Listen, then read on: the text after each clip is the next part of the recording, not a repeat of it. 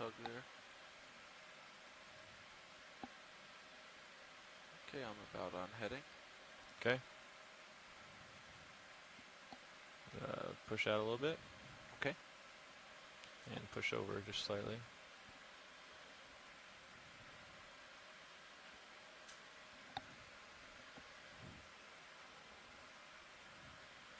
And feel free to come down when you're ready to typical flying. Stand by one watch lead while we acquire bottom. We're almost there. Just to pay attention for a second longer. Be right with you. Are you descending or still? No, I'm pushing forward. Great. I'm following you up. I'm Yep. at 7.5. 6.5. Yep. Dealer's choice. You can go ahead and come down if you need to, because we are at 20. Okay. I'm starting down. Okay. 55 degrees. Okay.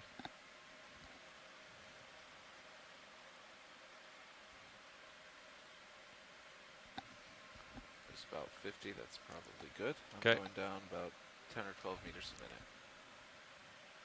Okay. And I'm going to start heading down as well. Okay. Tether's blowing up at me a little bit. I might slow down.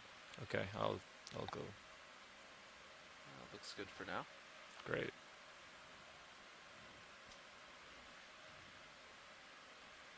Sonar is still clear for me. Yep. Maybe starting to see the bottom 45 meters out for me, which is about right for the altimeter. I always get thrown off by glare. Yeah. We're currently about 25 meters off the bottom, and we'll start to see it shortly. Okay, it's a great delta. Thank you. Still going down 10 to 12. Tether still looks good. Okay. Just keep that delta for now. And that is definitely bottom. Yep. Yeah, the bottom pretty well on my sonar as well. Looks flat, agrees with altimeter and everything else. Let me turn slightly. I'm going to slow down a little bit for tether. And we now have the bottom in sight. Copy that. Should a delta of 20. Which appears to be heavy sediment cover with assorted rock rubble. Rock About varying in size 7 to 8. from small cobbles to small boulders. Just enough time to dial in Z-bias. No, you got 15 minutes. It's great. That's what I mean. You got plenty of time. You probably get a rock collection in that. Oh, I do that. Still going down.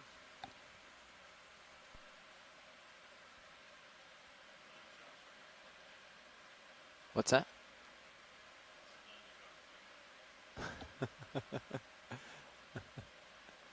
Oh, Bobby spoiled you. Want that rock? I'm calling this bottom. Thank you. Perfect.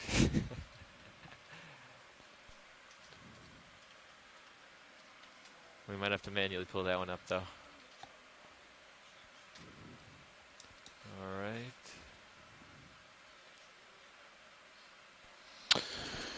All right, we're on bottom. We Bridge have nav. a small assortment of Yeah, boulders the in front of vehicles us. have acquired the bottom. We do not see At a a lot depth of of biological cover at 513 this meters. point, but we'll begin to Let's proceed set the bailout plan for upslope southwest if that works for you guys. and start west exploring. could also work.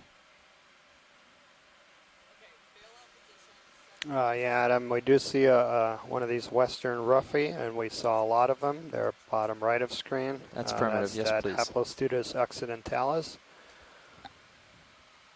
Also kind of important and noteworthy here. So we're going to be basically climbing in the eastern direction up this ridge. Okay. But if you look at the over topography, that big it's rock behind basically me. like a big Yep. channel here. So there's actually a smaller ridge just west of us.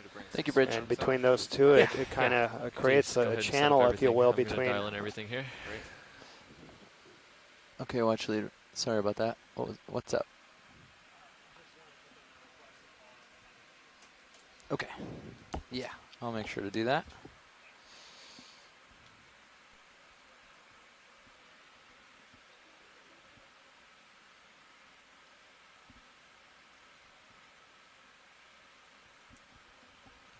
appear to be drifting back, so there might be a slight current from the northeast. Yes. Yeah, definitely. I'm going to push forward a little bit, actually, get away from that rock. Okay. That's Look at that guy. the tether's kind of suggesting the opposite. So we'll see. Okay, while we're getting set up, do you want to do a zoom on this video while we're getting set up here?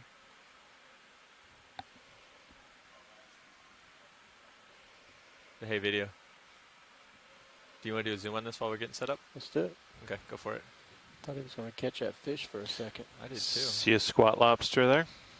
He was lively. And This'll that's help me test my- Umunida picta. Z-bites. And that was also the most Yeah. common squat lobster we imaged yesterday. Super skills. Just tell me keep an eye on that rock over there, co-pilot, okay? Okay. One to your starboard. Yeah. Yep. Yeah, Watching it's, it. it's, a, I it's, a, see it's a it. good sized one. I got a swing arm out that direction. All right, I I'll think let we're you know. actually dialed in here. So come on out, video, and I'm going to get with watch leads here. All right, watch leads. We're finalizing the setup of our lights here, Swing but arm's fully deployed. we are ready to go. Secure. Copy that, pilot.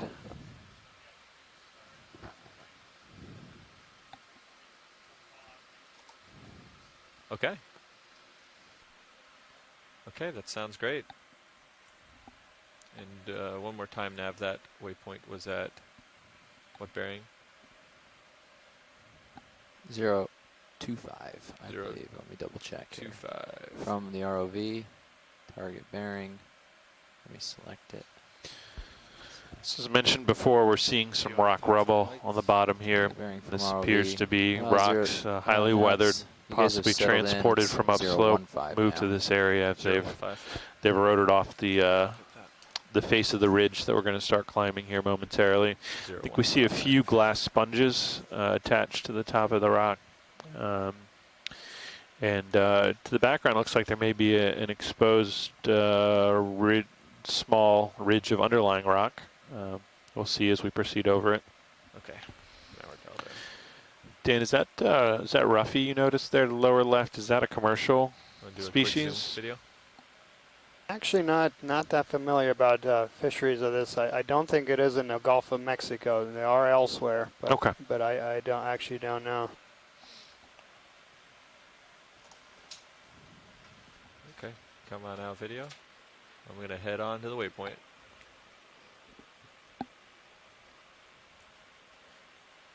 If you see a rock, let me know, watch leads.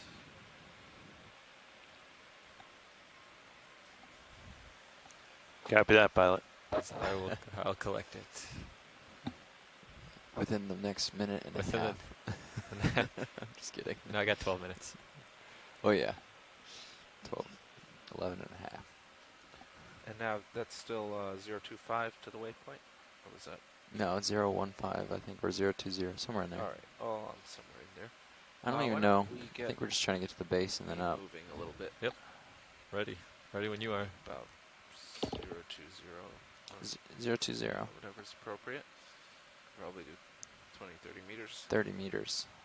Copy. Nothing in sonar to suggest any issues with 30 meters? Not right I now. don't see Okay. anything. Could you actually just bring me into 50 while you're discussing sonar? And if you'd bring me into 30. Hey, Adam, this is Peter. Yes, I did a little research and found that, the nickname for that fish 30 is the Darwin slimehead. Sport fishing literature, they say, like its well-known cousin, the orange roughy, the slimehead is actually an excellent food fish. Ah, okay, very good. Bridge, Nav. We have another ship move for you if you're ready. Of course, that doesn't mean We'll there's do a 30 commercial fishery meters, for it, bearing but 020 it does seem like some degrees, of the and a speed of recreational decimal 2, fishermen please. will catch these in the East Coast and in the Gulf of Mexico from 240 Good copy. to about 2,000 feet of water. Oh, wow. Okay, that's good to know. Yeah, and we're coming up here. Quite a few. We have in view of 6 black coral colonies, and those are going to be in the genus Stichopathes. Copy that. we got starfish. And up there are too. actually a couple of collections of these now waiting to be analyzed from that previous Nancy Foster expedition. So this is quite a diverse group of black corals. Now they're really difficult to tell apart, obviously, just from video and photos. And it's also a group that probably is going to require some major taxonomic revisions at a higher hierarchical level. So what we've been lumping into the same genus is probably an assortment of different species, but yeah, very common for them to have that coiled See how much the bottom kicks up. appearance distally. That's an adaptation to feed. Looks like So that genus Stichopathes is characterized by polyps that are only on one side of the skeleton. Shots to do. There's other wire corals that have them all around it.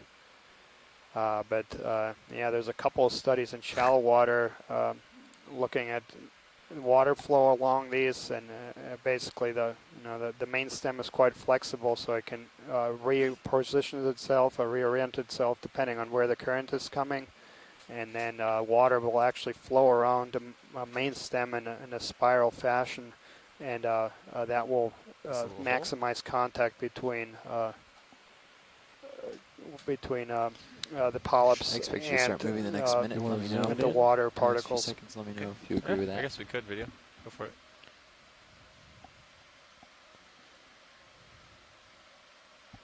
Never know what you might find.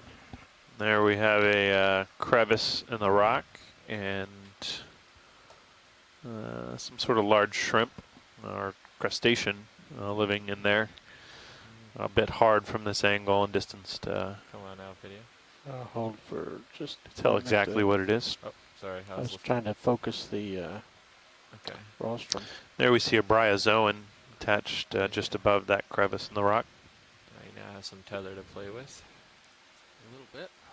All right, let's go take a look. And we're noticing a fairly heavy sediment cover on Definitely top moving. of this Yes, rock, I- 2.5 minutes. suggesting Fish. quite a bit of pelagic sedimentation in this area. Which is a little surprising. I was expecting maybe that this area would be a little more current swept just based on the bathymetry, but Do we want to zoom on this fish? we'll sort of watch and see how that develops as the There's a tether.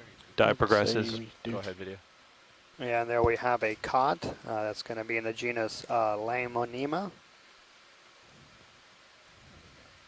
And that particular species is Lamonema burbatulum. Head out, heading in. That explains a lot. Oh, look at those eyes. So big. Keep an eye on those rocks for me. Yeah, you're good. They're all way Little below tilt you. down. Go for it, video. Little tilt down. Okay.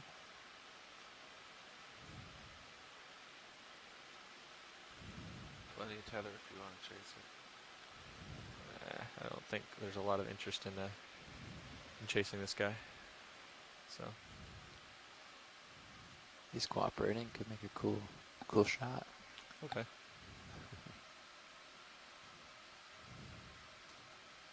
All right. Time to explore. There's a big rock for you. Yeah. I'm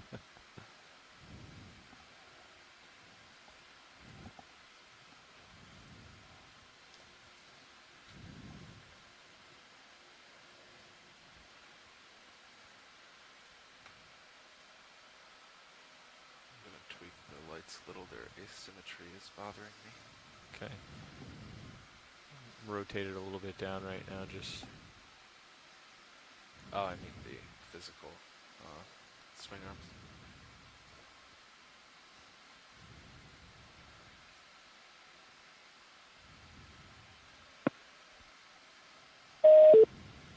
Hydraulic secure. We can take a look at this rock, I guess. It's got a lot of life, I think. Also kind of noteworthy here is that previous dives in the area, that little I was squiggle looking on the through right the of, summaries Sirius? of the Once you know this four rock, previous check dives that out. yesterday. Make Is sure a that's not anything there's a too lot of steep or these too concerning. Over to the right there. whip-like corals here on the bottom in the flat areas, and on the ridges more of a fan-shaped. It's a good rock, but it's not a right here. No, on serials. Oh, right here? Yeah, that. Okay. Just scope that out. Okay. Just push out in that direction and see if you see anything looming. And the next move is going to be around like 050 or something, whatever you guys find is uphill. So Okay. I could start you can turning start that way to follow you then. turning that way and lining up. Okay. Turning to starboard. Do you want to see this video? Thank I you, do. Bridge. Go ahead. Well, I'm headed out there. Yeah, that's it for the ship move. So There we see you'll swing Stichopathes, another minute, a but black basically coral, we're ready to and then acquire a the different sort of crab face, underneath that hopefully, or rock. whatever, however much Okay. Not sure face that's one this we've is. seen That was still the move to yet. approach the waypoint. Great. It's just, yeah. Okay, well I'm on that new Can we tilt heading. down a more? Maybe golden crab. I'm actually going to move don't know. in. Yeah, the coloration on the And legs is that, different. Mhm. Sonar target is about 045 from us. Okay. Let's see. This thing is drifting back steadily. Yeah, I could see that. 050 is HIPAC saying is pretty much uphill. 050 to 055. Just But about whatever on you top guys of get now. for the local up.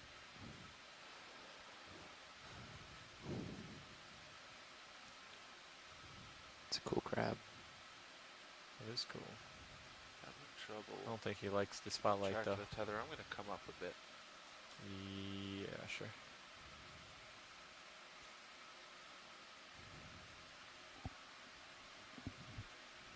Clear. Okay, video, come on out. I'm gonna go check out this hard return over here.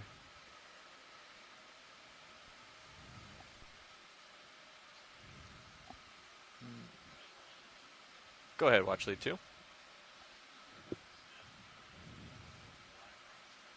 Sure. How about this one that's right here? All right, video. And Copilot, would you get lasers on?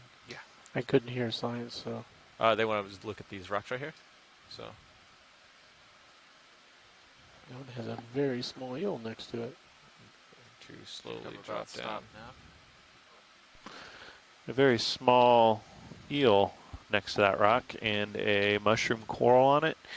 And these rocks have this black appearance, indicating that they're pretty heavily I'm gonna land video and then oxidized I'll tilt up. by ferromanganese oxide that's deposited metallic elements on their surface. We've seen this in some previous samples. It appears that the carbonate rock that's been exposed for some time does have deposits of this ferromanganese crust. In fact, we had a sample yesterday where it was the crust was surprisingly thick. In previous samples, it had been less than a millimeter, and yesterday it was a few millimeters, indicating the rock we sampled had been exposed for quite some time.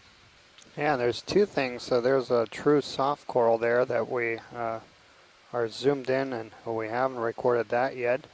And that eel, is a synapobranchid eel, and we also did not record that yesterday.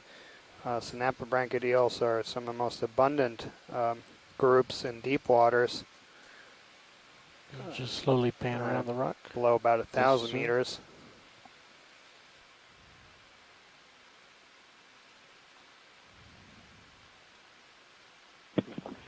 Hey guys, this is Peter. I'm wondering, what do you make of that kind of light gray mass in the lower right corner to the right of that soft coral? It almost looks like an egg mass of some kind. I can I head think back. it's a sponge. You want to go back to the... Yep, I'll head back. Yep. Here, watch leads. We'll just pan slowly back to the right.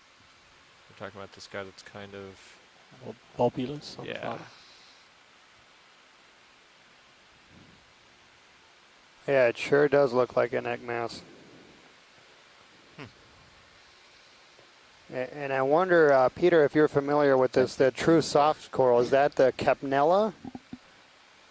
That's the only genus I'm aware of that looks like that. That's a good guess, Daniel. There's also a genus in the Gulf of Mexico called Chironephthia, but that's typically observed much shallower, 100 meters or so. Excellent. And then there's also a request to zoom in. There's a bryozoan just right of us. We have Megan McMuller from Maine joining us, an expert on this group. So there's a bright white Yeah, just coming into view now, just right of center.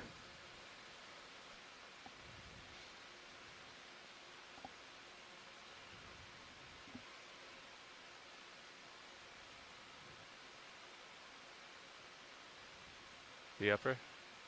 In the upper right. Yeah,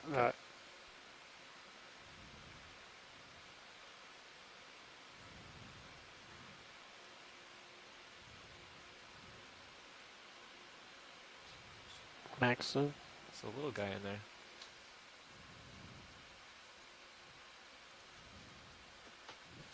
and this is looks like something that I've seen being referred to as Are you seeing membranipora, Flow? but maybe Megan can. I'm not seeing it at the moment, but I have seen that at these depths. It's like a temperature Provide a change. Yeah. better guess.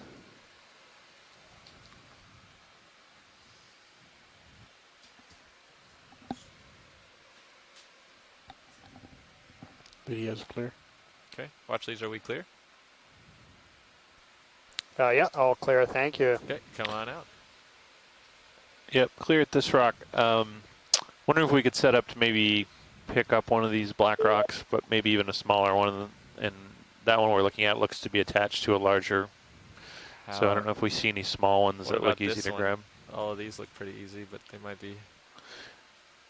Yeah, any of these in here that look easy and not too big would be great. Okay. We can. Just to characterize the geology, they look to be similar to the outcrop here, so they should be able to characterize the There's a couple nature of the toes outcropping and a rock at this landing. location. Good. Yeah. There's a couple. There's I'll tell quite a left few now. here. So which Yeah. you want to try this one? Maybe that the laser's about to come across. Yes, the one just above the lasers to the Okay. left there. Let's give that a shot if it's... This one, right? That the laser's on now. Yep. Okay. I'm thinking that guy's going to be attached. We will do a quick test. No way.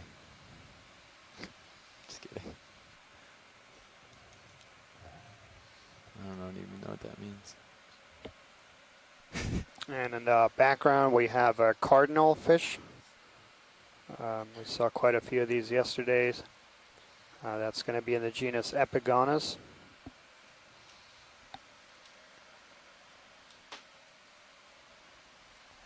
Or am I spun up? Nope. Current depth here is When do you want to put this? 512 meters.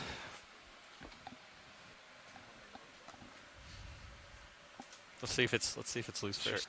You have plenty of flow. I might need to move, get a toe better in there, but I wanted to be able to open all the boxes. Got it. Okay, Go I'm ahead. gonna do a quick test real quick. All right.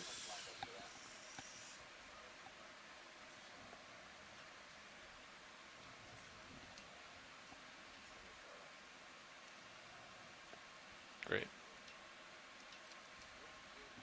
Okay, coming on. You said I'm spun up, right? Yes. Don't want me to do anything with cameras? Follow you with minis? Not right now. Let's just see if it's even loose. I'm a little worried about that. I think I saw it move.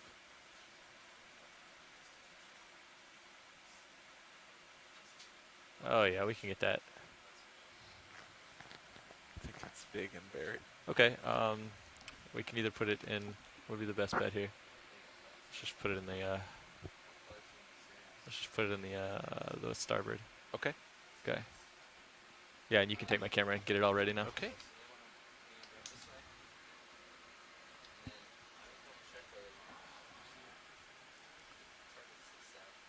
On the serious view, sure. Yeah, everything's very stable. Done moving mini Zeus. It's pretty big. It is big.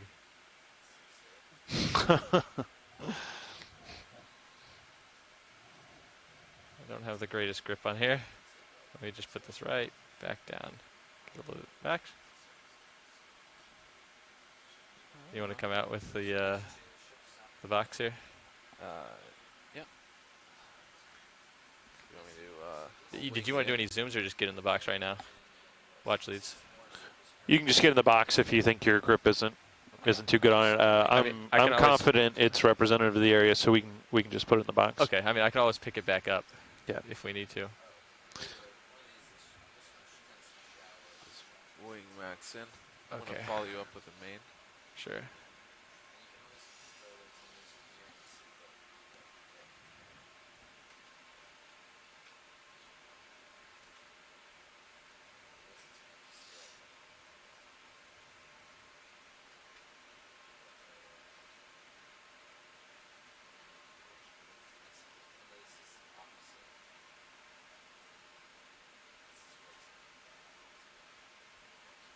Yep. It's even the same shape as the box. I'm gonna stow that wing.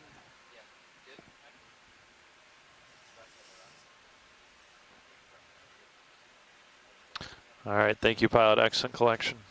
Thank you. And if you want to follow me around so I can stow the arm real quick.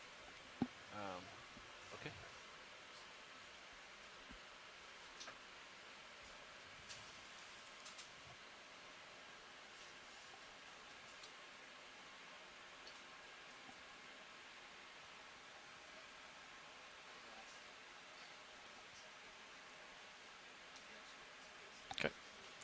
So that Arm was secure. dive 12, specimen 01 Geo, Draw carbonate secure, rock sending your from hammer to the 512 back. meters. Thanks. And I'm going to pass it off here. And that's Yep. in our starboard So- rock box.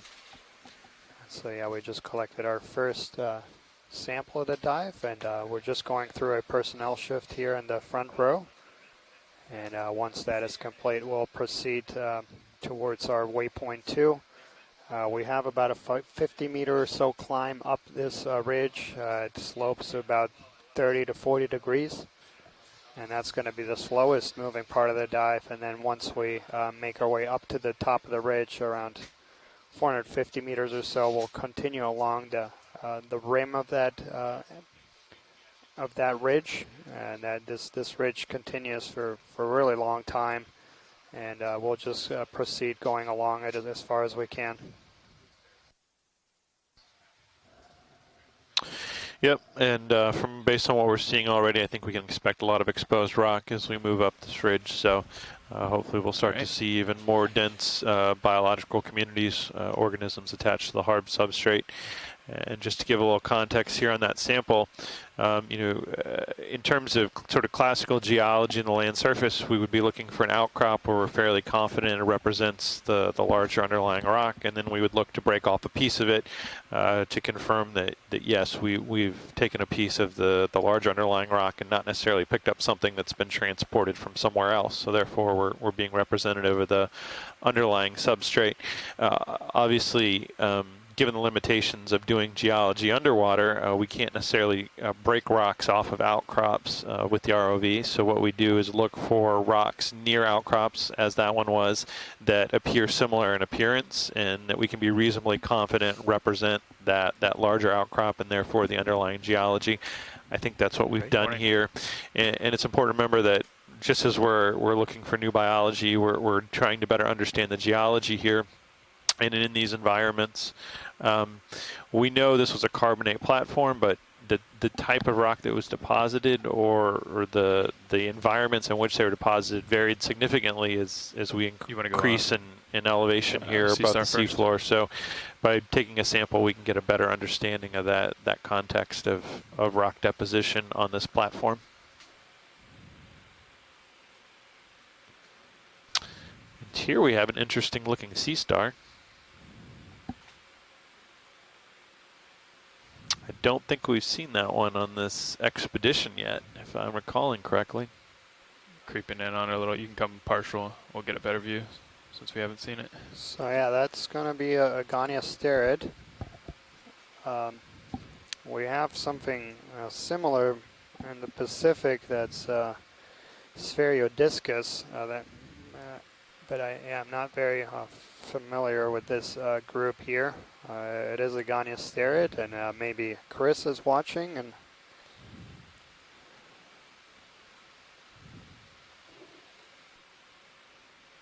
Try to get a little toe hold here, rolling.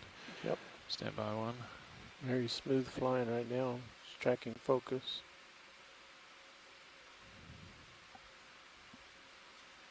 Okay.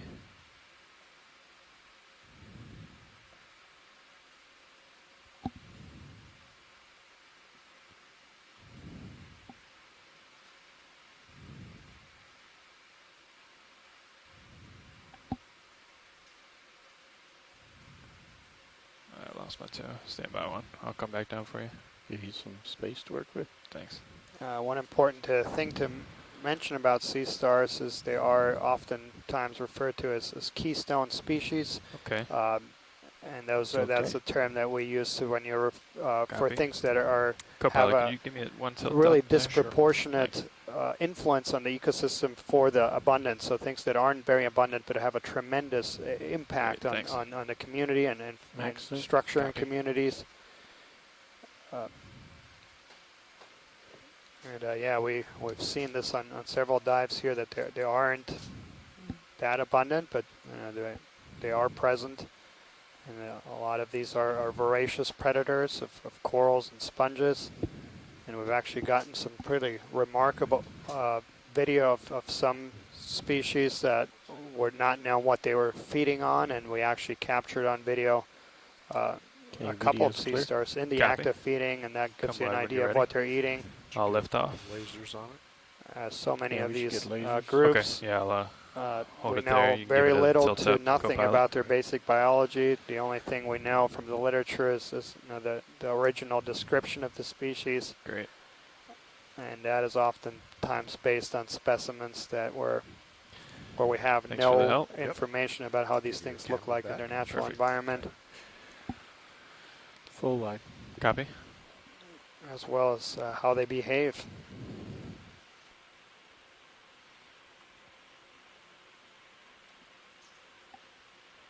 Okay, Nav, what's our expected next move?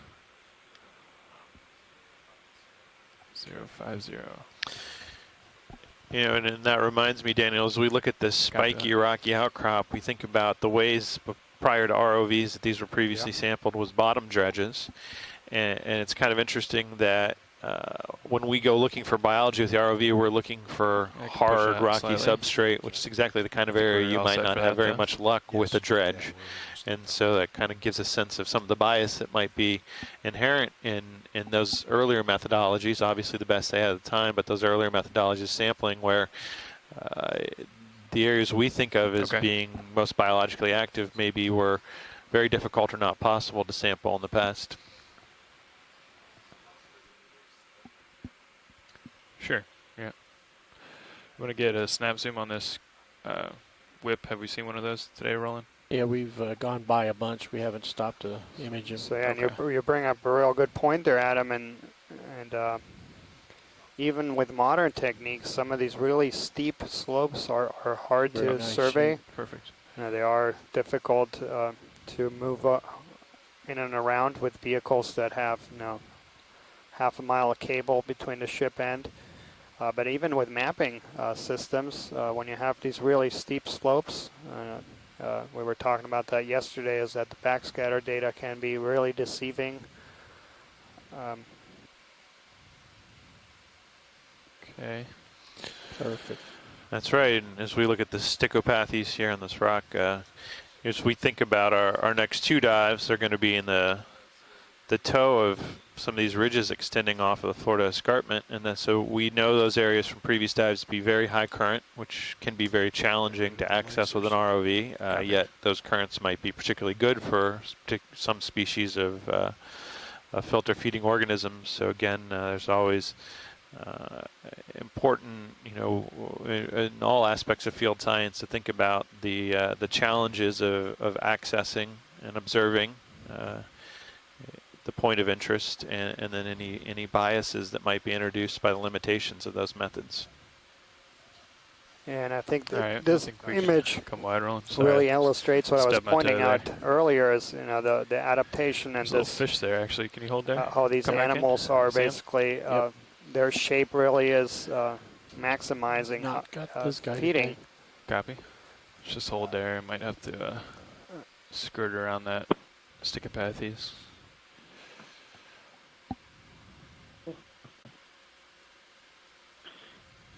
Yeah, have to come up and over it. Sorry. Partial. Copy.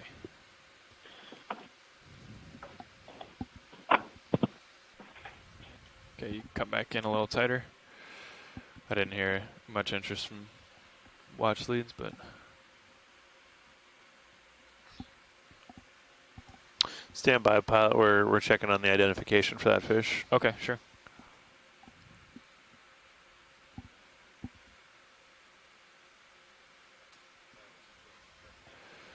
I haven't felt much.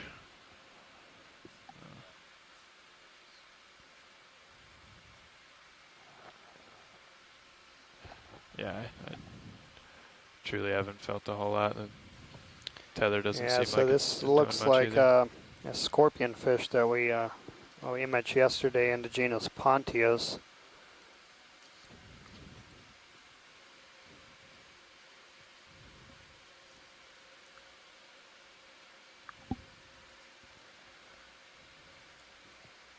Excellent. Okay, video, you want to come in a little tighter and then we'll leave this guy alone. I'm sorry.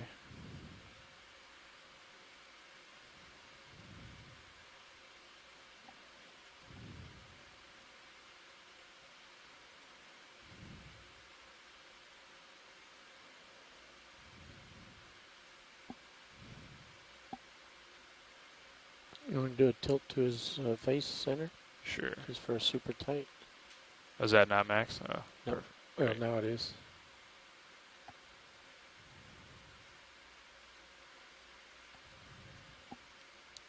He looks thrilled that we're here. It's pretty early on a Sunday morning for this guy. Yeah. Video is clear. Copy. I'm going to lift off as you come out. Okay. Go ahead, throw on lasers, see if we can get him over him. Copy that.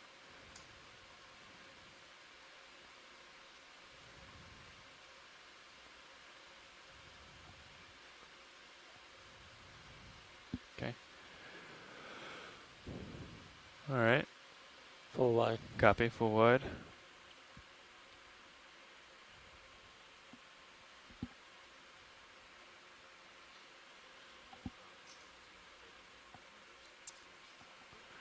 Copy that. I'll push out a little. I'm going to tilt up, just give a view up ahead video.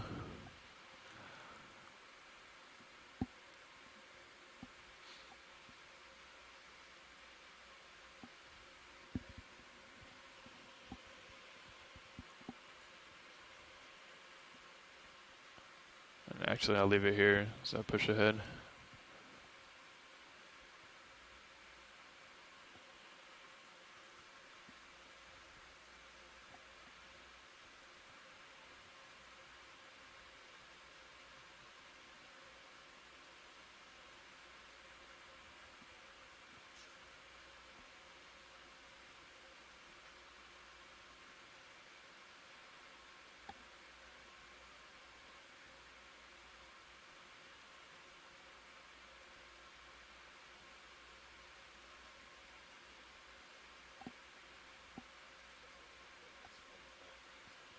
Yeah. Maybe do steps or it might be steps, like you said. Current depth here is 506 meters.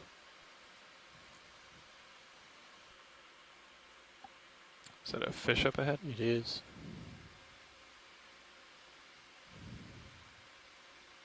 Where'd he go? Off to the right, behind those rocks. I can see his fin just getting hidden. Ah, There he is, coming back out. okay. You can come on in. Just hold there.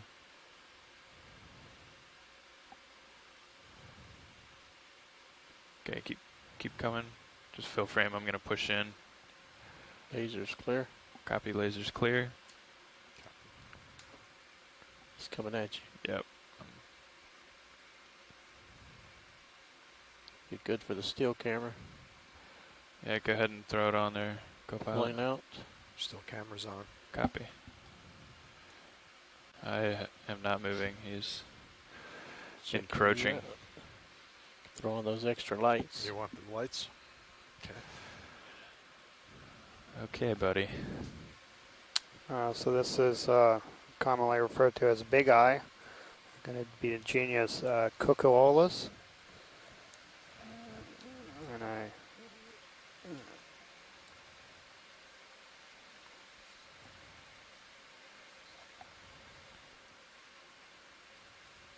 Tilt the main cam?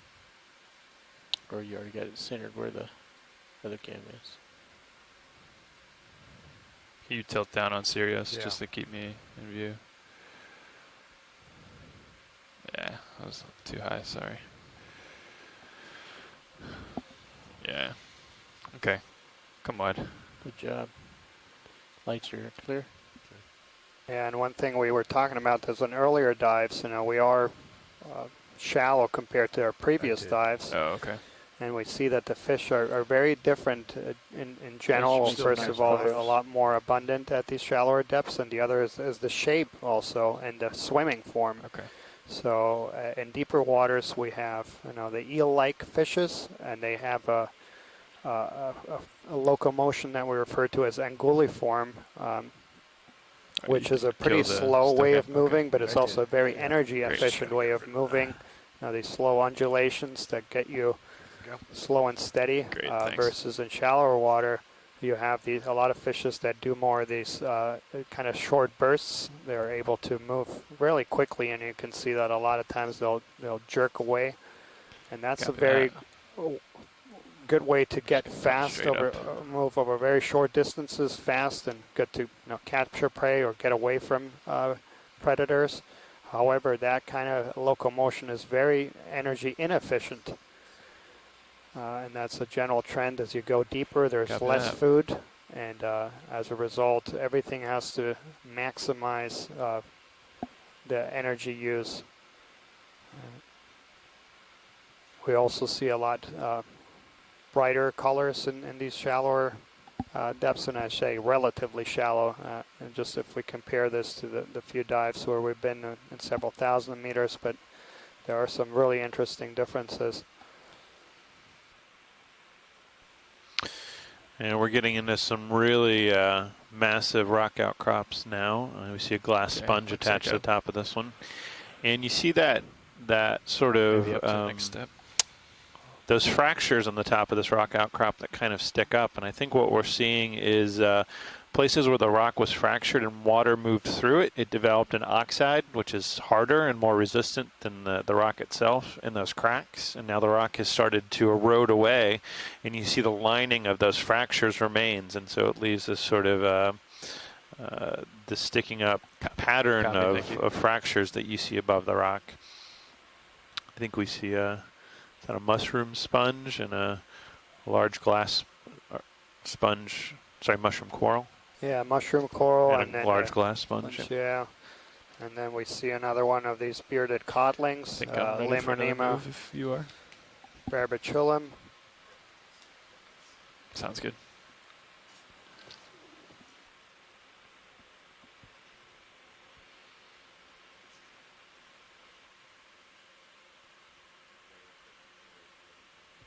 In front of us is another black coral. That's genus Bathypathis, and I was talking about I need to sample that. This is not the color morph that we're interested in. This has been sampled before.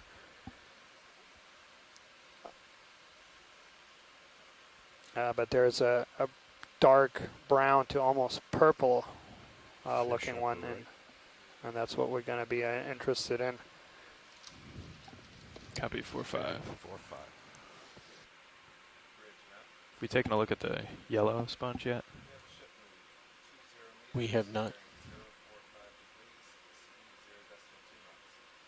And up ahead we have a black belly rosefish, Helicolanus dactylopterus, and a couple of glass sponges that we saw yesterday, Africalistus beatrix, and that sponge, you can see the one to the left has these bright yellow zoanthids growing on them. Zoanthids. And then actually, no, actually I take that back. That is not zoanthids. Typically we see that sponge a lot of times has zoanthids on them, so now that's the natural coloration. Maxim. Copy. And that a lot of times gives that far. tint.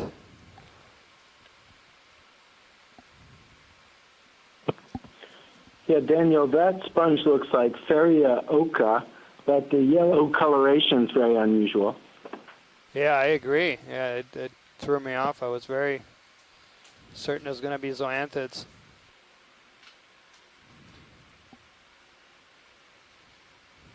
Yeah, the sponge on our right looks more like, yeah, the Africalistes. We're just gonna bring it right a little. And that Feria Oka is also a very, very, I mean, I've seen that name being used in many different places in many different depths, or probably lumping together a whole bunch of different species Is that that some just eggs have that underneath general there on the right? appearance. See the line? All the way at the bottom, or Yeah, mid-screen? Feria Center oca screen. also Yeah. occurs off British Columbia and forms enormous I don't know. sponge reefs, not that gonna much keep different walking. in terms of their extent or complexity than the Lophilia pertusa we saw yesterday. But Silkworm is here in cool. the Gulf of Mexico and in the Caribbean, it seems like the Feria oca is fairly diminutive, these smallish sponges, rather than the large reef-forming ones. It's a little orange thing. Little bitty squat lobster. Oh, wow. It's tiny. Yeah, and that Feria Oka is something that is also we have in Hawaii and actually throughout the Just gonna Central tilt up a Pacific little, get that at depths sponge in of the about back. 1,000 to 2,500 meters is probably a different species, but yeah, it's another one of these issues we Can you have that pull there's out very to few reveal the people hole? working on this, and there's a tremendous backlog Oh, it's got of some of those anemones. samples or that zoanthids have he been was talking collected but about. have not yet been analyzed.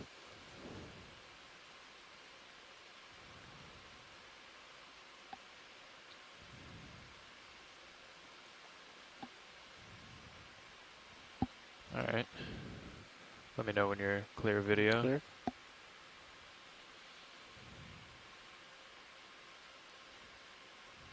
And there in the background we have a Cardinal Fish. That's going to be in the genus Epigonus. And to our right is that blackberry rosefish.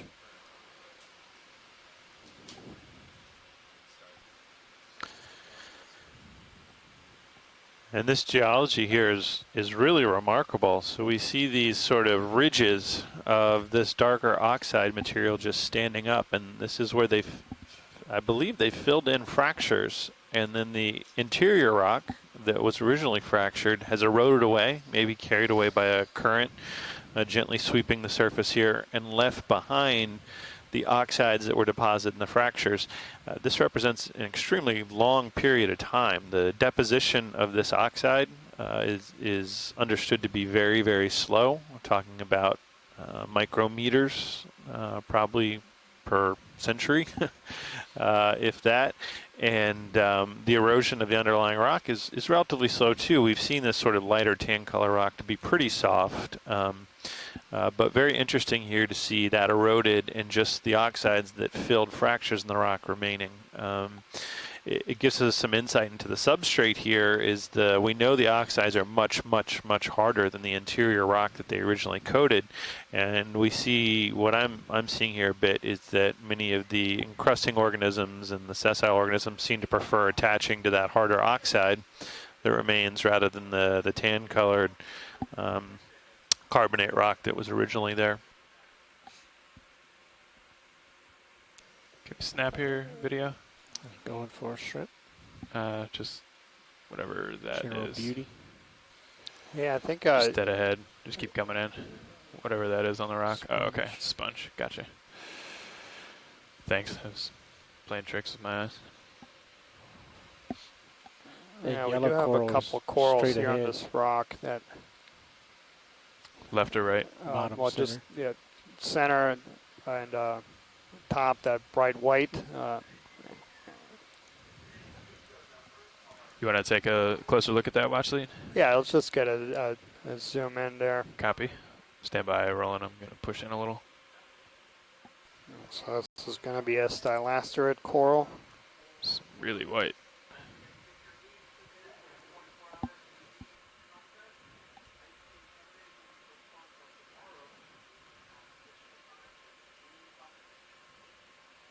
Okay, start to come in.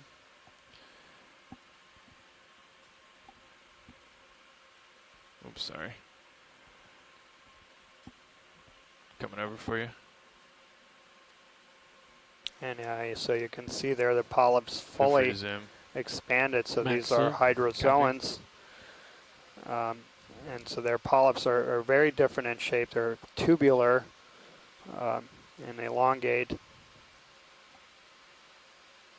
And these are very Yeah, lost my foot. distantly related to other corals that we think of. So these are going to be in the class Hydrozoa.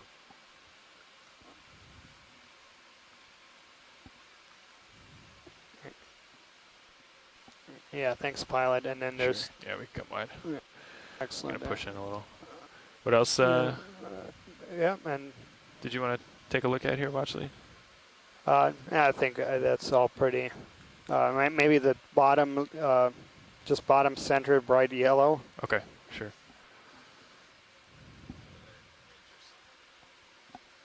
Copy that. Thank you.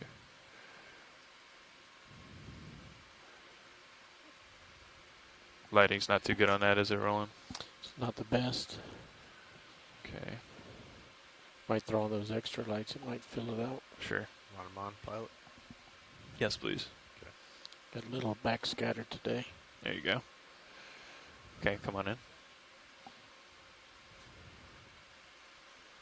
And yeah, this You wanna looks throw like an some stills of this one, Acanthogorgon, too? actually very similar to something that we colorful rock. sampled yesterday.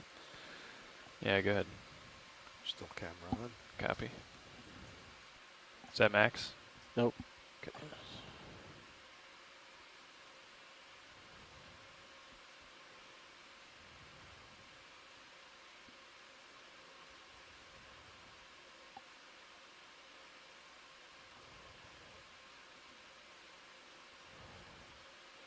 Well, we've got this. We should also look at that thing right there on the left. Earlier they were thinking it was eggs, but this is a better view. Okay. Excellent, thank I'm you. gonna walk it over. Is Yeah. it directly left? It's that white mass Oh, okay. immediately behind. Stand by.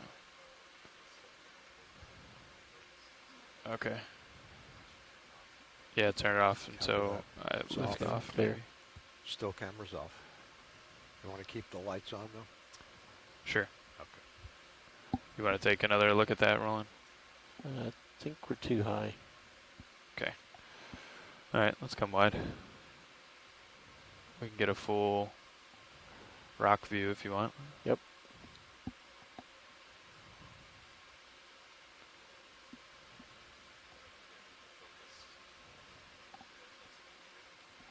I have no idea. Yeah, good illustration there. Every time we zoom, there's a lot of different things on that rock. Oh, okay. Many different encrusting sponges and corals and Let's go ahead and kill the light. shrimp. Pull Lights off. off. So we got full wide. Copy. You clear? Yep. All right.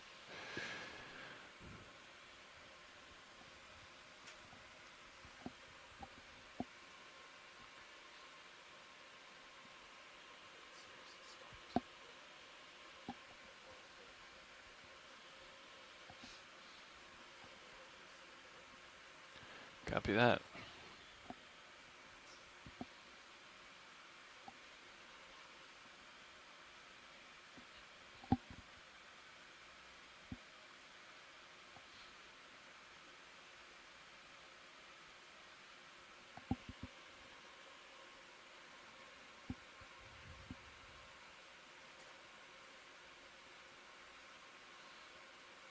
Passing another Bathypathes black coral, another Stichopathes black coral.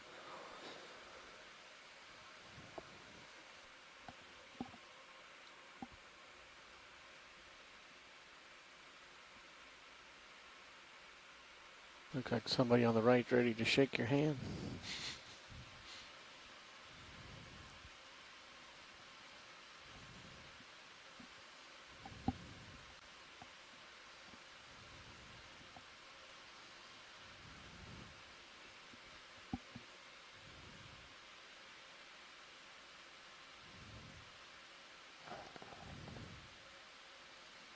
They may want that And candelabra. yeah, that's a nice shot here where in front we have another one of these Scott lobsters, Eumunida picta, and back there we have 3 black corals in 3 different genera.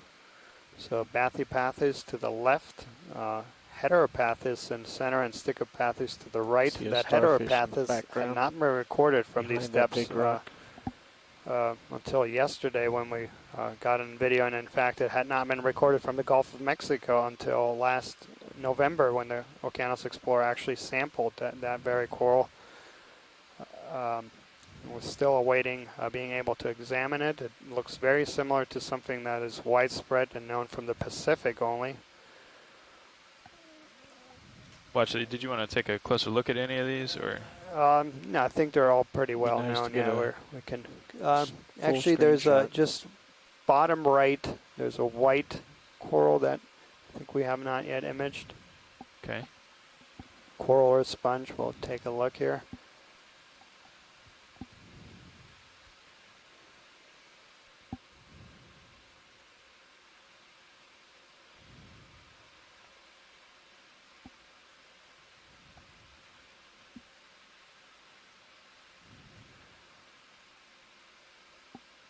All right, video. Let's go ahead and come in.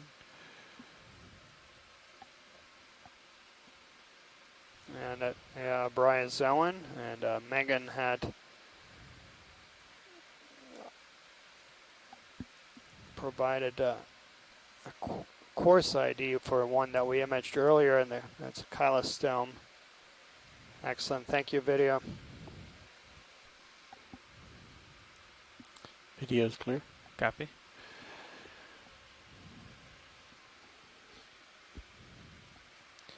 Did you see the sea star around the left side of that big rock? I did not, but I can head on over there. He's behind the rock, maybe a meter or 2 away from it. Okay. We're headed that way anyway, so check it out. There he is. Ah.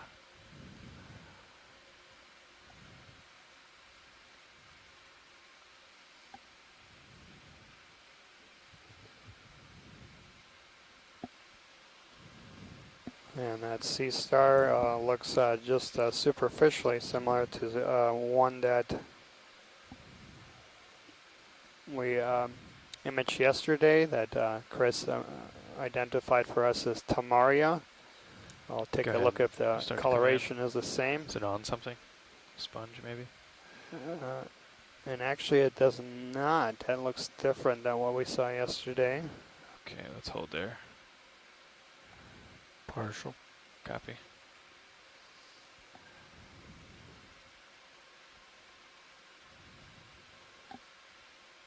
It's going to be tough to get a broad view, but let's get this over here rolling.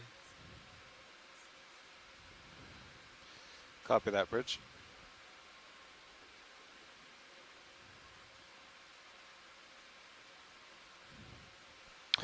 And we see a small bryozoan and a sponge directly beneath that sea star.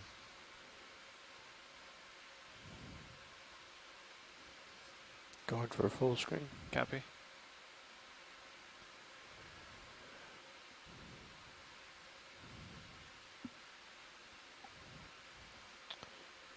Something with feelers is down there. Oh, yeah. So yeah, I believe it's going to be in the genus Asteridae. Can we zoom into that thing? Sure.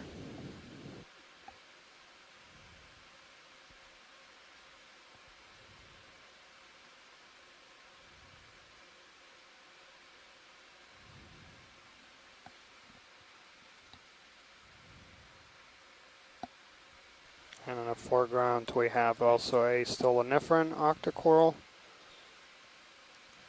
And this is a separate group of corals within the Octocoralia that is named after these root-like structures or stolons. I don't know what that is, video. Well, he looks like he's crawling out. I think it's that thing that swims with that undulation motion. The dancer. Oh, yeah. Isopod? Polychaete. Polychaete. Polychaete. Possibly. Come back up, center. Ah, sorry. Okay, video's clear. Copy. Come wide, and I'm gonna tilt up just to get lasers. And Alright. yeah, Nolan Barrett from the College of Charleston here providing There a we go. very interesting tidbit here. Thanks, We video. saw that bright yellow coloration on that glass sponge, that Feria Oca, and he mentions that this likely comes from a molecule, uridine, that when exposed to air rapidly oxidizes and turns black. Yeah, so thanks, Nolan.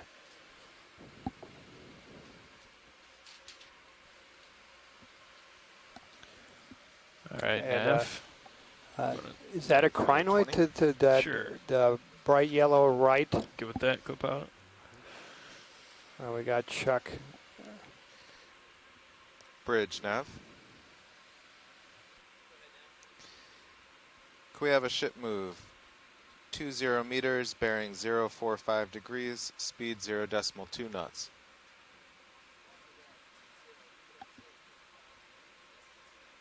Good copy, Bridge.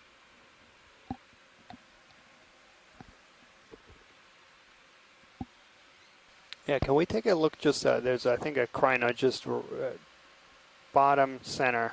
Sure, yeah. There's also a little mini micro sea star on the right of that. Oh yeah, I see it. Okay, we've got Copy that, Bridge. some time here, so I'll sit down and take a look. Okay.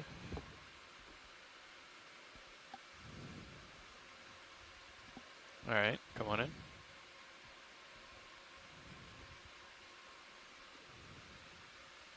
So we have Feather Star here, and we have, fortunately, Chuck messing with us, who can probably provide an ID here.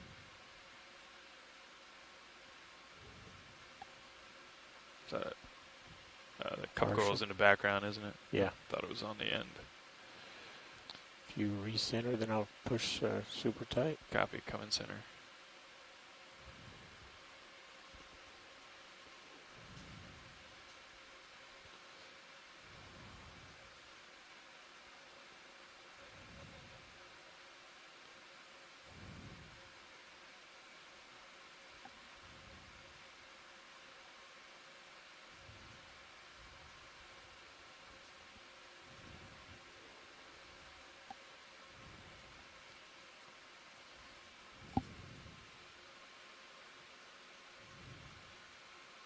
See the current Yeah. in there.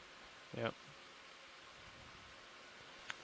Okay, video's So I'm not Copy. sure if this is, Come on wide when you're ready, and I'll just lateral over to that starfish. I believe we had Comatonia as one of the tentative IDs yesterday, but partials. Copy.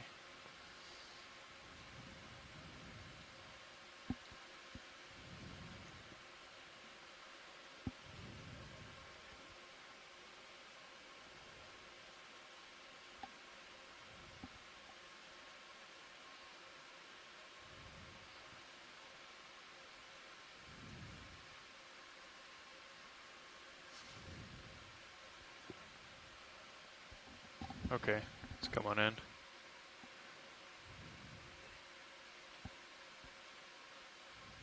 It's moving, huh? It's on the move.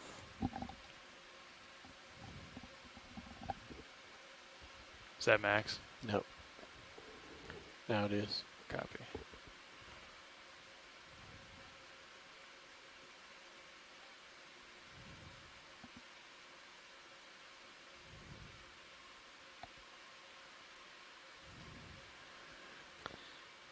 That one looks like a one for our records. I don't think I've ever seen that guy before. Yeah. excellent. And Chuck has provided here an ID. I was trying to Family at see what that was, too. Telecrinidae, and then two potential genera. So thanks, Chuck. There it goes. And we have a sand star here. Okay, video when you're clear. We got on video earlier on the expedition one of these moving really, really rapidly. Okay. I want to come up and characterize this wall, I think.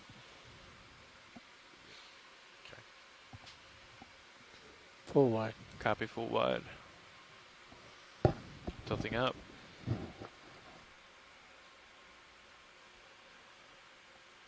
Video swapping out. Copy.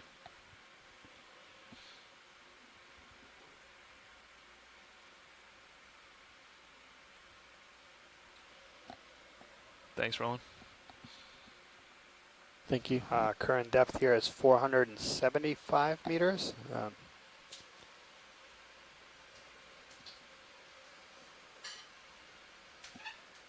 So we see a lot of encrusting things on these rocks, but not really any big corals yet. How's that?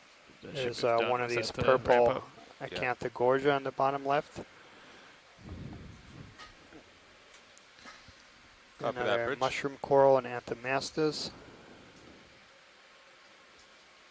Maybe if we have a second, we can take a quick snap zoom on that bright yellow. Sure thing.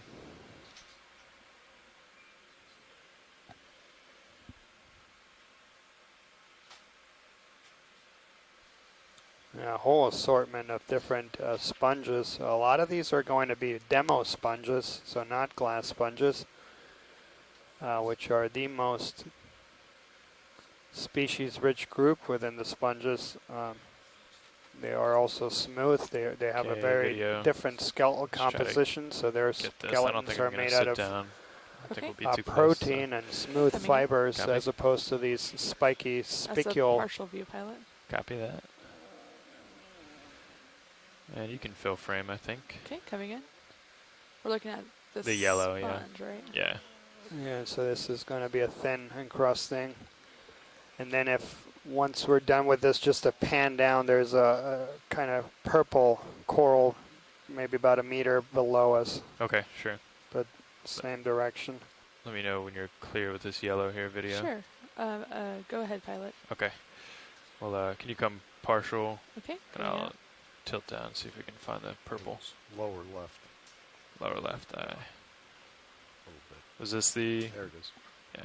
No, Is this it's, it, Watchley? That's no, not it's it. just Okay. still down. It was Come full wide. I can come wide. Yeah, thanks. yeah, right there, There we go. whitish, purplish. Copy.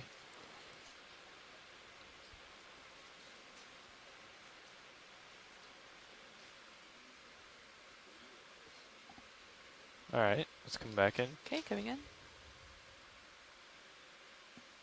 And I'll bring it down for you. Excellent. And then we do have one more new one that is just, if you zoom then- out, maybe about half a meter to our left and below, a small colony that was on the bottom. Okay. Do I need to zoom in on this coral? And that or- looked like a It bamboo doesn't coral. sound like it. Okay, I'm going to come out Okay. so we can find the other one. Thanks. Yeah, that small colony on the, just right below the lasers now. Oh, okay. Still on the rock or down here? You're just right of center, right of the lasers, right Okay. above the lasers right now. Okay, let's come back in. Okay, Video. coming in.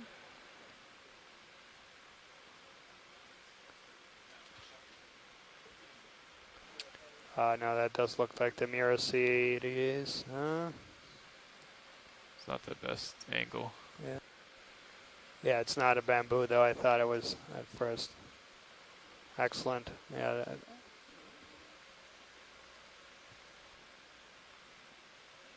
Does that work, watch lead? Yep. Okay, Okay, coming out, pilot. copy. Thanks, video. That's full wide. Copy that.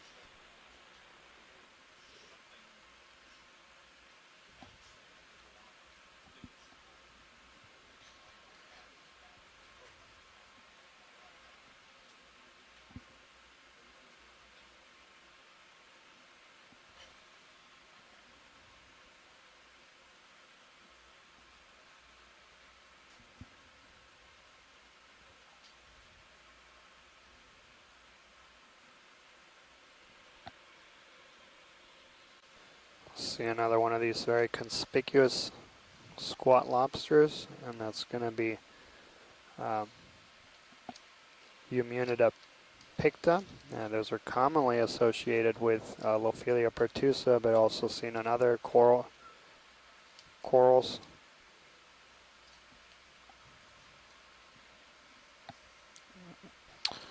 Got another one of those sea stars there to the left. look somewhat similar to ones we've seen. Yeah, and then there's one just bottom, it's almost center of screen now, but coming out of screen. Yeah, it looks like a Brisingid right next to the lasers. Yeah, let's go ahead and get a snap zoom video. Okay, coming in. And it is a crinoid. Crinoid. And so maybe Chuck, so this is a different coloration. 8 arms.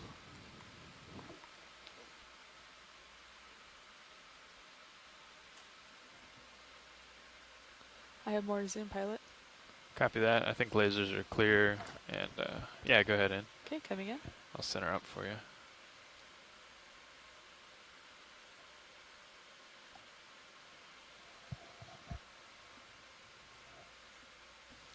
So pinnules throughout the arms.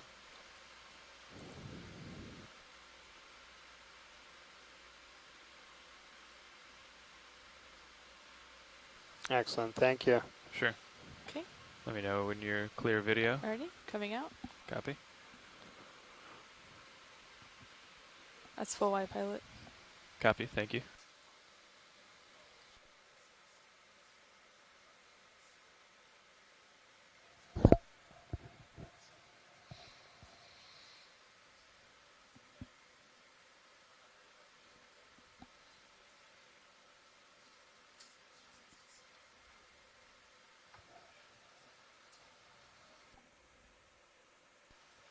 So really seeing a spectacular geology here. These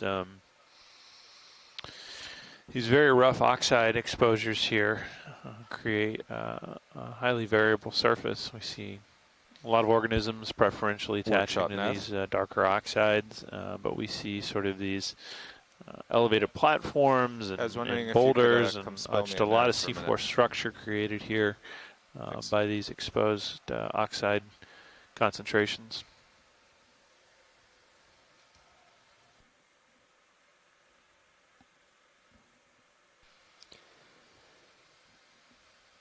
So there is a, next to that fern-like black coral, there's a sea fan, and that's something we have an image today. That white. Sure. Coming to center screen now. Yep. All right, let's take a look. So lasers back on. Yeah, thanks. Perfect.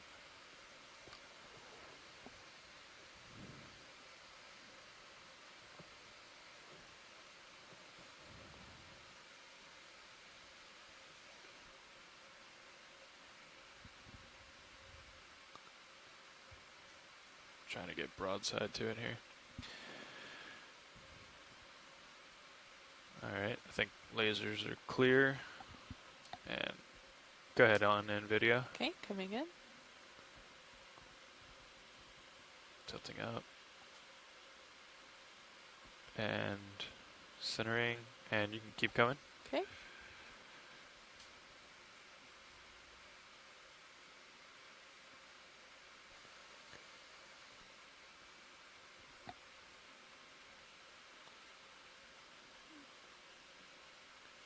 I'm gonna come in more, pilot. Okay, sure. That's full zoom. Copy.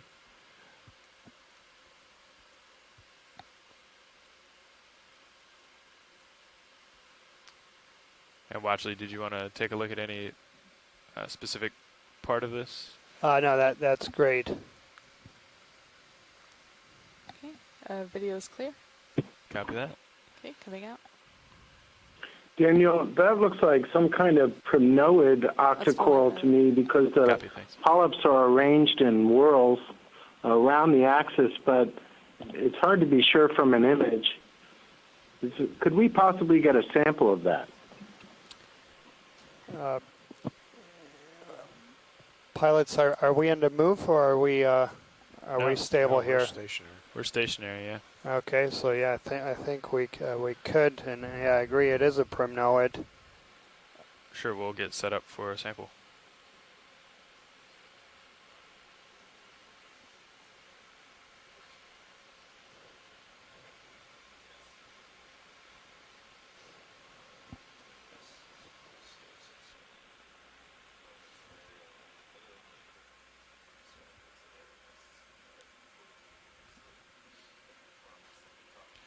You've got all kinds of Hydraulics are up. copy that. Got all kinds of stuff in serious Yeah, view I know. swimming It's the around. same thing we saw yesterday. All those little worms.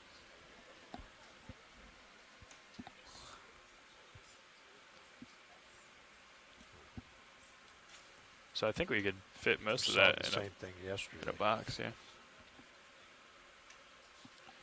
Yeah, which side? You going port side? Sure. Okay. Yeah. Just trying to find a good Yeah. spot here. So yeah, as we're getting ready here to collect our second sample dive, Take mini Primnoid Zeus. coral. Copy that. For those that have the overhead Sirius video stream available, it's quite remarkable. There's a lot of these pelagic polychaetes, Tomopterius, and there's dozens swarming the vehicle. And this is something that we saw yesterday too during the midwater portion of the dive. There was hundreds of these pelagic polychaetes. Okay. Okay, good.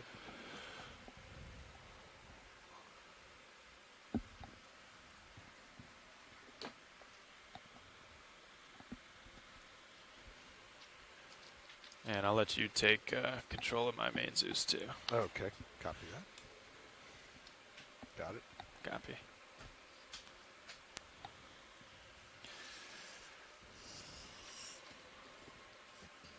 All right. Coming up a little bit on main Zeus. Center it up. Okay. Copy that. Arm is And I'm live. going to follow you with mini Zeus. Sounds good. Okay.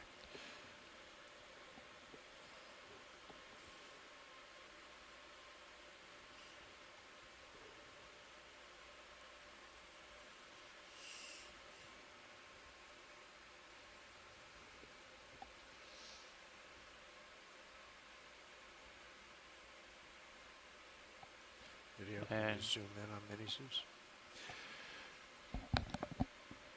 Can we zoom main Zeus as well? Watch the lead Yes. pilot. I got my boxes mixed up. Go ahead, pilot. Hey, how do we just want to get as much of this as we can?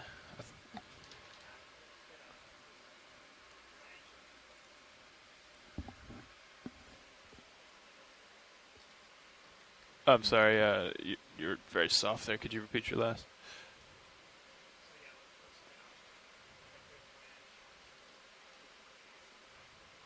Okay. Okay, understood.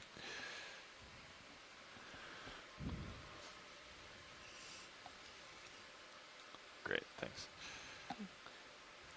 Do you need more to zoom, pilot? Negative, I think that's good. Thank Okay. you.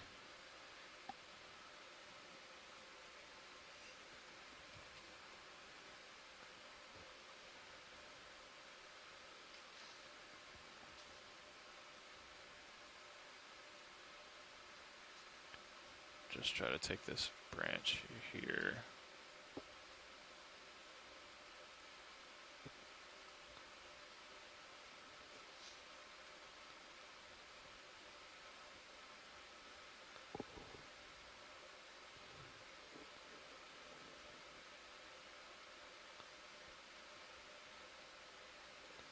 Is that going to be enough there, watch lead? Base is still there. Okay. Okay. Video, go back wide. Both cameras, please. Okay. And port bio. We're good to extend, huh, you think? I think so, yeah. Okay. Port bio. Extending pin. And here comes the drawer. Copy that.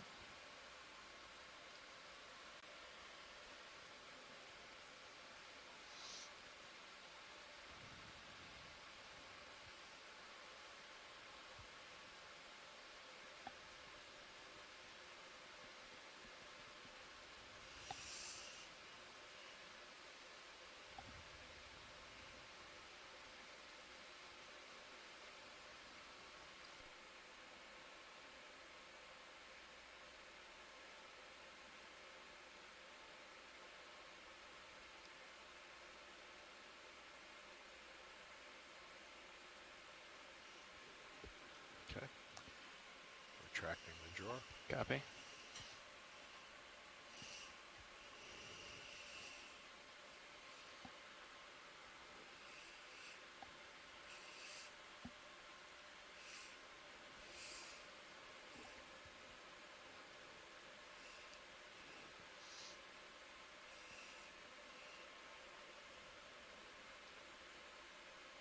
Okay. Okay. Hydraulics are off. We've got Zeus back. Copy that. Setting this up. Thank you, guys. That was an excellent sample. Yes, excellent, and another very well done collection event here. So we just collected our second sample. This is going to be Dive 12 Spec 02 Bio, a primnoid Thanks. coral from Okay. 467 meters. So yeah, once we have all our equipment stowed, we'll Hydraulics off. continue Copy. moving up Stowed. this ridge. So, so this is another fish we haven't documented. Not sure how much time That's you guys spent in this area. polymyxia, We've pretty been a well fair known amount. I think we Okay. could move in. Yeah, we've been and doing widely 20. distributed. 20 at 040, 050. Yeah, Yeah. we were running 045. Okay. Okay. That seems like it's working. I'll put in 20 meters 045. Copy that. Bridge, this is RV Nav. Hi, we'd like a ship move, please. We'd like 20 meters, that's 20 meters, bearing 045 at 0.2 knots.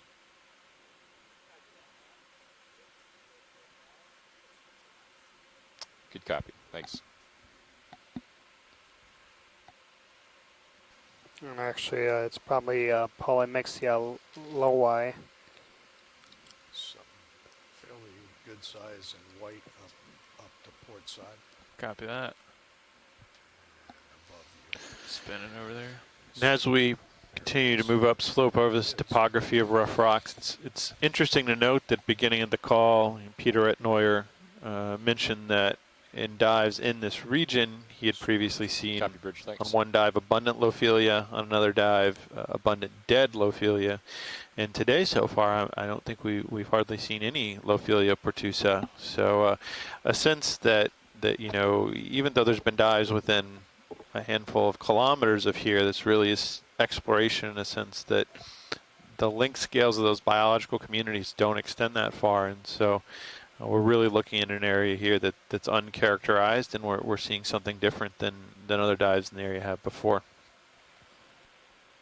Yeah, and that's a really good point, Adam, and we've talked about this a little bit. You know, patchiness at multiple scales, and you can see that once you zoom in on a rock and a rock right next to it. You have different things growing on it, so you have patchy at the very fine scale, but at the very large scale too, we have a very patchy distribution. So and we have a couple stylasterid corals to our left and a plumarella primnoid coral.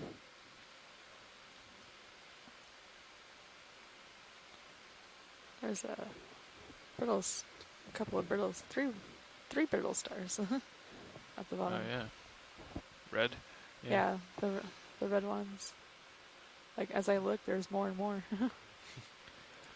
All right, we can come by. And yeah, the spatial distribution of organisms is something that's very well studied in terrestrial ecosystems, and there's a whole fields that focus on that. And patchy distribution is common in many species, and that's typically either taken as patchiness in the environment, that these species just are clustered closely together to the environment that they exploit, and that environment happens to be patchy. But it can also be something about the reproductive and dispersal biology of these species. So highly clumped aggregations can mean something about species not being able to disperse very far, and so they all stay close to where they settle. Now, even distributions are fairly rare, and those are seen either when you have even distribution of the resources, or also when you have antagonistic relationships. So when you have every once in a while territorial species that defend their ranges, But yeah, it's a very interesting thing. There's a lot of really interesting studies from the terrestrial and also shallow water marine literature, but in deep water, that's something that Coming up on you, co-pilot. very poorly known, as many other aspects about the ecology of these ecosystems.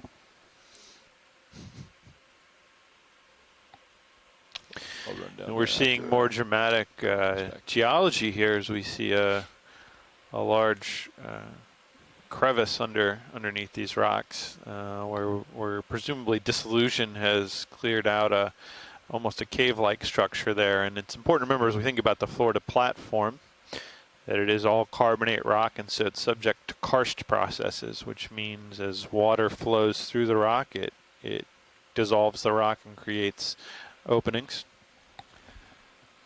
Go ahead, Watchley.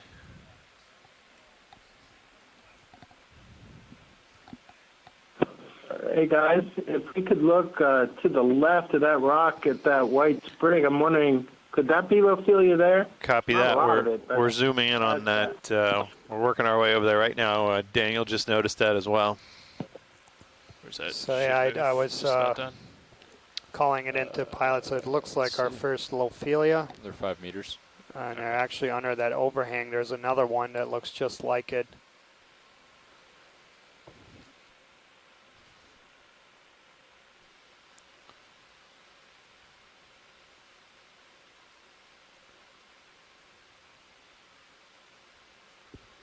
So And it looks like we're seeing a whole bunch of these primnoids now.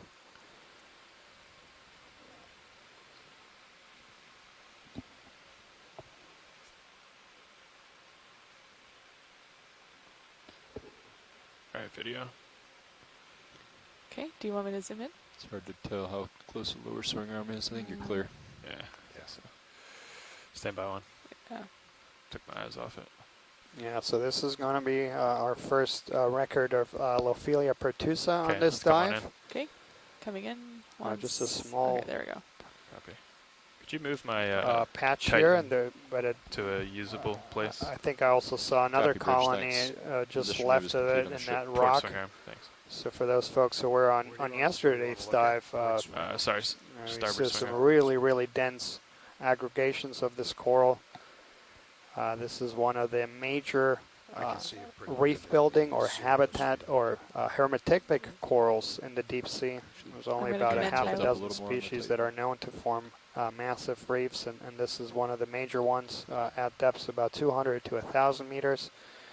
Can form get- massive, and just it's get- also widely distributed Put minis over there. species.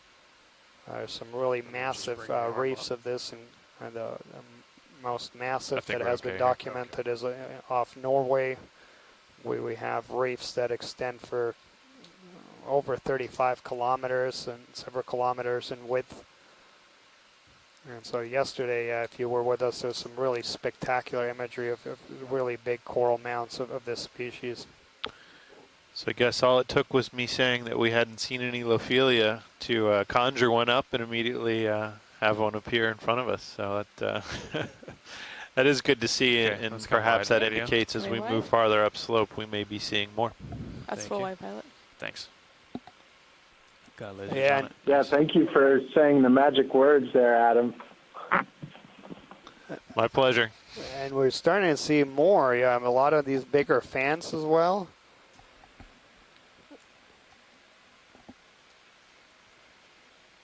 And we, If we could get a zoom on that colony on the right with some lasers, that'd be real handy. yeah, coming right up. I assume you mean the one middle of the rock, the biggest one there? Yeah, exactly. It looks like another primnoid.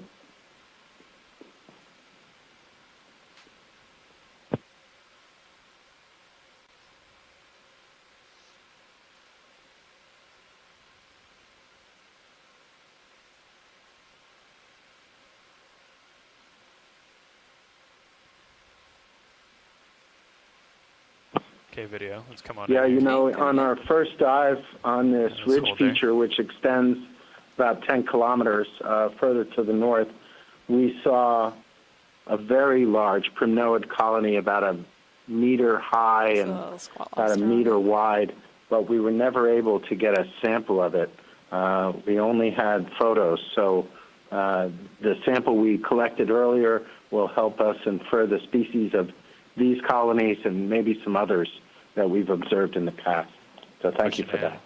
Video. Yeah. Yeah, absolutely. And just from this, and there was about a dozen or so of Go these Bridge. smaller fans that appear to be right in the vicinity, so it appears to be quite common. Okay, you come on in a And little that's bit something that the Okay, coming in. Okeanos Explorer is trying to support is, of Gonna course, frame it right collections there. of Copy. Okay, new copy, 10 species or degrees to port. range expansion, Let the but then pilots know. also Thanks. the dominant We're just going to bring the head fauna in to cases port, where they're 10 not degrees. yet So sampled or known. just a few minutes before we can put a ship move in, but I think we're pretty comfortable here anyway. Agreed. Okay, video. I think we can come wide here. Okay. Yeah. you. Excellent. Coming wide. Yeah, in the background, we're starting to see more of what perhaps is Lophelia pertusa. There's a toadfish And to there's the left. a pilot. large toadfish. Okay. Good spot.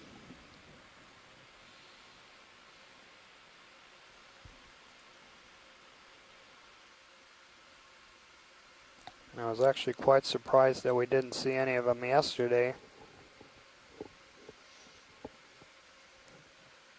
So this is going to be Chonax, the genus, and the species is Chonax pictus.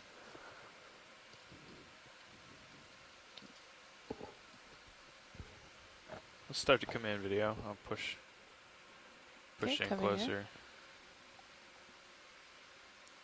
Gonna hold right here, pilot. Sounds good. And next to that toadfish, there's two. They look like corals, but they're actually sponges. And that's the genus Fakelia. And those are going to be demo sponges. So they're in a completely different group than the glass sponges that we've seen a lot on the deeper dives. Their skeletons are made out of primarily Can we lose protein lasers, and pilot? these fibrous Sure, go ahead. protein, and He looks a little stunned. so they're going to be smooth to the touch. And demo sponges are also the most, well, they're the most species-rich group of sponges altogether, but Alright, also we what can we'd fill see frame in video. shallow Okay. water. So the glass sponges I'm are gonna what frame starts his Up, co-pilot. whole body uh, first. appearing as you go deeper and start becoming dominant. Thank you. Hold there. To the right of the Chonax, there's a small cup coral with dark-colored Copy. Thanks, Bridge. polyp. Come in, pilot. That is Copy. commonly referred to as Giovannia, and they're fairly common in the Gulf of That's Mexico. full zoom, pilot. Copy that. Excellent. Oh, Its lure is a little bit different from other ones Yeah. we've seen.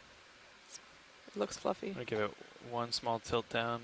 Yeah, that'd be good. Co-pilot. Perfect. Thank you. Nice. Okay. Let me know when you're clear, video. We'll get as much as you need, and then Okay, about 5 seconds here, copy. and then just a little shot with all 4 fins in it, Sure. like that. Maybe he'll swim or not. And video's clear. Copy that. Coming out. Watch, Lee, did we want to take a closer look at the cup coral there? yeah, let's just get a zoom in just so we have that on record. Okay. Copy. Is it close to the? Yeah, it's right to the right of it. Oh, okay. Yep. Okay, go ahead, back in. Okay, coming back in. I know, so that's an anemone, so it's going to be bottom right, I believe. Oh, it was further right. Okay. Hold there. Oh, sorry, Yeah, with pilot. the dark center just next to that fan Oh, it's sponge. It's a tiny. Yeah, right below lasers. Okay. Oh, Can can I come in, pilot? yeah, go ahead in, and maybe we can figure it out from there. I think it's. I still don't see it. No, I don't either. I don't either. That's all right. We'll probably spot them. They're quite common. We'll probably in one of these close-ups we'll see it again. Okay. All right, we can come wide video. Okay, coming Thank you. wide. Get your camera back. Thanks, co-pilot.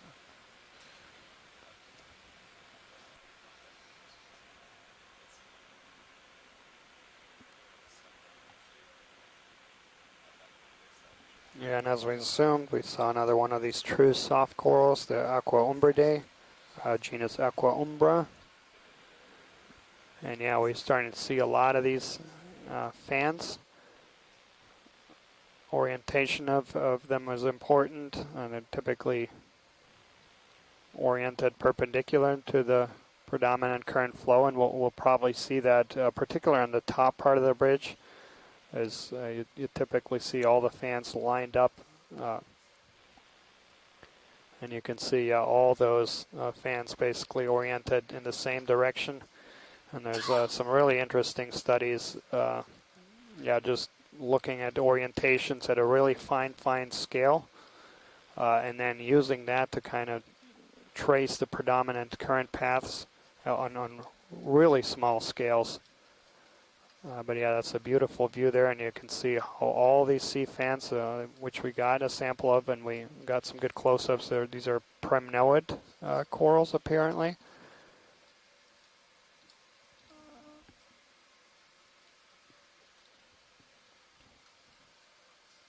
And yeah, that's another good on this rocky outcrop. A lot of times you see the densest aggregations on the flanks and the top, and this is places where you would have accelerated current flows. So these large, massive outcrops basically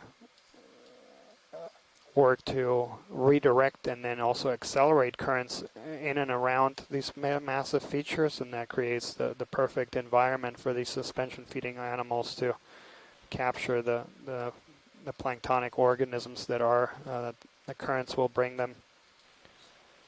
And that's another common theme, is that throughout this expedition we've been looking for environments where we, one, have hard substrate and then also dependable currents.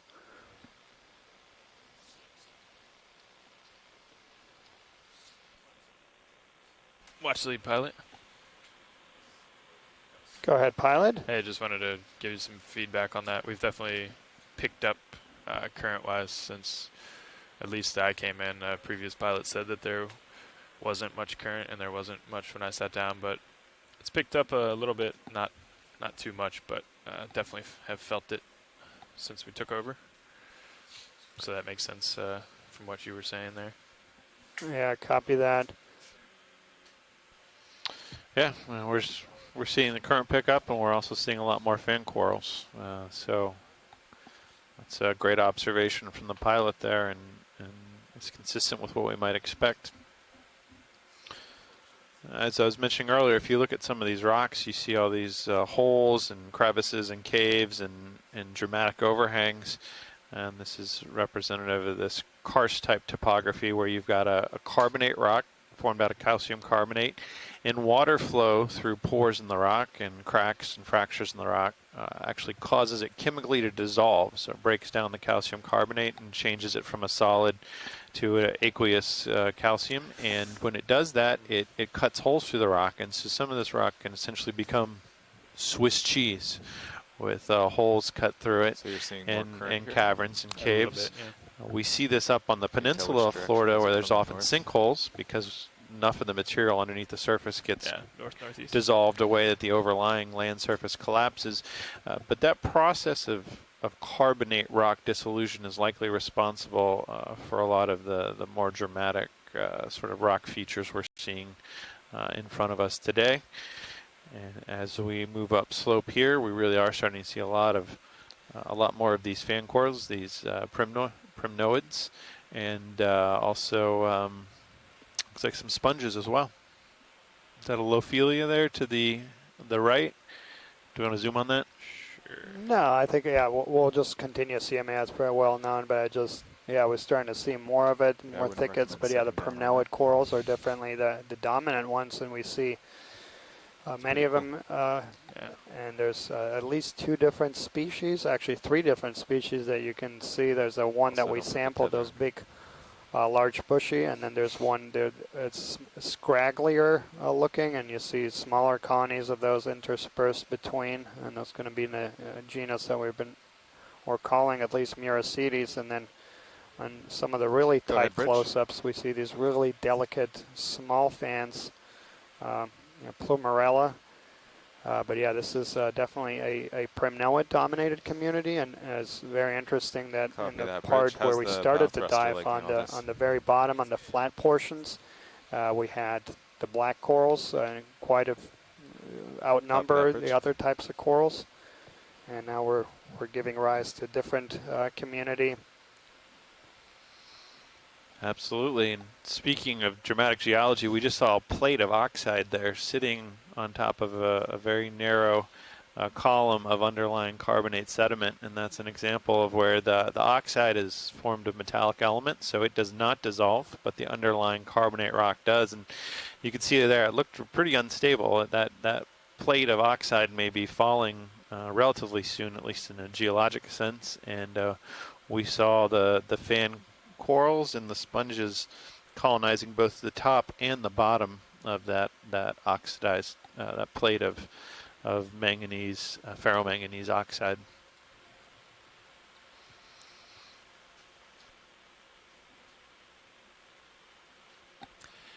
Should we try to move in? Yeah, I was just about to say. I think we're ready for a move now. Okay. What do you have for uphill?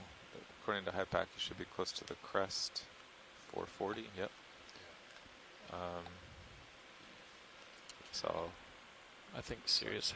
On target's about. I guess we can at least get Sirius to the crest Yeah. also. So we'll do 20 in this direction. Yeah, sounds good. 3-5.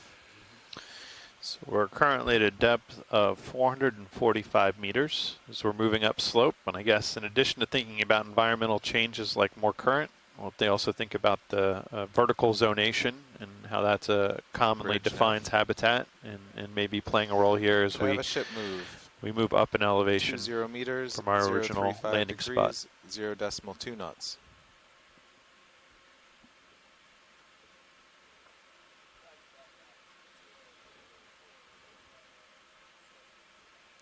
Good copy, Bridge. Yeah, and in terms of the causes or the ultimate causes for vertical zonation, a few of the Copy that, obvious characters are obviously light. So as you go deeper, you have different light, and that's something that you see really dramatic changes, shallower than 200 and then deeper than 200. As you have completely different communities. You have photosynthetic above, and then azoxanthellid communities below.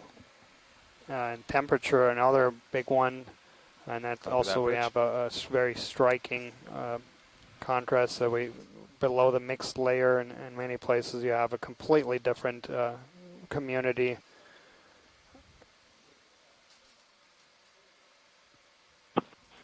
Yeah, just to add to that, Daniel, temperature below the mixed layer also seems to control the distribution of Lophelia pertusa. And the researchers in the Gulf of Mexico have been studying this in the past, have found that about 12 degrees C and warmer and shallower is where we're less likely to see the Lophelia aggregations. I was curious if you have a record of the temperature here and now at this depth. So the current temperature is 8.67 degrees Celsius. Yeah, so we're well within the temperature tolerance of Lophelia. The depth range in the Gulf of Mexico is about 300 to 800 meters. So up there around 300 meters, that's where we might see these 12-degree temperatures start to impinge on the community.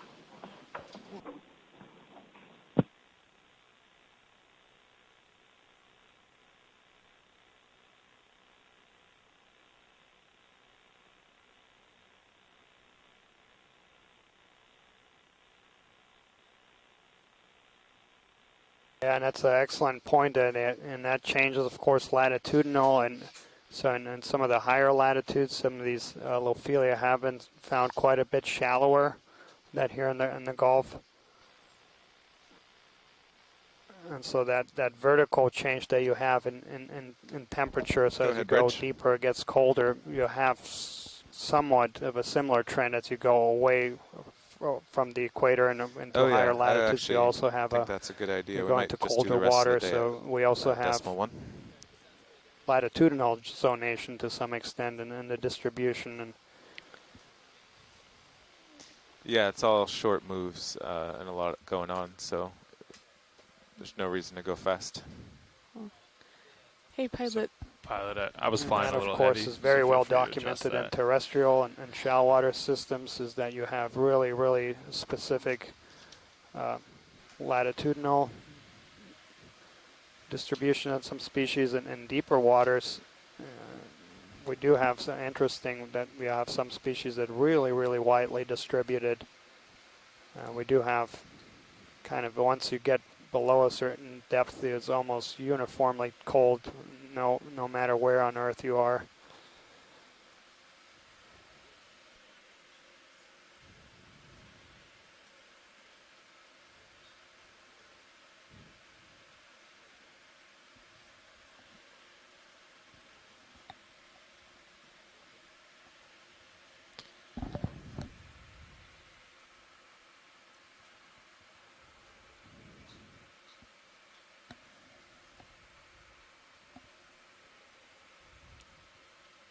Want to turn the lasers on, co-pilot, please? Sure. Thank you. I think they're on. Are they? I don't see them. I just turned. Maybe I Yeah, I don't see know. them. There Okay, they go. got it. There we go.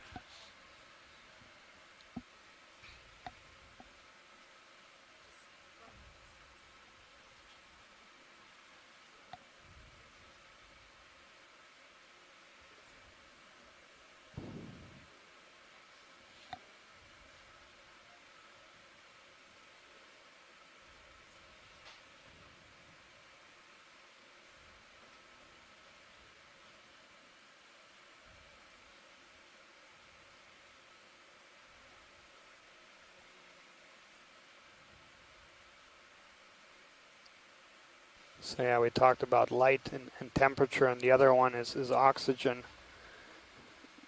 So in some parts of the world, we have a true oxygen minimum zone and a really oxygen-deprived waters, and that really seems to cut off the distribution of some animals as you go deeper. And it's interesting that in some parts of the world that oxygen minimum zone can be quite shallow. Some places in the central Pacific, just a few hundred meters.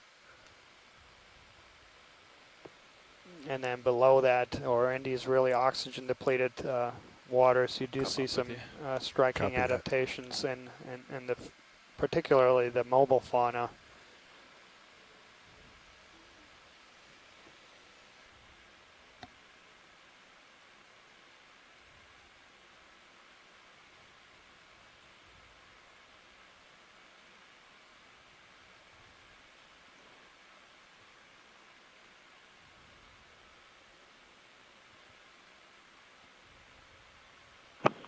Hey, Daniel, this is Peter again. If we get a chance, I'm wondering if we can zoom on some of the larger primnoid colonies. I'm afraid that we'll eventually be outside of this habitat without getting a good census of the invertebrate assemblages on these. I don't see a lot of squat lobsters or brittle stars from this view, but if we could zoom in, it would help us understand those associations. Copy that, Bridge.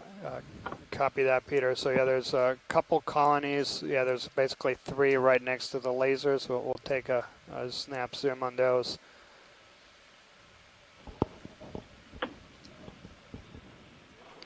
Go ahead, Bridge.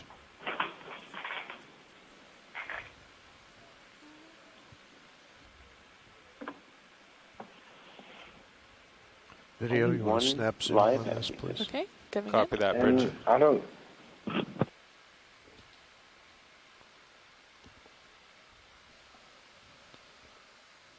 know what? I'll Go back out. I'm going to come in and sit down. Okay.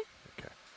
Yeah. That's full white So that pilot. one Ship that move we just just stopped, but, zoomed in on also Copy didn't that. look like they'd have Keep an eye any on the squat vehicles. I think you're lobsters or good. brittle stars. There's a whole bunch of sponges and hydroids on, near the base, but on that same rock. But yeah, the colonies themselves look pretty clean and void of associates. So watch lead, you ought to go on to another colony then instead of setting up here. Yeah, I mean, there's two right next to it, but yeah, I think you Yeah. might have to set up just so we get it across, so we get the fan Yeah, basically. we want to be on the other side of it, basically. Yeah. Okay.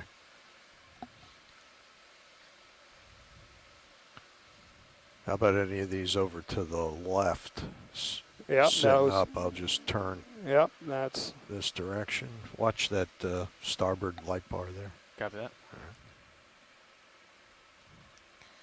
Watch lead nav. Go ahead, Nav. Yeah, we've been 100 meters since we got to the bottom. And we're pretty close to the top of the wall here. Once we survey this area, would you like to turn to the southeast and sidle along towards waypoint 3?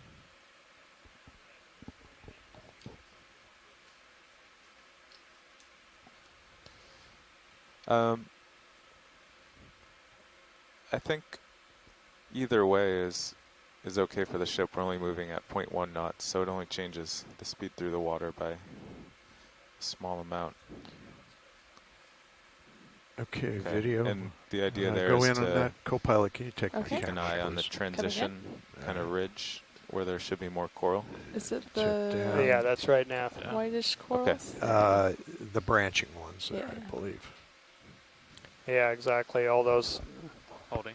Okay. Yeah, there's a beautiful, massive sponge. That's that same Fakelia demo sponge. Okay. And so, yeah, Nav has Okay, just can lose informed the us that we lasers. Losing lasers. moved another 100 Lasers on. meters. Can I? And zoom in full. Yeah, go ahead. Alrighty. I think we're And good. we are very close to the top of this ridge feature. I think I might have a little bit more to zoom, but Okay, hold on. We're current's trying pretty to So figure once out we- it is, I know. Once we make it to the top, I don't we see will any change associates on it. direction Yeah. and then basically follow Give it a the one. edge Go of ahead, that go ridge in the rest of the way. to the Okay, southeast. coming in. Holding. That's full zoom pilot. Okay. And so, yeah, as we're zooming in here, it also looks like, yeah, there's I don't nothing. see anything on it.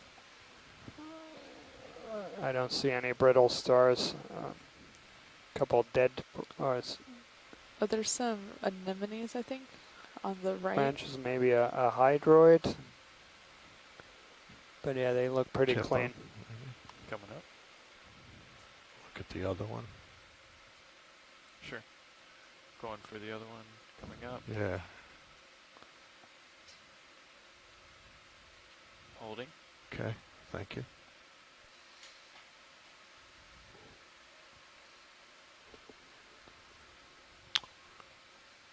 So attached to the same rock as these primnoids, we're seeing a number of small cup coral, scleractinian cup corals, and of course that large I'm going to zoom out just a Demo tad pilot sponge to see just if there's behind. anything on the tips of the Okay. coral. Very good. Tilt up too. There we go.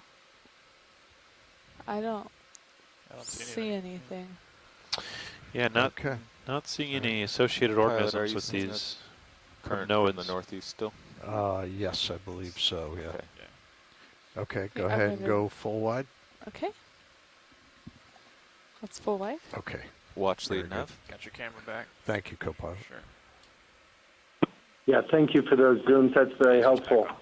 I do see in the background a yellow colony. Looks like a Paramuricea, and I think that's our first observation for this dive. Copy that. Pilot, do you see that I see it, yellow yeah. colony? If we could just do a snap zoom or It's basically just behind the sponge there, right, way in the background. I believe that's the one that I think Peter's that's seeing. what If we he's can, seeing. Yeah. Should be just above the lasers. Yep. Yeah. Okay. Let's see. Got to come over this little mound here. Go ahead, Bridge.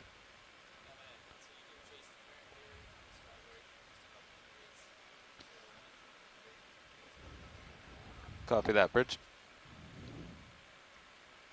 Watch lead nav. Go ahead, Wyatt. Actually, go ahead, Nav. Yeah, I just spoken to Daniel, and we had agreed to go southeast, but thinking more about the currents the RV is seeing in the ship, it might be, or it would probably be easier for us to make progress to the north. Okay. Is that desirable for the science objectives? Yeah, I think the goal was to follow along the ridge edge, and we have ridge edge both to the north and to the southeast. So I think if one is going to be better for us with currents in terms of what we can achieve with the ship and ROV, then let's go with the one that gives us the best chance. Okay, so we'll follow, if you're looking at IPAC, we'll follow this 440 meter contour here? Yep, that looks good. Okay, thank you. Okay, video, go in. Okay, Partial. coming in. And we'll get a zoom here on this yellow colony.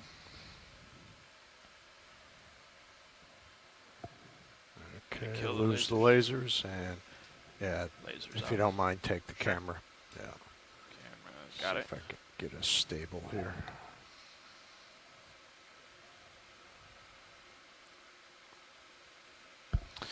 Now, just to confirm, Peter, this was the Okay, colony video, you're go interested in? Okay, coming in. And I'll Yeah, try that's the one. Thank move you this very over. much, Adam. That looks like a Paramuricea colony. Paramaricia, okay, very good. Should I come out? Yeah, pilot? go out, please. Yeah. That's full wide pilot. Okay, thank you.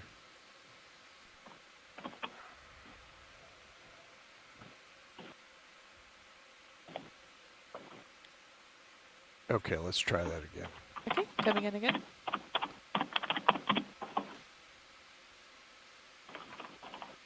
Coming over.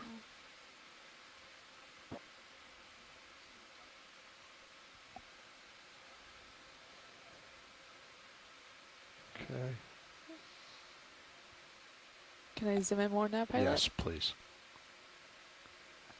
I see a little associate on the little amphipods, I think. And I think I saw something See else. brittle a stars little up maybe in the- too. Permission to tilt up.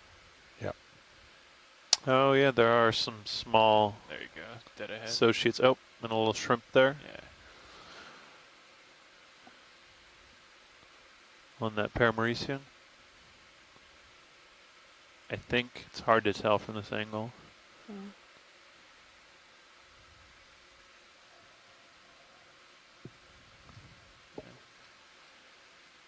Not too many though.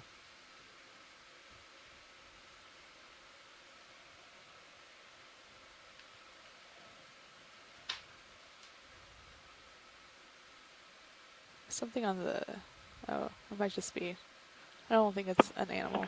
Never mind. Yeah, this shows the tentacles on these polyps really well. If you look close, there's 8 tentacles there, and each of these has these little appendages called pinnules, and those are adaptations that allow these colonies to feed on very small particles like phytoplankton that sinks from the surface water. Very good. Okay. Okay, video, go back wide. Okay, coming back. Okay, if you- Got your camera back and lasers Okay. back on. Really nice Full zoom wide? there, pilot and video. It's excellent. All right. What was the direction of travel now? Well, we're we gonna. could take a second and talk through it. Oh, okay. So I thought Copy that. following the ridge northwards would be easier, because then D2 would be more faced into the current, Yeah. and the ship would be faced moving into the forces, which is usually happier. And this can Yeah, get looks kind like of I'm moving straight back there on this 030 course. Yeah. So northeast. can get kind of awkward. What Yeah. is the normal? We kind of want Sirius a little bit off the top, Yeah. watching D2, but turn slightly Sure. forward. Does that? And then D2 kind of sidles along, looking forward a little. Yeah. Yeah. But I'm not sure, based on both your sonars, you're not at the top yet. No. Okay. So we'll continue on this. Yeah, he's looking kind of down at you. Maybe if you go ahead a little Yeah, bit, you'll be. at the very ridge. Yeah, it looks like I see it up there. Yeah. We'll just try to follow Maybe. the abundance of corals on the Okay. sharp edge. So we're continuing to move up the slope here towards the ridge top, which we should be approaching shortly. And then we will be moving, our initial dive plan had us moving to the southeast, but instead we're going to move to the north. Due to currents we're seeing at the surface and at depth with the ROV, that's going to be the direction that gives us the best chance of having a continued dive. And so that we're going to move along at approximately 440 meters at that ridge top once we reach it.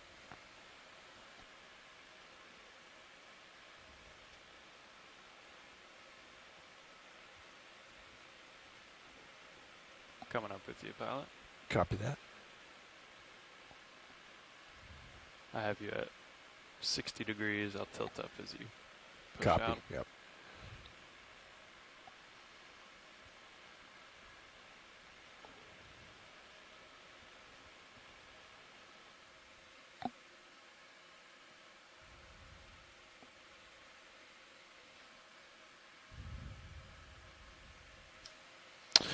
Again, seeing some striking topography here as we see surprisingly thick oxide crust with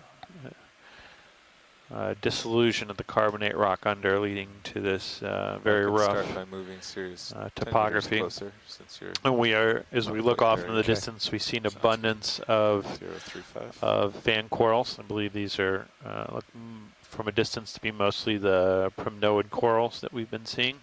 Maybe We do 15 see minutes another more. white crinoid directly below us. I don't know if it's possible to zoom Yeah, on that or that'd if we're on the move. No, I think it would be okay. This is one right at the bottom of the Right screen. at the bottom I there. see Yeah, on that top of the. star-shaped crinoid. Yeah. Yeah, if We we have just a do a ship move. snap zoom on that. All right. 1 Video, 5 you wanna meters, snap zoom bearing on this? 035 degrees, speed 0.1 knots. Yep, so that appears to be a white crinoid attached to a primnoid Good copy, coral Rich. fan, which I'm not sure we've quite seen that yet, but interesting setup there. All right, thank you, pilot. You're welcome. That's good. And we see a There's number a of couple of them there. crinoids in the Another, background yeah, against that rock wall different as color well. one there, too. We see those more commonly yellow-colored Copy that, Rich. crinoids along the wall to the background there.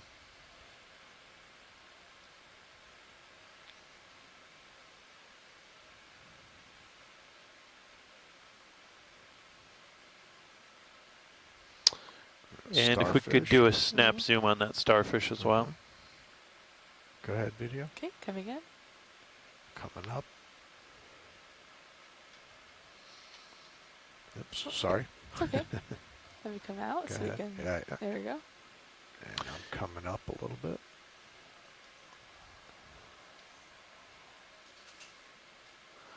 And that sea star,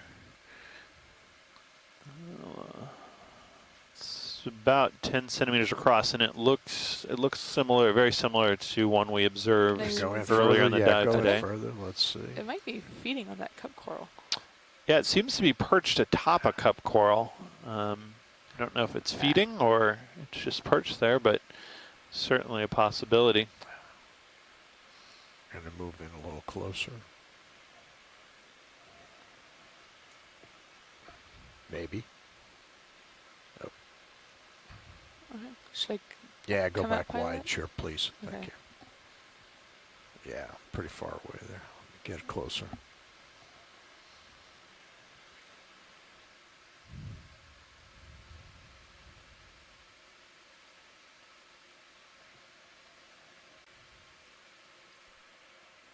And Tina has noted in the chat room that it did look like the sea star was feeding at the cup coral.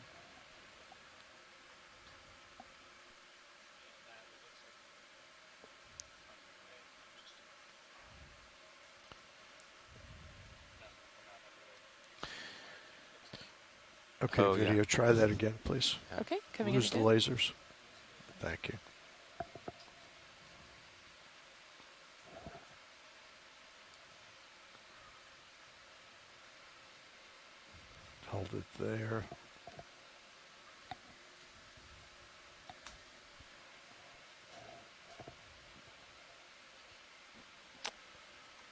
getting blown backwards. Sorry about that.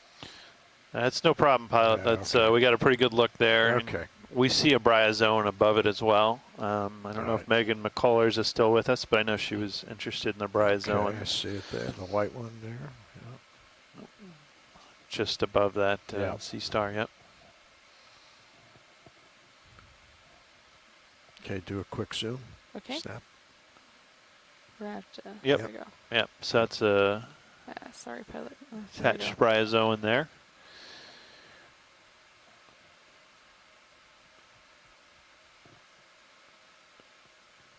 Very nice.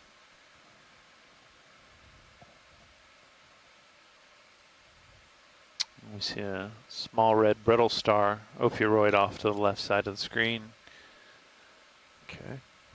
All right, go back wide. Okay, coming We can back. come wide. Okay. And as we look That's across full wide. this Okay, thank heavily oxidized rock surface, you'll notice that there's not a lot of sediment cover. We know there's a lot of pelagic sedimentation here, so it may be that currents are significant enough looks up here like to you're on keep this the rock ridge surface now. swept clean. And just you passed see a over lot the of ridge, these maybe. fan-shaped primnoid corals attached, and they all seem to be aligned with the orientation of the ROV, which is roughly north to south, or sorry, yes, north to south. So that indicates flow here, maybe east to west across this rock surface. No, not yet. There's a So fish yeah, right pilot, there's center. two colonies I see it. just bottom, yeah, different coloration. Okay. The one center or to the left?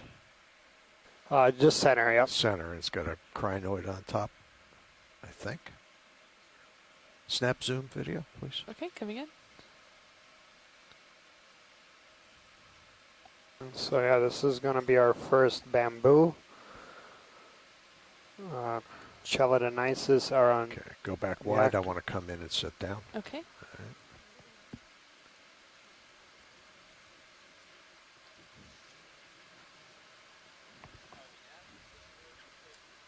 Copy that, Bridge.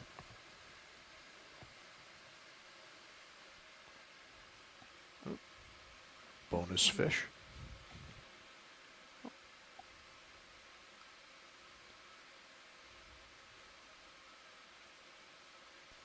And it looks like once again we have one of those lighter colored crinoids attached to the top of that bamboo coral colony. Do you want your lasers back on? Yes, please. Yeah, thank you. I just realized I didn't turn them back on.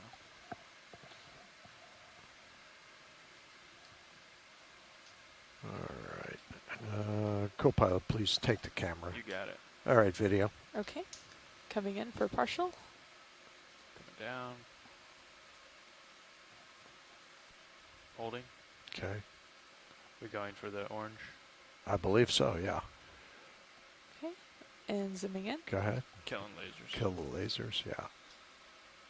Right.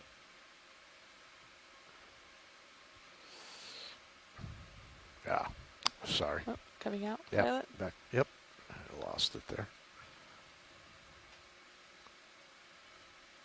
Excellent, that was great. Stand by. Okay, try it again. Coming Okay. down. Yep.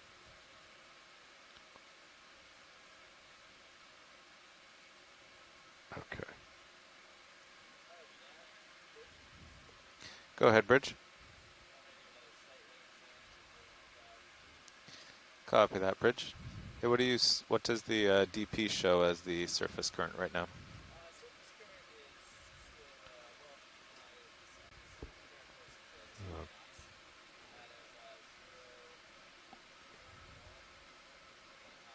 I'm going to tilt down and see if we see Sure. the base there. Okay. Coming down.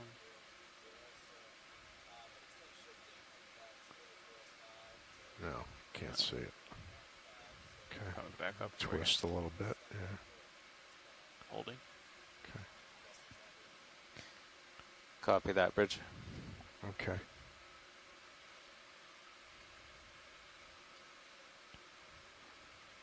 Okay. Anything else here, watch lead? No, that's No, great. that's good. Okay. Great, thank you. All right. Okay. Coming out. All right. That's full wide. Okay, thank you. Got your camera back and lasers back on. Thanks. There you How about the fish? Snap zoom. Okay. Snap. Coming around. Oh, he's coming towards us, maybe. Okay. Okay, so according to Coming in on HIPAC, fish. should generally be sidling to the north, maybe slightly west of it. Yep. Yeah. After this fish, of course. Let's see, I gotta... I think I'm right at the top. yeah, I'm hitting a rock on that side. I gotta come up. Okay. Can't spin. Sorry. Coming full wide pilot. All There right. you go. Okay. So I could just try maybe 15 to the north, and we'll kind of Yeah. sidle Okay, along you this want way. me just lateral then over to port? Yeah, I think Okay. whatever you can turn and drive forward and then Okay. reface or whatever you have Gotcha. to do. All right. But Okay. I think it's having the current in your face and lateraling is usually pretty nice. Of course, you got to check once in a while for 5 meter tall. Yeah, right. So if There's some sponges we hadn't seen yet. yeah, that crinoid actually just right of the lasers is going to be of interest. Okay. Just right on the lasers now. Okay. Let me move over a little bit, get away from this rock.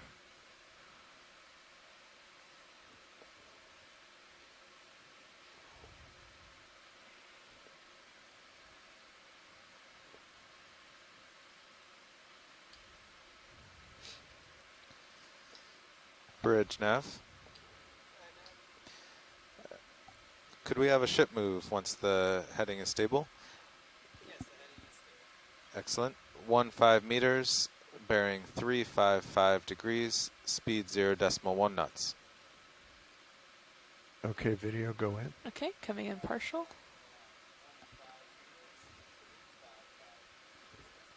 Lasers are clear. Good copy, Bridge. Okay. Okay. Coming in for fuller Okay. frame. 8 arms. So we're getting a zoom here. Chuck, if you're watching. Pin 8 arms throughout.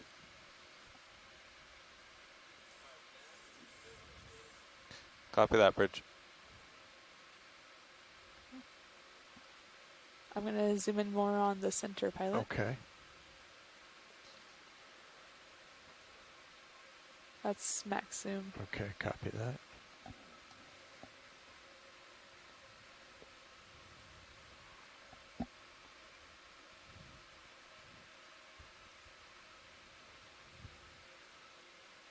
Excellent. And then once we're done with this, there are a couple of requests. There's some plate-like sponges here in the vicinity. Copy that. I saw the, like a lithisted sponge. Yeah. Yeah, okay. Okay. Coming out. Okay. Which is, I think I could just spin here a little bit. That's full wide pilot. Okay, thank you. Thanks. Now let me move over that way.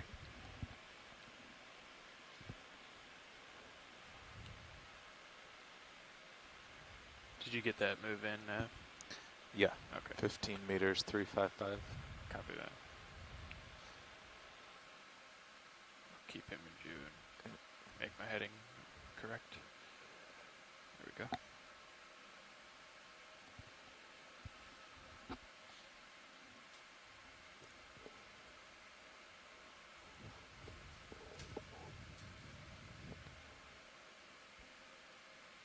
Okay, video, go ahead. Okay. Coming in. It's partial. Okay. There's a little shrimp in it. Oh, yeah. Okay. Okay. Go all the way. Coming in.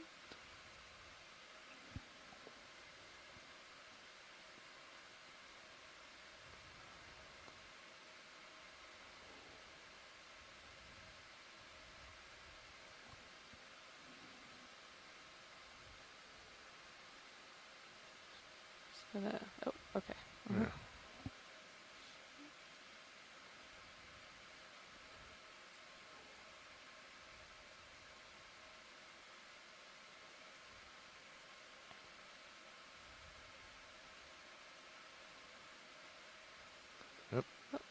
Yeah, Coming go out back pilot. wide. Okay, sorry. There we go. All right. Watch lead the other ones up there as well. The different, looks like the same sponge, only white. Yeah, maybe Or- Or just keep, yeah, we can keep moving. just keep going? Okay, Yeah. copy that.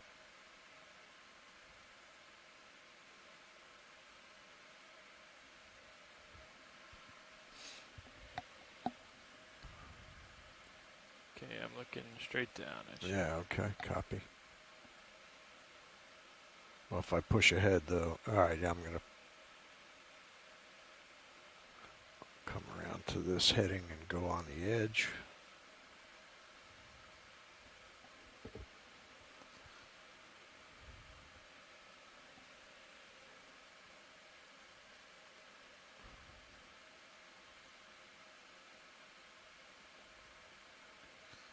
Yeah, it's only a 15-meter move.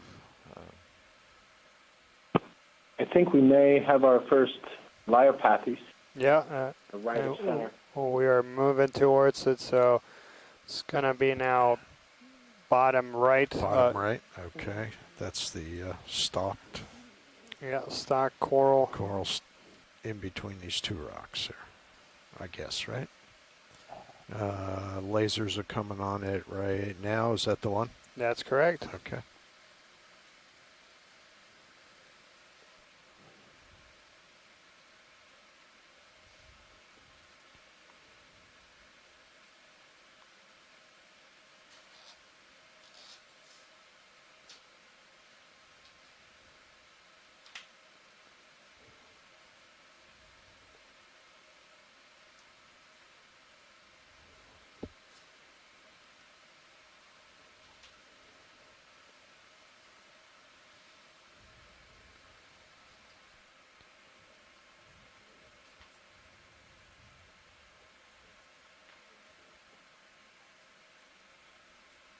Yeah, and it is indeed a black coral.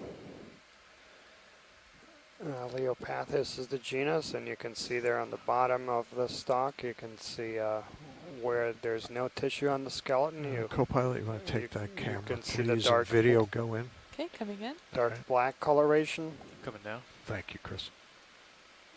That's partial. Okay.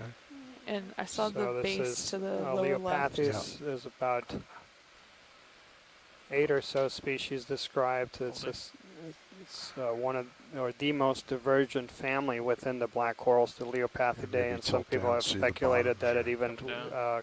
would warrant higher taxonomic status.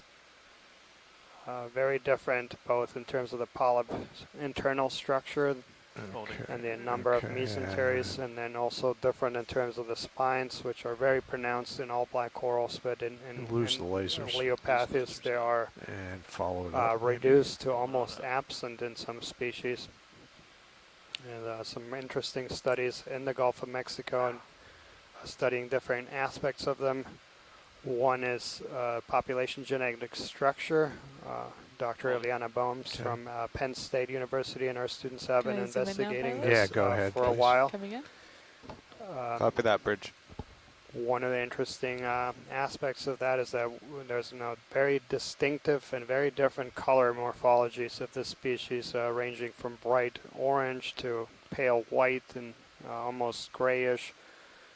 And based on the molecular data they're producing, they suggest that they're all the same species. No, I'm losing it here, sorry. Okay, And coming out also pilot. Go. getting Yeah, some go back insights one, into sorry. the dispersal potential of Yeah, that's these. full wide pilot. I guess I only got one toe on there. That's Yeah. the reason, huh? Yeah. But they are, from a conservation and ecology point of view, also extremely fascinating animals in that they are among the longest lived animals known to date. This species has been dated to be over 2,000 years for some of the larger colonies. And some conspecifics been dated to over 4,500 years. So we talked about this particular area of today's dive having some important management implications. This was an area that was once Oh, yeah, sorry. Thank identified you. by the Gulf of Mexico Fishery I- Management Council for potential new management is switching out. strategies. Copy. It is currently not, and that's an area that's just north of us, known as Okeanos Ridge, and just known informally for that name, and it's just because the Okeanos was the first ship that mapped this area back in 2011. Watch lead pilot. Go ahead, pilot. Yeah, do you want me to spend more time trying to stabilize here, or was that good enough for That you? was great, thanks, Okay, pilot. all right. We're moving on. Turn the lasers back on. Thank you. And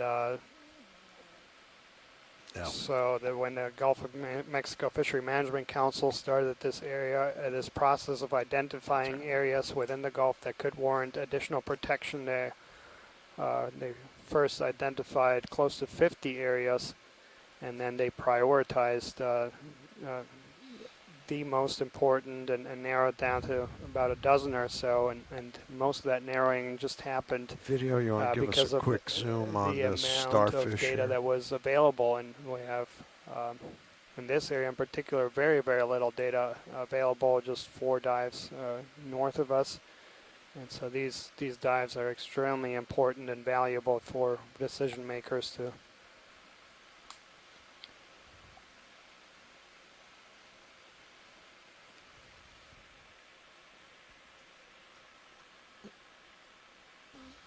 And yeah, a couple comments here in the chat room about the fish.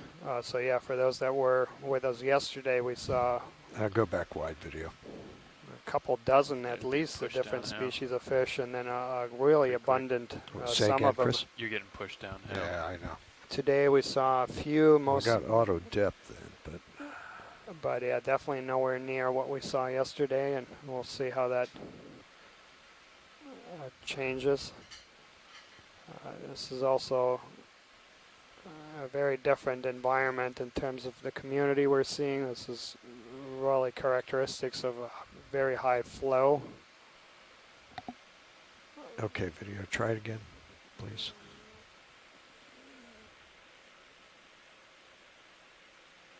So we are right along a ridge, and if you actually zoom in out on the broader scale, we're in a little channel, if you will. So we're on the west side of a ridge, and there's basically a channel on the other side it comes up again. So that probably works to funnel current flow through it.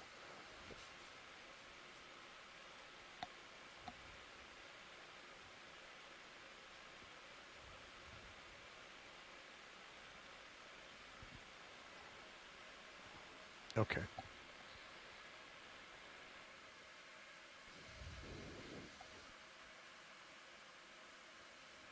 Okay, video, you can go wide. Excellent.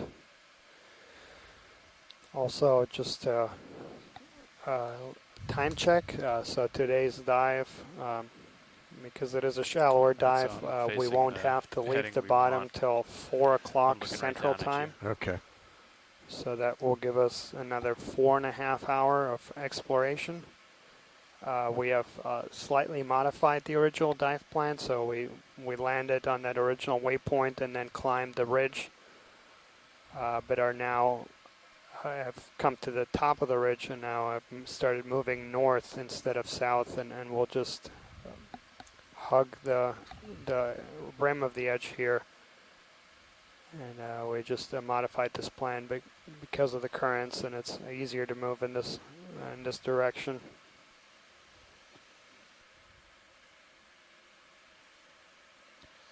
Nice. This is what we were looking for. Yeah, there's a ridge there.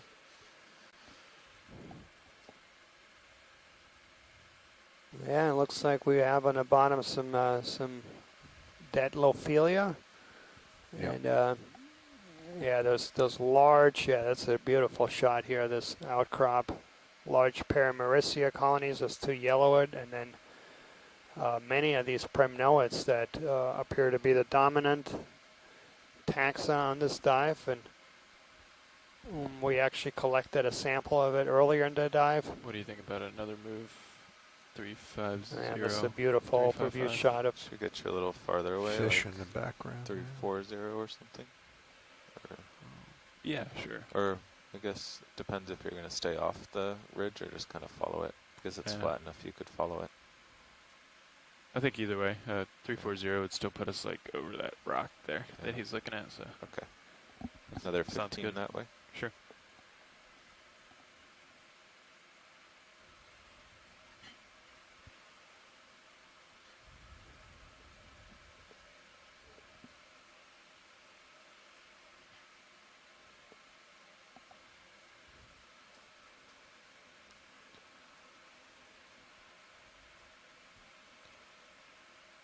Bridge, Nav. So I'm going to go ahead a little bit and saddle back to starboard then. Is that Sounds good? good. Yep. Yeah, good. Okay. Can we have a ship move? 15 meters, bearing 340 degrees, speed 0.1 knots.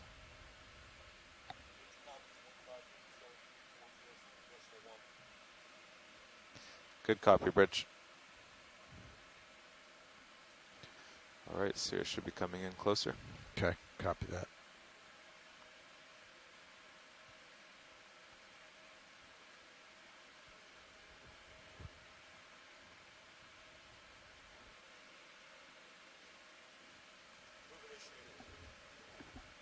Copy that, Bridge.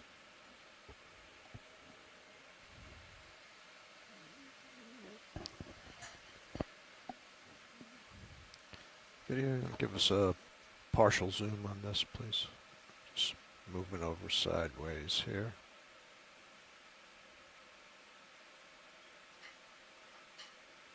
And okay, that was Another- a crinoid there, yeah.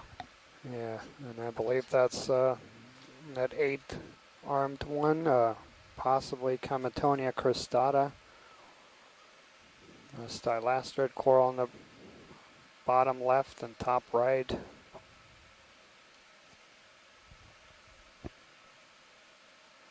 Plumarella. And then one of these true soft corals in the recently created family and genus, Aqua umbridae.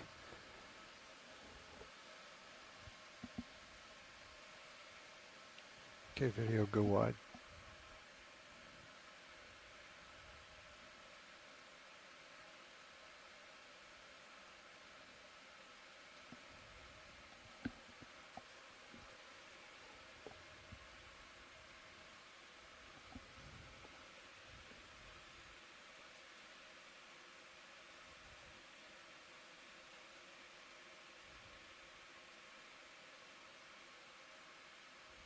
Yeah, maybe a snap zoom on this anemone. I don't think Okay. we've gotten a Copy close-up. that. Video. I'll come over a little bit. Just give me a partial.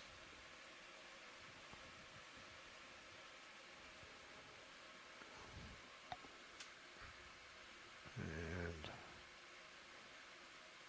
okay, a little more.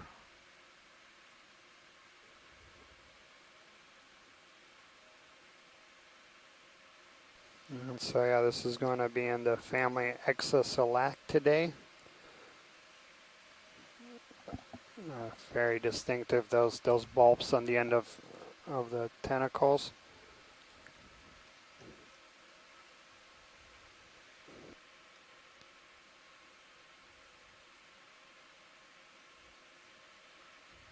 Okay, video. Wide. Likely genus Exosalactus.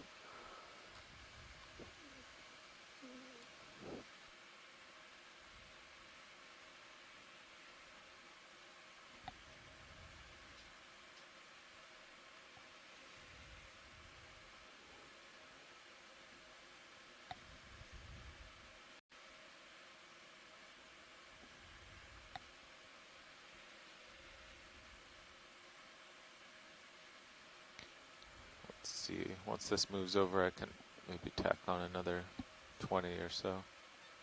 It sounds good. I don't think we'll see any more uphill this direction. Yeah. 20 sounds good. Big fish out there in front of us. Yeah. Yeah, and I believe that's the one that Ken provided an ID, but it's been just outside of our field of view. Just went right over that ridge there. You guys serious on the way to me, or are we still? I only did we a short stopped? move Okay. because I thought we'd Oh, be. there he is. Yeah. But I'll get in another move Okay. once they're done. Close.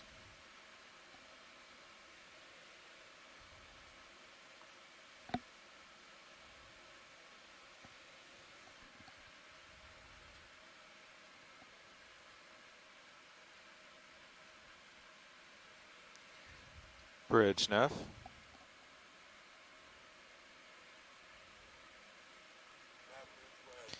Could we get in another move once that one's complete?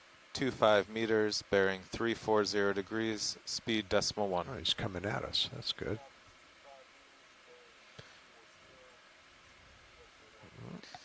Good copy, Bridge. Dive bomb. Right for the... Yeah, so this is in Alfonsina or Barracks. So yeah, not. And I don't know if Ken is still with us, but that looks like a different species that what we Copy imaged that, Bridge. earlier, and I that don't was. want to turn too much. So this looks like Barracks Turn back the other way. Decadactylus. He's coming right at Oh, yeah, and I think Andrea is with us. She can probably confirm that. Co-pilot, did you put that port lower swing arm in all the way? you. I didn't bring that in now. It looks like it is in though. I don't remember it being in. I didn't. I haven't touched Oh. the swing arms. Want to see if you can bring it back out? Sure. Do we hit it on something? I don't No, think I don't so. think so. No. There hasn't been much.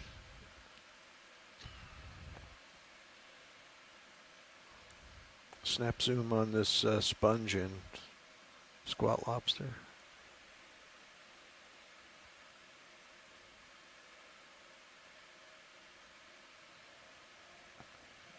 That look a little better.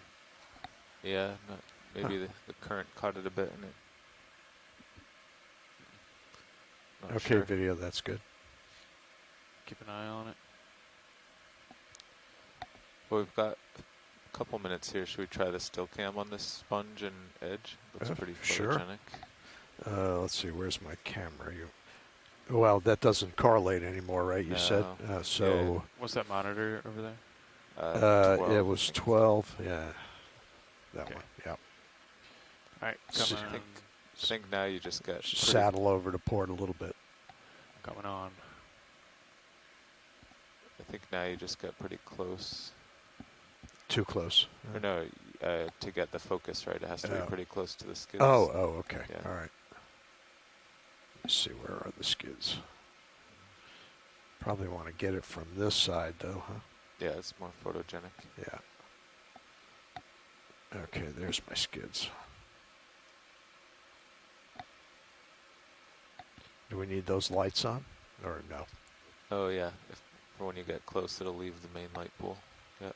Yeah, lights on.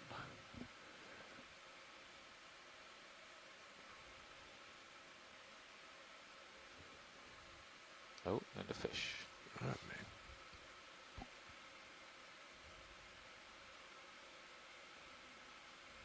Okay.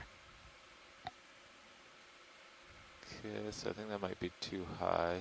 Yeah, I'm coming down right now.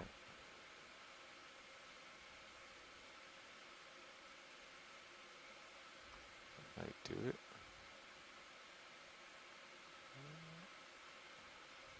I Did bet it. this one will do it.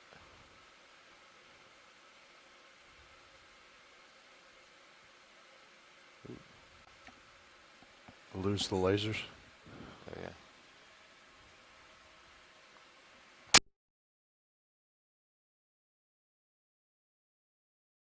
Lasers off. Okay. Oh.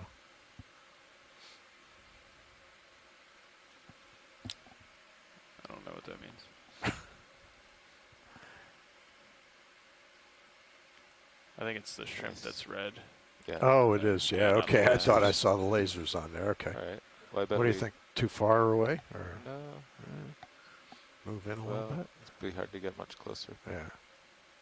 That might be pretty cool. Okay. Enough. Hey, you want me to kill it? Yeah, I bet that. I bet we Okay. got a good one. Okay. Sure. Turning digital still off. Okay. Bringing that monitor back up to your umbilical cam. Okay, looks like I got a little more tether now. Lasers are back on. Those lights are back off. Okay, copy that. Yeah, you definitely got some more tether. All right, we got some more tether now. We can move ahead. And we want to stay along this edge. Is that Yeah, I think that's going to be where all the action is. Yep. Okay, let me move out a little bit. I guess that's what we're seeing with that little. Yeah. Good. Oh yeah, we're right on that corner. Yeah. Quite remarkable how abundant these primnoids are.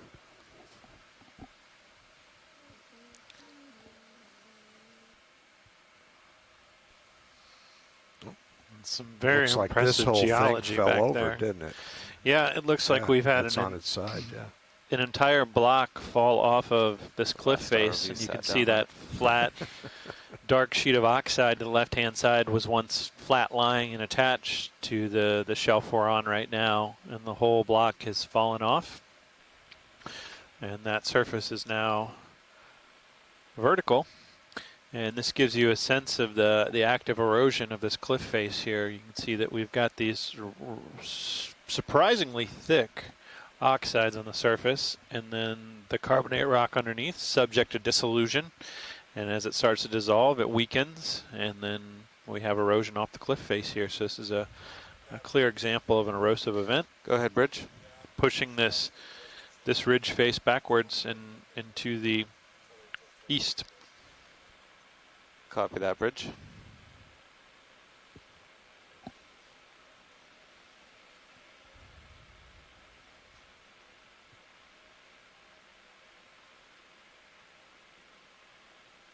And there's a large crab just bottom right of screen. If Right on the edge, this guy here. yeah.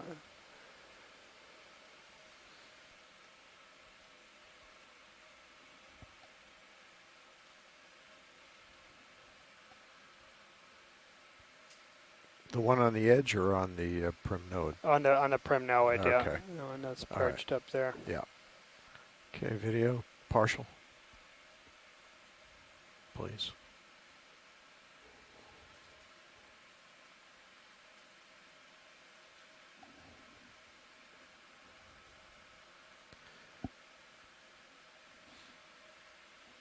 Okay. Snap zoom.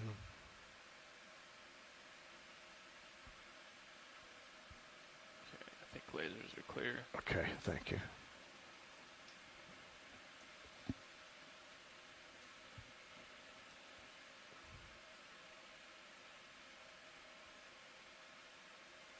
Yeah, that's definitely something new for this expedition. I don't know if Mary is with us.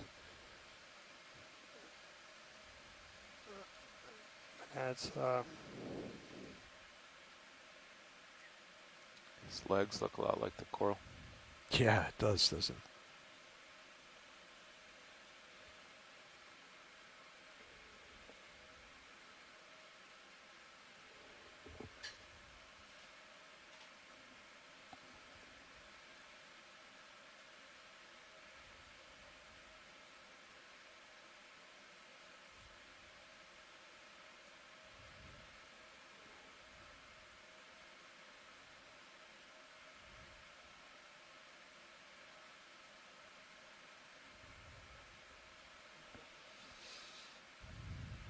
Okay, video, go wide. excellent. Thank you.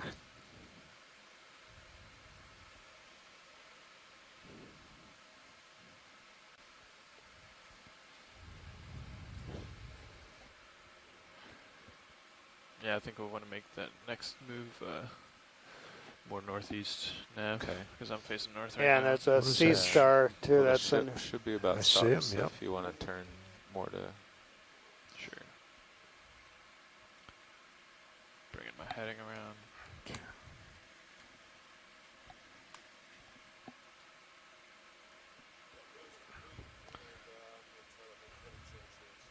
Okay, video, zoom in on the sea star. Copy that, Bridge.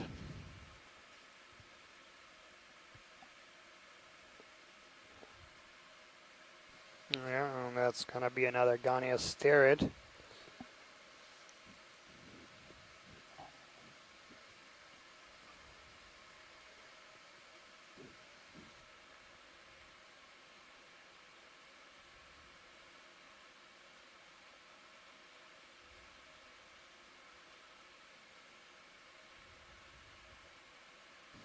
And I don't think Chris is with us. Closest I see is a Spheruodiscus, but yeah, definitely a Goniasterid. These predatory. They're feeding on corals or sponges, the Goniasterid family.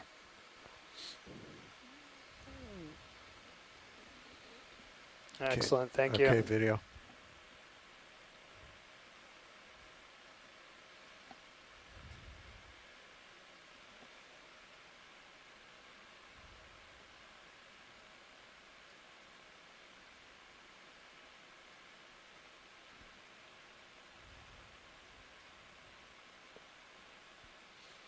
I think something like 020 maybe. Okay. 030, what do you think? Now we have another one of these massive sponges. Just like And yeah, you got to get more. and there are a couple of get these closer crinoids to- that Chuck was very interested in. Those are going to be difficult. Yeah, I think The ship to is doing sample a in that heading kind of. change. We'll Oh, see if we find Listen to one the that's currents, maybe we on have a a rock or minute here. something, because they will move. And they're Sounds good. so delicate. So this looks pitch related, yeah. Ship I pitch. was thinking it was move related. But yes. Actually I have a note in before, is it pitch related or move related? Oh wow. I feel like on days with no current, the tracking has been really good. Yeah. So the yeah. difference today is that we have 3 knots of current. And we're not pitching. Hardly Yeah. at all. So it's probably bubble sweeping along it, because that's actually the direction, you know. Yep. Or it could be sound velocity related. Although then Cirrus would be doing it too. Ship's underway, right? Ship stopped Stopped. a minute ago, yep. Oh, okay. They're working on the heading. Gotcha. Bubble sweep down. I guess, I don't know. It's weird that one's doing it and the other's not. Yeah, exactly. It's like a hole here. Oh yeah. Should have enough tether if you want to go look down. Okay. Yep, Push and ahead. we see a hole here where the overlying ferromanganese oxide crust has collapsed. And we can see down below it. Some sediment has infilled the bottom there. I'd note, you see there's that sediment infill on the bottom, so that is sediment that has fallen from the water column above, and you see it's collected in this low spot, but up on top of the platform here, the ridge, you don't see any of that collected sediment, and I think that's indicative that we have current strong enough to keep this rock sort of perennially swept clean, which likely makes it attractive for the settlement of different colonies, and is also important for the filter feeders as those higher velocity currents bring in nutrients and remove waste from these organisms.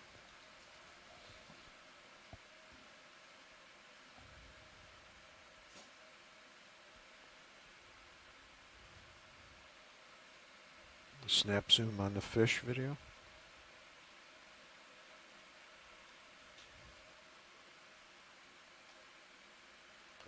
Scorpion fish. Oh, it is. Yeah, and I believe this is scorpion fish and genus Pontius. But Andrea is with me, and Copy that, Bridge.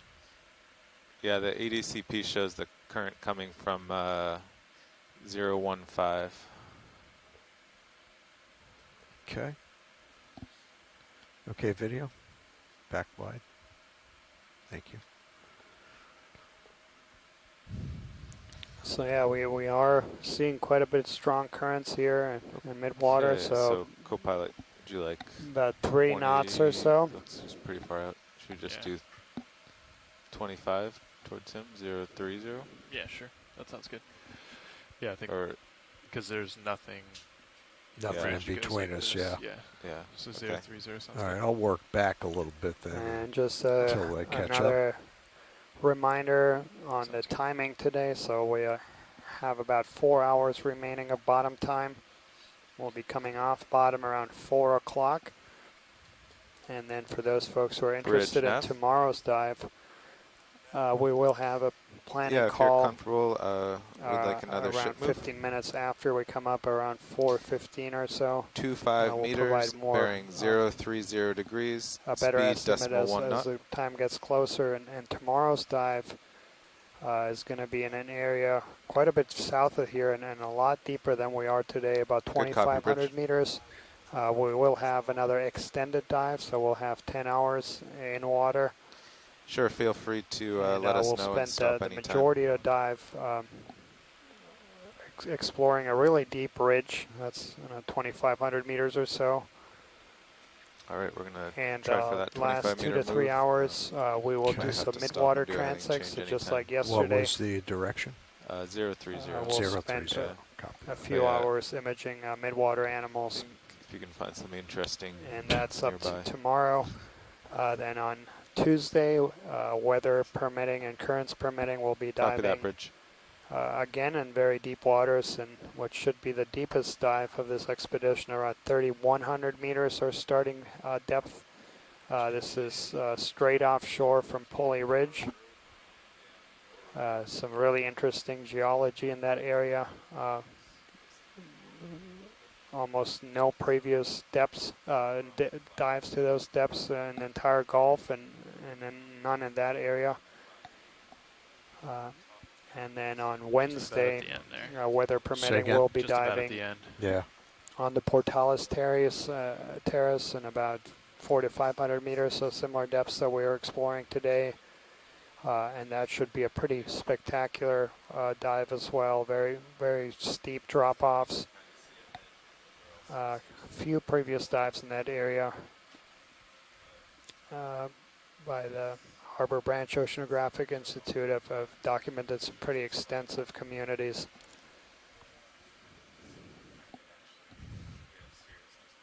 I've heard of them. I read about it. So yeah, here's that heard of Harbor sponge Branch? with zoanthid on it. So that's what I Zoom thought. in video. Give me a partial. I thought this is what we'd seen earlier. We'd seen a whole bunch of these. So this is a glass sponge with a parasitic sponge.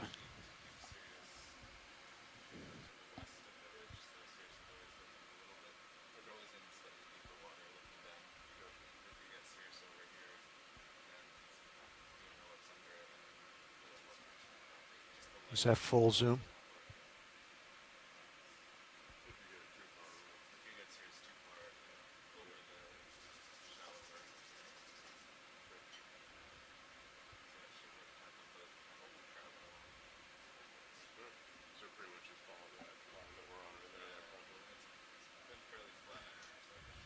Okay, video.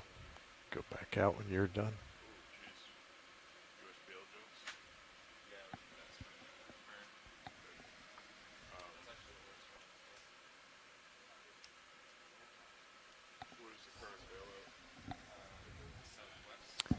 And we're just getting through a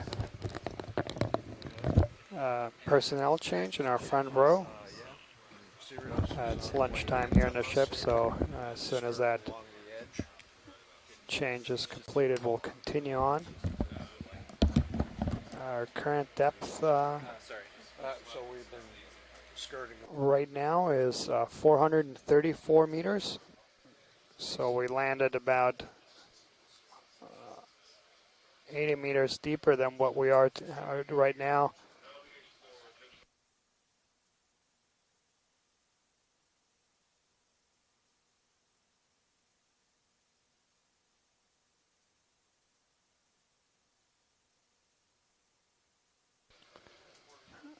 And so yeah, we started the dive around 510 meters.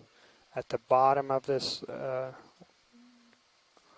wall that runs in a kind of north to south direction. And we've climbed to the top, and now we are hugging the edge of that wall, and we'll continue moving in this direction and along this rim of the wall for the remainder of the dive. We have another 4 hours remaining, so we should be able to cover some ground. We'll keep zooming in on things that we haven't documented yet, and we'll continue being on the lookout for any unusual taxa to sample. Watch lead, pilot. Go ahead, pilot. I'm with you. Just made the swap out here. As I was putting the headset on, I heard sample. You were just talking about something unrelated to what we're doing, right? Yeah, just in general. Okay, sounds good. Just making sure. And I'm going to pick up and keep wandering along.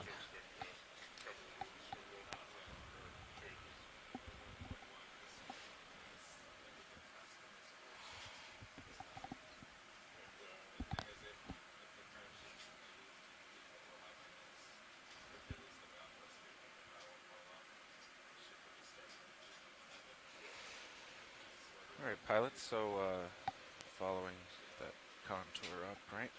I'm kind of Seems like it, yep.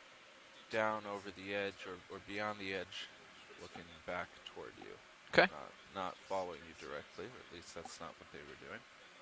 Sounds good, man.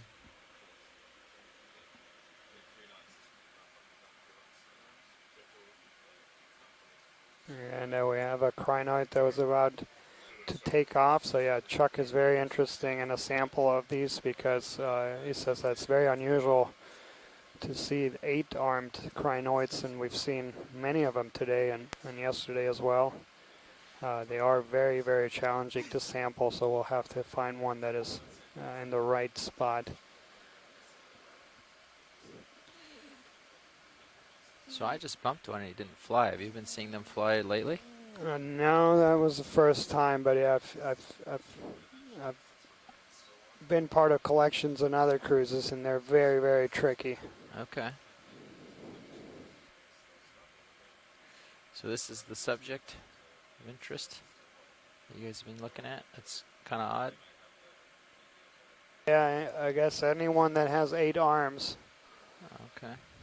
And there's at least 2 different colors. There's a Come in partial video.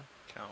yellowish, and then 10 there's a there. more pale white. 1, 2, 3, 4. Oh yeah, that's 10 arms. 5, 6, 7, 8. Although that's a 2. 10. Okay. No, so that's not the one that we're interested in. 10 arms. We'll get a second on it and then continue And I on. believe this is actually the one he had identified as Comatonia cristata.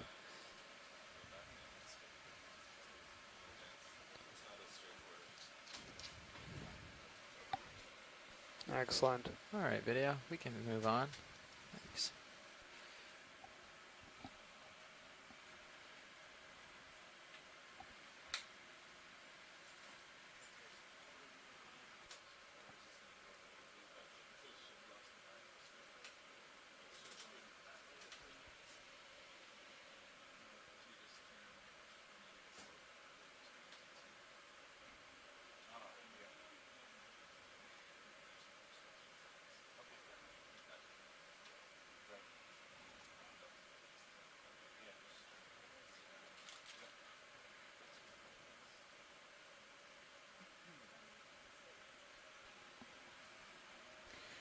Can we get the lasers back on, please?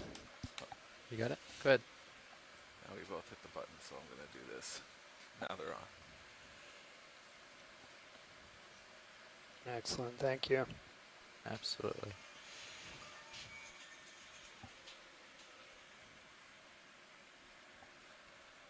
Nav, are we moving right now? Yes, we are currently moving. That explains why we're moving. As we move to the edge here, you get a sense of the real precipice where this oxide coating of the upper ridge platform sticks out over the edge, and we've had a number of places Go where ahead, Rich. dissolution of the underlying carbonate has caused failures, and you can see these large thick plates of oxide that look like they're ready to fail at any moment that. and slip down slope. And And this thick oxide at the top may play a role in the overall Come in partial video. bathymetry we're seeing here of this ridge. It may be this oxide that is helping preserve the higher elevation of this ridge So compared to pilots, the for your lower seafloor information, below where we we started are today's currently dive. finishing up a 25-meter move. And there we've got After we finish that move, a crinoid with 8 arms, bridge I is gonna believe. Go ahead and make a Yeah, ship so heading that's the change. one he was interested, but After yeah, that, that's we going to will be continue tricky along to this sample, I ridge think, here. in that position. So what I'm thinking is this guy might have they're a pretty so solid grip on abundant this that I think coral. we can be selective and try to wait for one that's Sorry, watch lead. a more favorable spot. So watch lead, he might have a pretty solid grip of this coral. So if I collected a little snip of the coral, he would come with it, maybe. Yeah, I mean, it's. Let's move on. Let's see if we can get something new, maybe. But yeah, that's a good idea, and we'll just. I've seen it a bunch of times. They'll be. Okay. They'll jump ship. Well, that would be I think a preference on my part if I'm going to do the collection. Oh, is absolutely, yeah. If we see it on a coral that's Yeah. also of interest, that would be a Yeah, absolutely. great twofer. Yeah, and yeah, we just did collect one of those corals that was sitting on, so let's see if we can get a. Yeah. Agreeable. Seeing more collapse features here along the ridge crest and an extreme overhang here with this oxide crust. That is not a crust you want to tow into with the ROV. I could see that coming right off the wall. We won't test it. No, probably shouldn't start any large scale mass movements today. And there we have this Alfonsino there, and we got a really good image of him earlier. That's as The far down barracks. as I can tilt. Okay.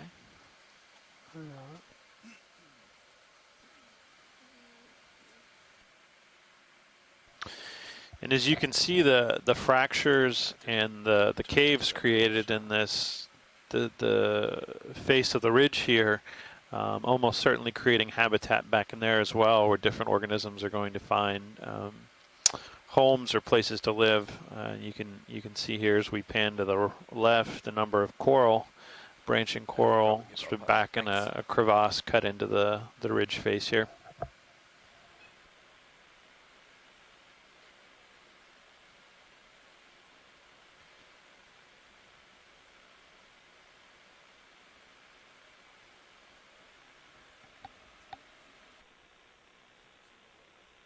Yeah, sorry about that.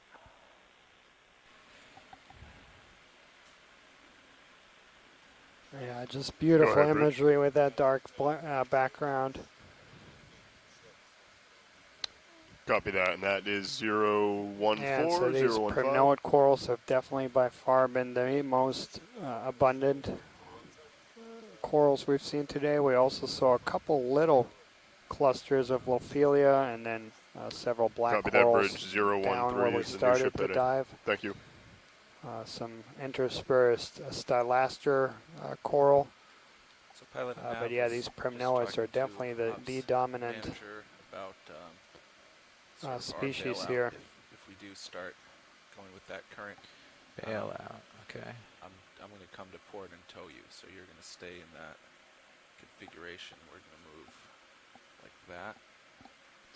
So you expect? Oh, not if we bail out, but Obviously, if we lose, if we lose. Okay. the ability to hold against the current. So I guess now is a good time for me to point out we haven't seen a lot of Lophelia at the top, and hopefully that observation will conjure up a large Lophelia reef Craig's shortly. Just asking for at least a partial. Don't just linger too long. We can frame it, just for the sake of. You want to come in a little? Thanks. That's good. And yeah, this is going to be Eumnida picta, and it's So pilots, common that heading change associated has been with made, and Lophelia I'm looking to pertusa, call in but a also move in other of corals, and 25 it's meters at 342, more of a which should opportunistic keep Syria association. slightly off They this ridge will and bring seen us frequently right perched up up on a to variety of continue different following corals, and at a widely comfortable range. distributed species We'll throughout call that Yep, everyone the agrees. Atlantic, That sounds about including Okay. And the co-pilot, North just so you know, the last move was Atlantic, 030. The new one is the Gulf of Mexico, and 342. the If you Caribbean. want to arrange yourself a little bit better for that move. Also okay, commonly yeah, seen on that's- some chemosynthetic I'm gonna habitats. keep this heading to watch him. We're sort of moving sideways, which is working well. And it actually right now. has a Copy little that. barnacle, Pointing or in the actually direction. two I barnacles will call growing it in on if them. everyone's comfortable. Bridge, this is And, ROV now. Gonna yeah, go that ahead and make highlights, a move of 25 meters so at barnacles, the 342 scientific name degrees, for that a group speed is of the 0.1, Cirripedia, or the please. curled feet. And so those appendages that you see are the feet. Okay. The Good copy, Thanks, Bridge. video. Thank you. barnacles are glued to the substrate with their head. Can go wide, I think. And then Continue they on. also have these plates Just near wanna get a the couple seconds on him. near the He's appendages that well protect lit and well posed. quite diverse group.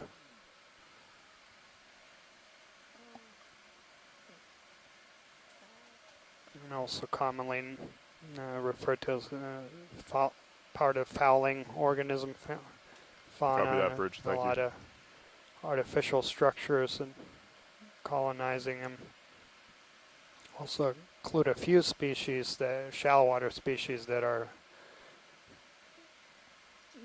used in different cuisines.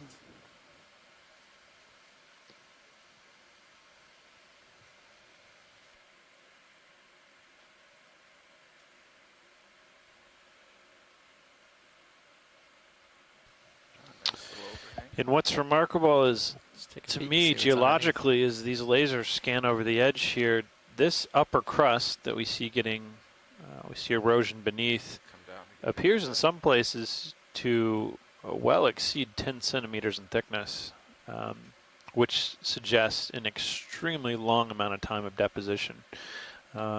Most work on ferromanganese crust in the ocean, especially those not associated with hydrothermal activity, suggests that rates of growth can be very, very, very slow, measured in micrometers per century in some cases. So to see a crust this thick in this location suggests exposure of the surface for a prolonged period of time, and I'm a bit surprised by the thickness of the crust we're seeing here. Previously, reports had only placed the thickest crust observed on the order of a few centimeters from what I've been able to find, so this certainly appears to be much thicker than that.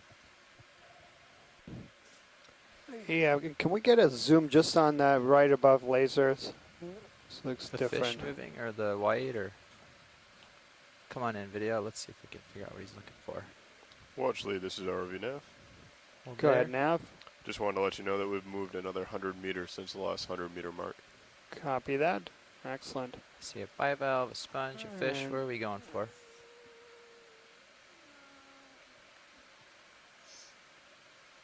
I don't recognize this fish. I don't know if Andrea is still with us.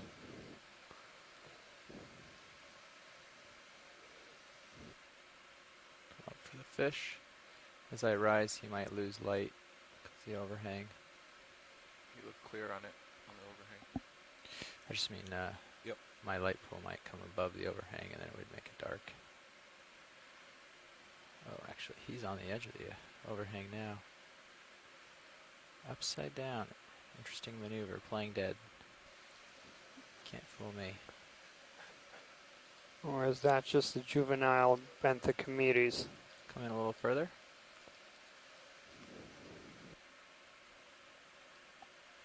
Awesome.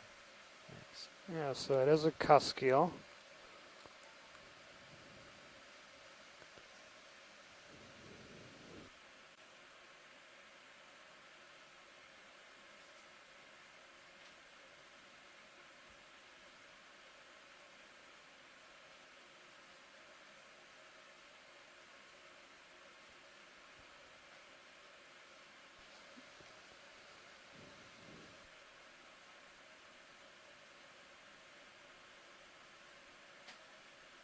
Where are you going, guy?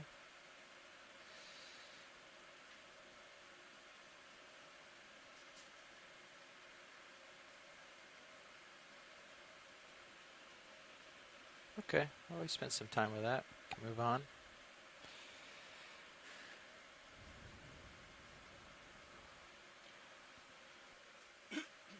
Yeah, I believe that is benthic Cometes, but yeah, unusual coloration.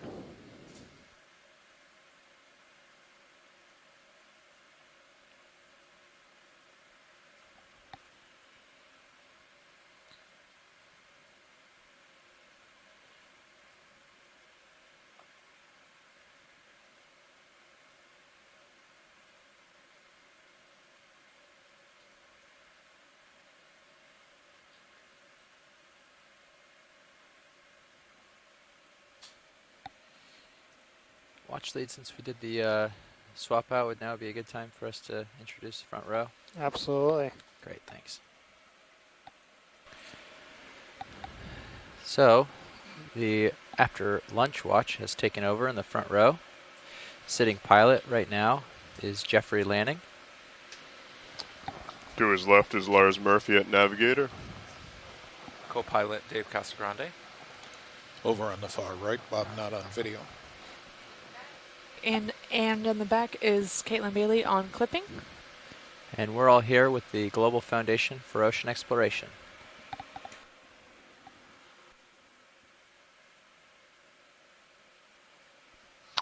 All right, thanks for those great introductions. As we try and point out every day, especially in dives like this with high currents that require a lot of expert navigation and flying and video work, we consistently rely on all of the folks at the GFOE to provide us these great images and maintain the vehicles that allow us to do the science and the exploration that we're doing out here. So it's great to have them in the back row.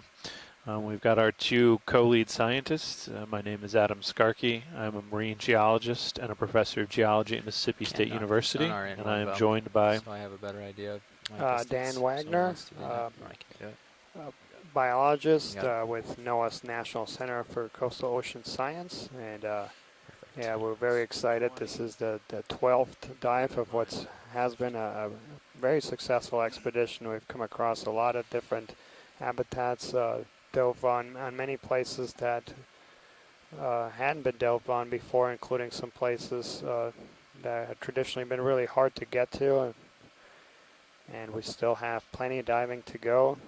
Another 3.5 hours today, and then weather permitting, another 3 dives before we have to pull into Key West next Thursday. I see where the edge is. Yeah.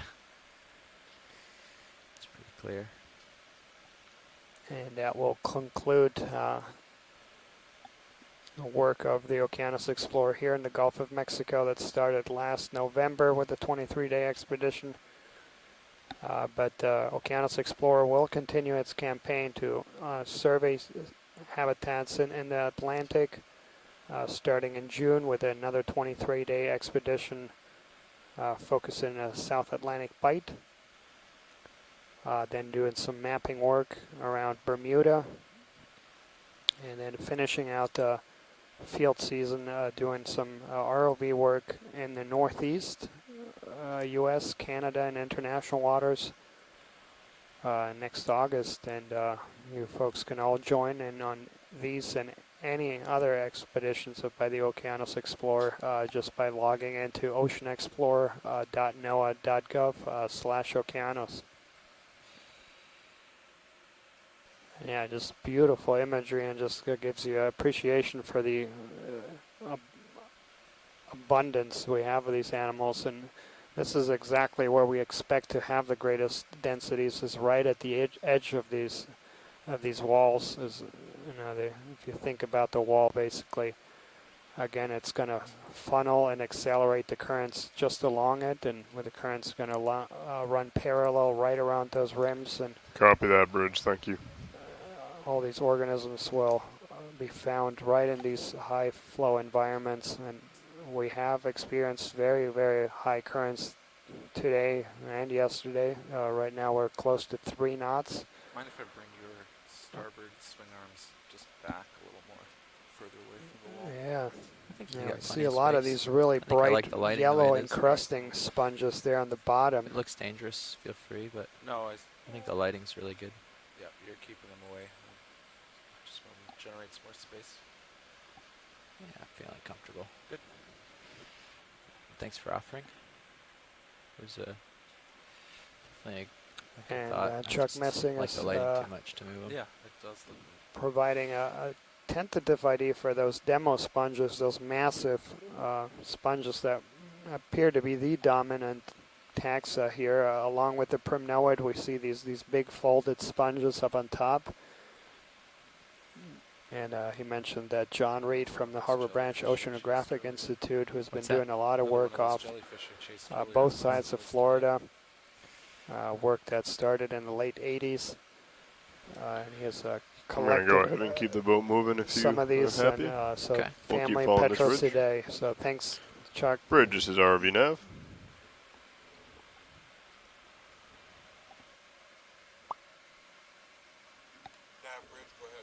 I'd like to make another move of 20 meters at 328 degrees, 0.1 knots, please. Seems like it could be odd. Curious what this is. Good copy, Bridge. Thank you. Sharp or something? Does that bring us a little bit closer, Nav? I'm getting Yeah, a if you little got a far second, back. let's get a snap zoom on that Yeah. shrimp. Come on in, video. So the the wall should start curving out towards the west here shortly, Right. and this will bring us along right with it. Okay. Unless you Interesting. copy that, Bridge. Thank you. Sneaking in a little closer for you, If you video. feel like you're getting out a little bit too far, I can suck you in a bit. Let's see. What's this? Okay. I'll hold this distance. That looks like good light. Picking up. Yeah, he's about 18 meters ahead of me. This is working for now.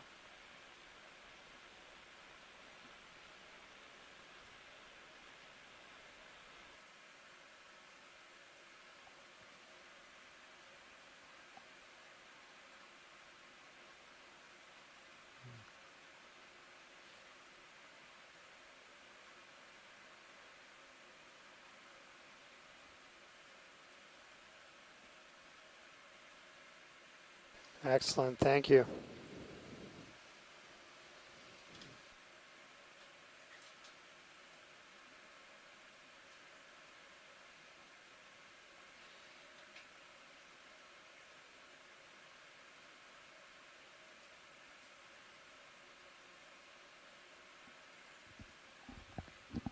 Yeah, I think next move, let's bring me in closer. Give him more flexibility. Copy that.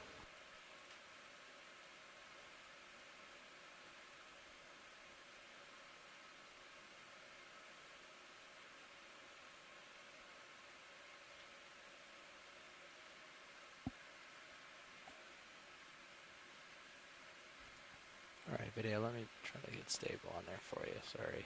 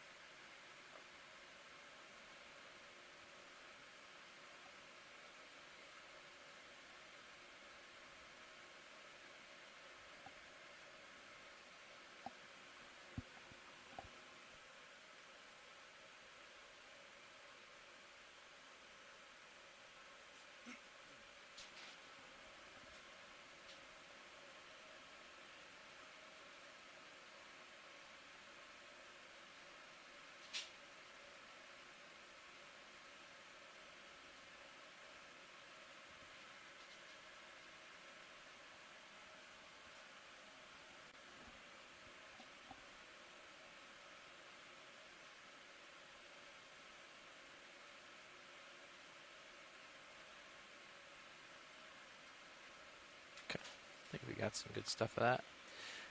Move along. Make sure we hit it with the lasers on the way.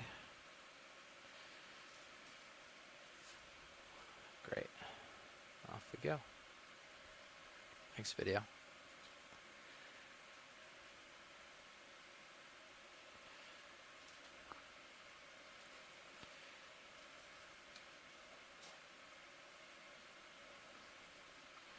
Still haven't quite decided which way the current's coming from. It's coming from sort of that way, but So yeah, let's see if we can. We got several black corals here, and it'd be excellent if we can get a good shot of that with the lasers. Yes, this And one here on these the bottom. these are massive, yeah. Yeah, those are incredibly large colonies. I think we might want to try So these are Forbites. going to be the Leopathus, I'll try dropping down first, see if I can and get it we've with the seen mains. them today. We've already seen at least 3 different color morphotypes of this species. So they can be bright orange or more more pale orange like this one. We've also seen Video, you can white snap in. and grayish. Good there. Get it a little bit with the lasers.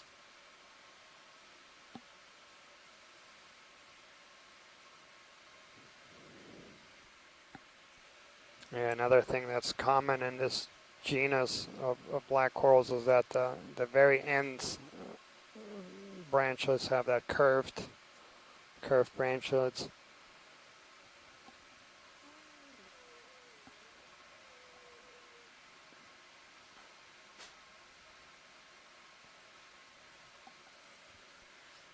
Excellent, that's great.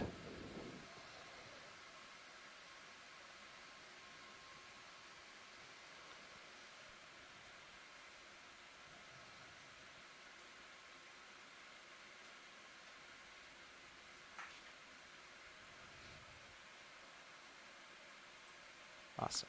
Thanks, video.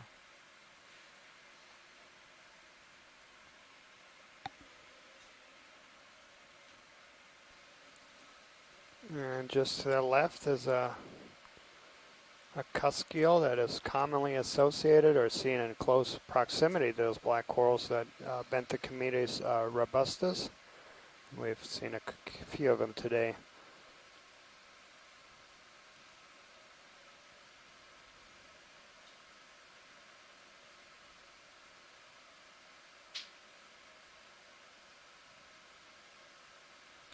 So yeah, one thing that's interesting, so we mentioned that this dive area, it's a relatively poorly studied area. Only 4 dives. All those dives are about 5 to 8 kilometers northwest of here. And interesting to note also is that all those previous dives documented some form of fishing impact, some like net, some ropes or crab traps. We haven't seen that today. There's another one of these Africalistes sponges with zoantid. That urchin that we saw multiple times yesterday's Gracilichinus.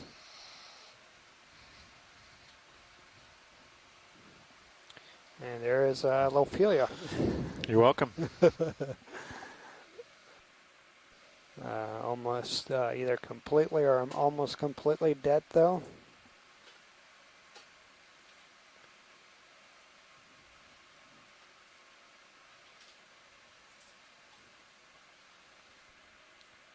And Chuck is pointing out just the amazing diversity of encrusting invertebrates. In those instances where we have zoomed in, you can really get a sense and an appreciation for how much life there is on these Can you rocks. come in a little bit? This guy was crawling. I'm not sure what it was. Just make sure it's something we've seen before.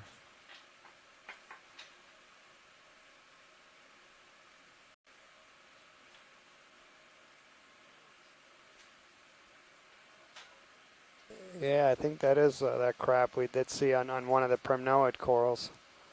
Okay, so you've seen one of these today? Yeah. Copy that, Bridge. Thank you. Okay. Well, I don't have to stay very long. I just wanted to make sure. Yeah, excellent. No, good eye.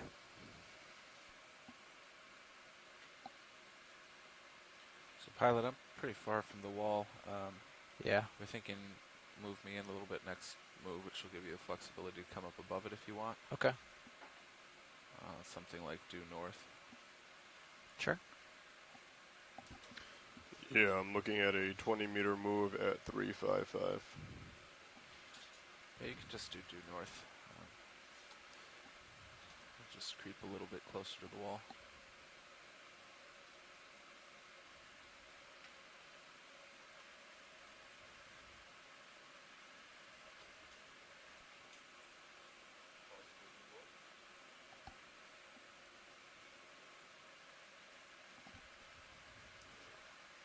Bridges is RB nav.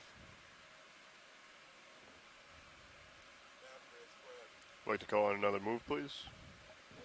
It will be 20 meters at 000 degrees, a speed of 0.1 knots, please. Okay, video. Well, one kind of Good copy, fortunate Bridge, thank you. byproduct of this new trajectory we've taken on this dive. So we originally had planned to dive south as we rode the ridge. Now we'll move north, and depending on how far we get, we actually might make it within the polygon that was initially identified as Okeanos Ridge priority area by the Gulf of Mexico Fishery Management Council. Important to point out there just about how these areas are designated or first identified. So in the Gulf of Mexico, the entire Gulf of Mexico is basically broken into these 3 square mile pieces, lease blocks, and so we have kind of postal addresses, if you will. You have zip codes. You could, it's kind of the analogous process, and so a lot of these places are first identified just by the lease block, and that's how the boundaries of these proposed management areas are established. It's just using that,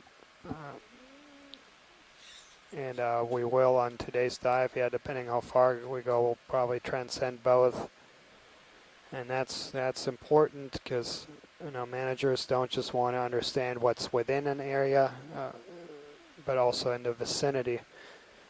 Can we get actually a zoom on that? Just right, the brownish colonies right above that squat lobster. Yep. Don't know if those are hydroids or.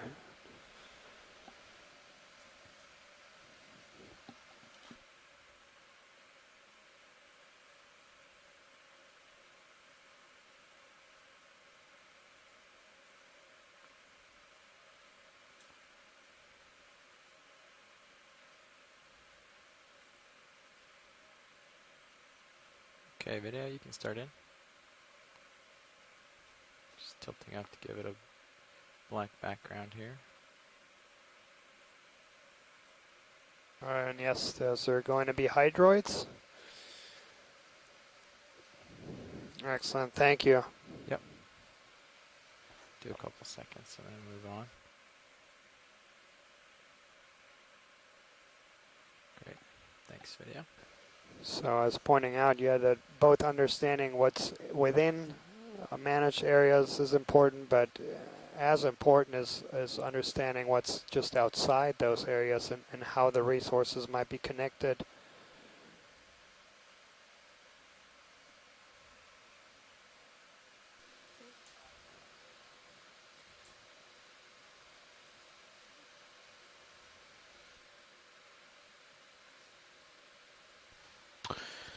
Just thinking a bit about the currents that the pilots have observed, I think what we're seeing here with these exposed overhanging plates of oxide, not only is it just dissolution of the carbonate rock underneath, but the currents flowing along here serve to erode and undercut those plates, pushing back the wall underneath here, leaving these overhangs we're seeing. And it's really interesting. In some areas, it almost appeared that we had growth upwards, but also growth downwards, and that some of the branching corals and sponges are just as happy to grow downwards from an overhang as they are to grow upwards. In a really, really unique kind of environment and habitat here we're getting a chance to see today on this dive. Yeah, absolutely. And for those folks that scuba dive, and when you have these kinds of environments in shallow water, these are some of the most spectacular places to dive on, because underneath these undercuts you will find completely different communities. On top, in places where sun reaches, you'd have all the photosynthetic fauna, and then underneath on the undercuts you would have completely different all the azooxanthellate, all the non-photosynthetic fauna underneath it, and yeah, so many of the most visited scuba diving sites are just like this. Of course, here we don't have that kind of zonation because all of these corals are non-photosynthetic. Is this a anthem or a Yeah, it mushroom looks. coral? Yeah, let's take a stuff or snaz. Yeah, I Snap in on this real quick. Yeah, it is. yeah, that's Does anyone else hear that high pitch? Yep. It just went away. Yeah, now we're troubleshooting that. Copy that, thanks. And so there we have a mushroom coral that's now retracted all of its tentacles and polyps.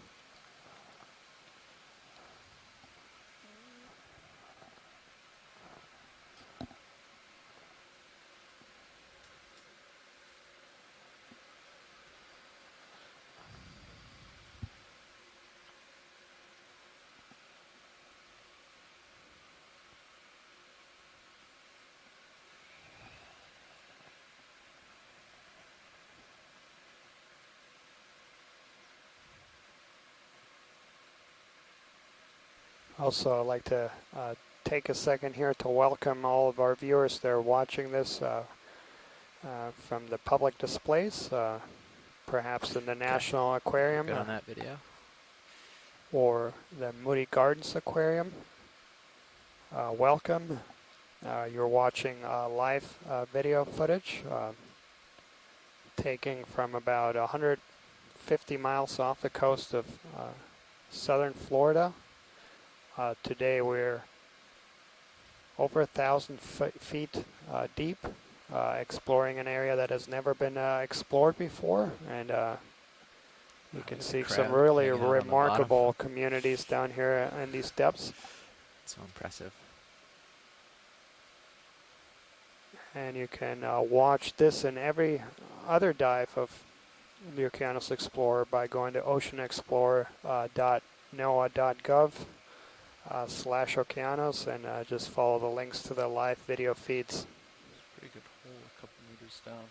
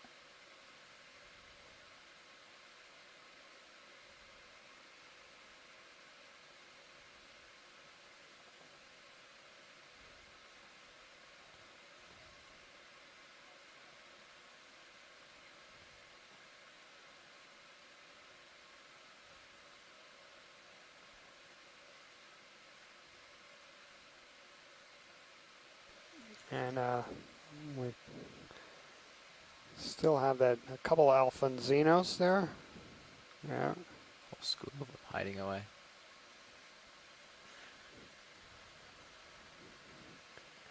Yeah, I think we found them. They're home.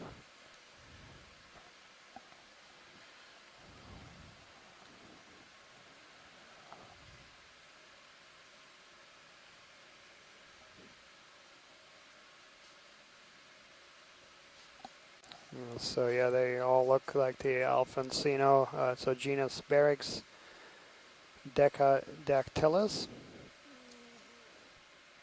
On a mission. No thanks. It looks like we almost have a natural arch form there with the overhang. I have to say this is one of the most remarkable landscapes we've seen in this expedition in terms of just the geomorphology of the land surface. Really exciting to see. All right, I'm going to go ahead and keep us moving if that works with you. Yeah. Did you guys get us a little closer in the last move? Yeah, and as you're pointing out the complexity of the geomorphology, and then Sort of zigging away that from us also, right then now. Yeah, I'm going to go ahead. we have so many 005. more diverse Sounds good, thanks. assemblages in these areas because every Okay. single Bridge nook is and already cranny half. has its own little micro environment, I'd and like so to make there's another move of 20 meters at 0. and you can see there how different the communities are up on top and below. 1 knots, please. And then of course you have all these little holes that are going to provide habitat for other things, and Good copy, it's a Bridge, general thank just the importance of structure, and you heard me talking a lot about the importance of corals and sponges for providing structure, but of course all the rocks also provide structure, and that's what just a lot of these animals need.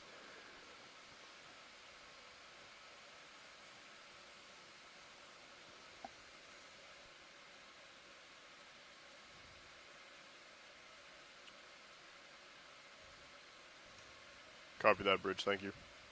A couple fish playing with your pole lights are making them flash. Yeah, I see them. As long as they stay out of the thrusters, we're fine.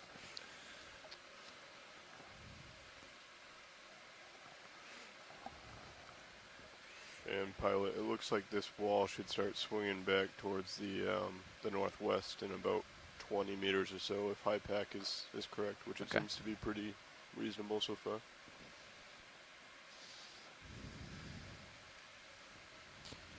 We seen this star already today?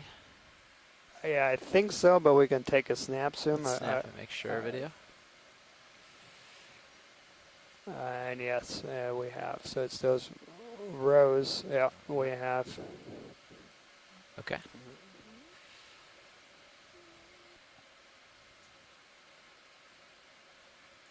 Actually, if we had the slope map that they use for planning often, that might be more useful for this. That's quite beautiful. That huge shadow of the Alfonsino. Yeah, we've got like 4 or 5 of them running around the vehicle right now. They followed us from that hole. Yeah. They're definitely intrigued. Yeah, and on yesterday's dive we had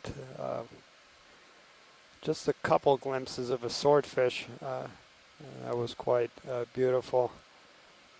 Mm.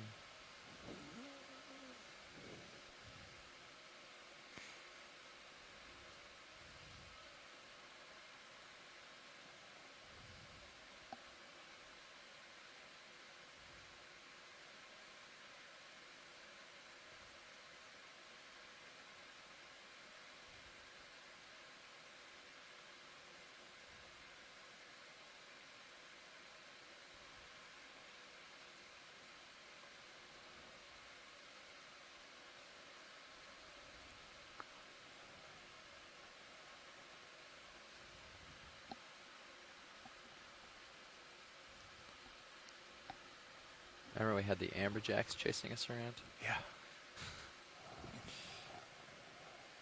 Turn around, there's 30 of them behind you. Yeah.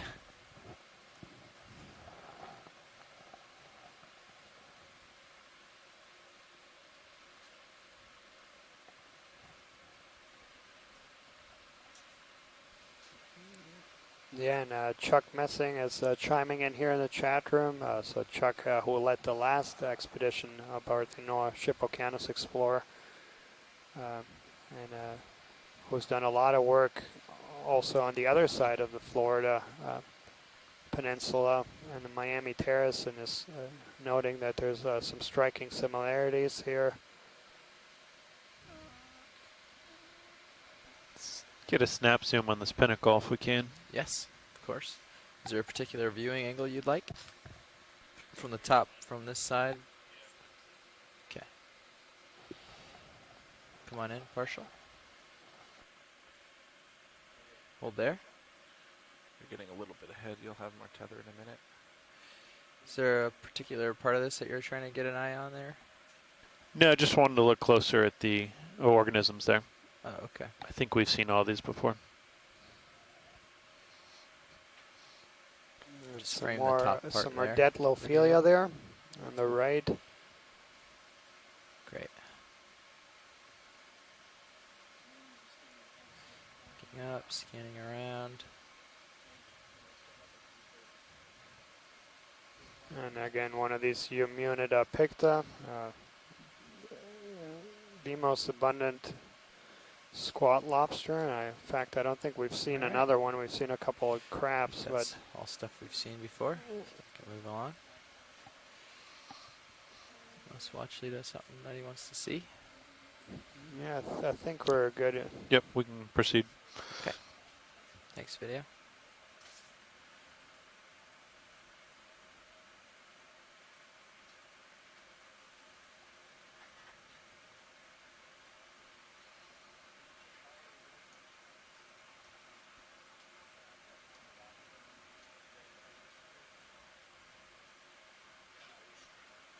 Out there on an island by himself.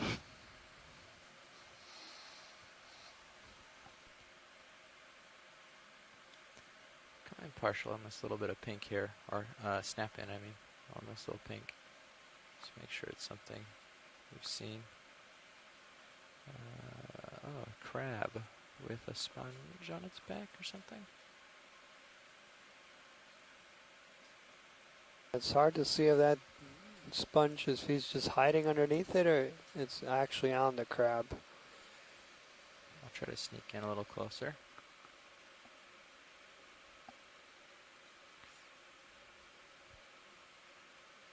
See if we can get some light.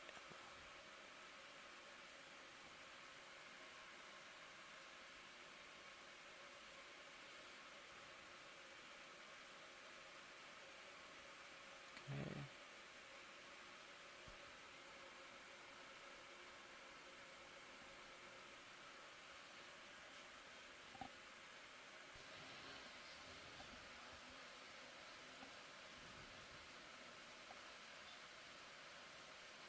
Looks like he's just tucked in underneath it.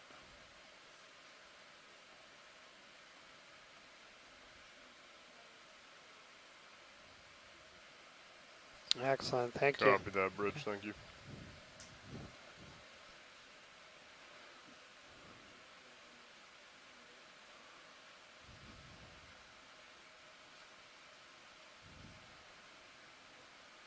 Okay, video. How are we feeling, co-pilot? You want to get a little bit closer to the wall, or are you happy there? I think this range is pretty good unless we want to come up on top of it. Hey, Daniel. I'm looking at camera 2, and I'm just wondering if you know what the blue LED lights on the side of the ROV are for.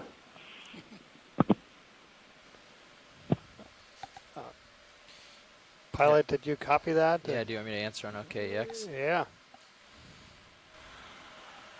Hi, this is the pilot speaking. The blue lights aren't for any scientific purpose. Watchley, this We is actually RV use them now. on deck because that's the that We are curious if rectangular you have any box interest in seeing is on the where top of the a ridge lot or of if our you'd like to keep electrical following connections the are side. made, and we don't want anybody working on in there while the vehicle's on.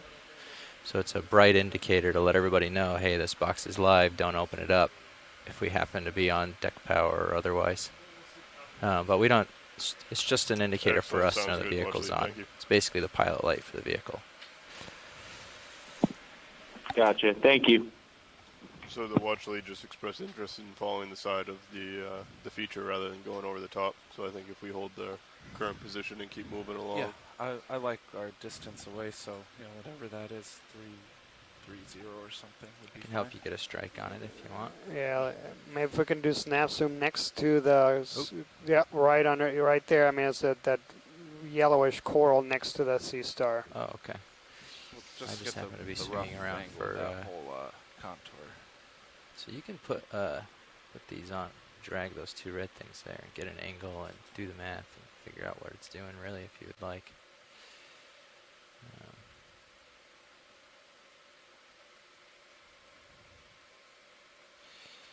Okay, video, you can start in. That's a lot of math. Okay.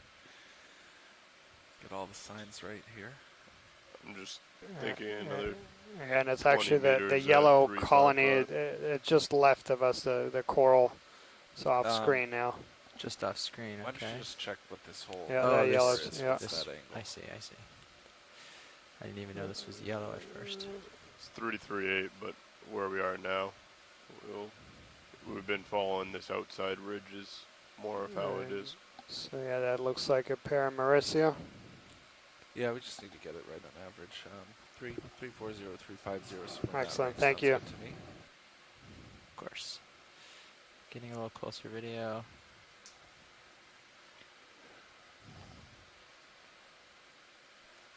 Bridge, this is RVNAV. We seen one of these today? Yeah, we, Like to call we another have move seen a of couple large 20 ones yet, but we meters didn't at get a good 350 close-up, degrees, so yeah, it's a great. speed of 0.1 knots, please. Sneaking in. That looks like it's close enough. Try to hold. Good copy, Bridge. Thank you. Okay, I'll hold stable. Best I can.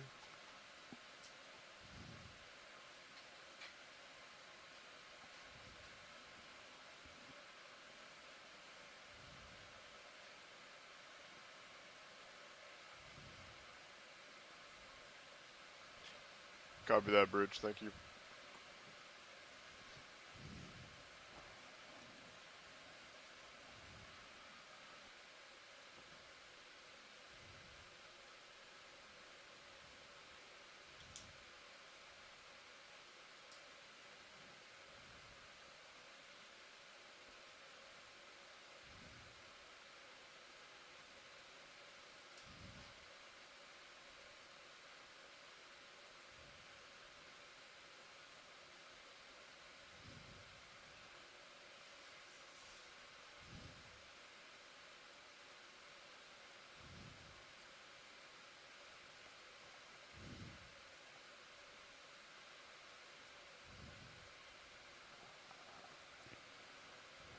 Okay. Got some time on that, I think, with it in focus, yeah? Yeah. Move along. Thank you, video. I'm falling a little bit behind you. Okay. I won't go too quick then. Trying to keep my heading constant so you can gauge progress left-right rather than forward-back like usual. Sounds good.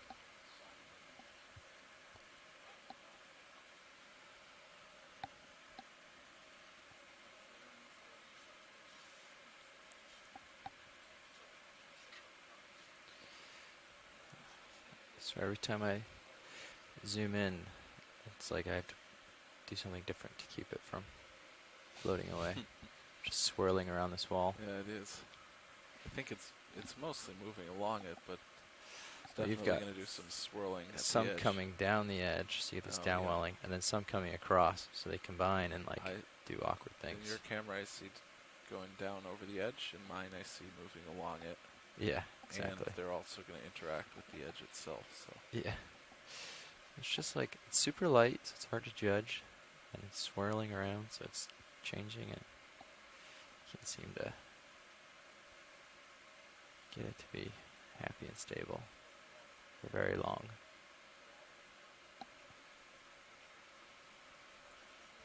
I turned my gain up, so I had the fine-tuned control again. I'll have to turn it back down when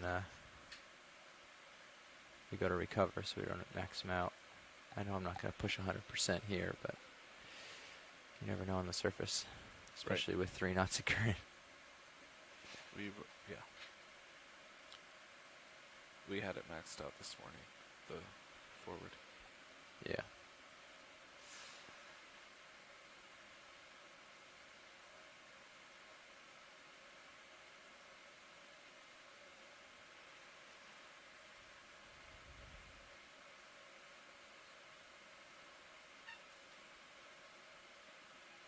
Just going to tilt down a little and drop down. I see a big overhang coming. See if there's anything hiding in this big hole.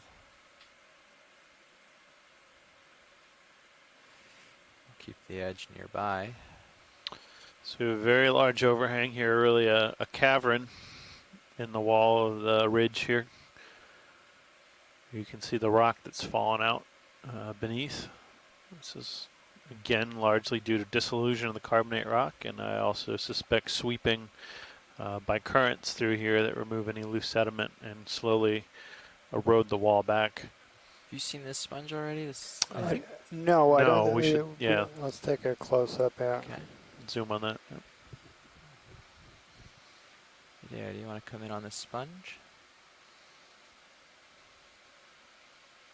or whatever it is. I shouldn't assume a sponge. That is a sponge. Sneaking in video.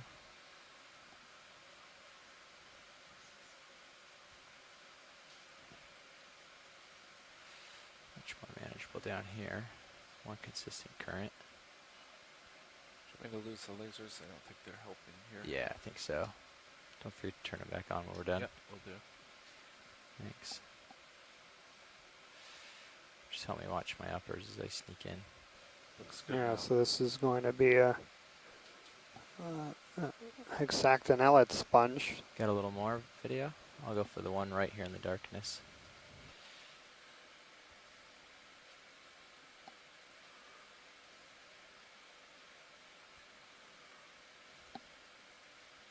Is that max? Yes. That's max. Okay, I'll hold this.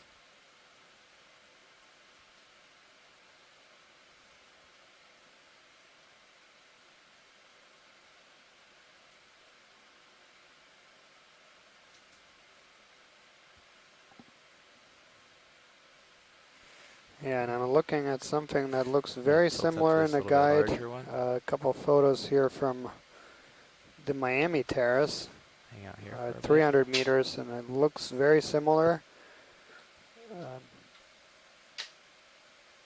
But that's only identified as hexactinellid.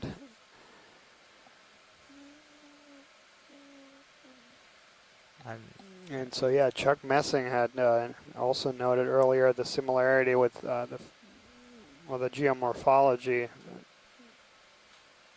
with the Miami Terrace.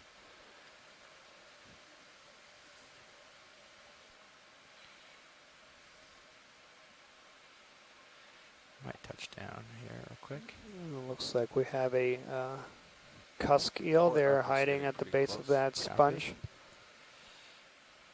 Coming down for the landing, maybe. Tilting up.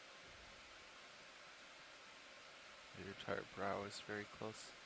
Copy.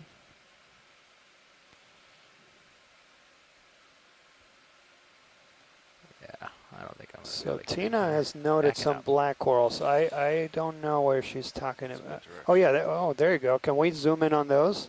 The yellow black Yeah, coral? yeah. If I'll they just are scan. indeed, then that would be something new for here. Okay. There's a couple here on the well-lit face. Is that good, or do you want the ones coming off the edge better? Yeah, whatever's easiest for you. Okay. Well, These over here are good for us in terms of the vehicle.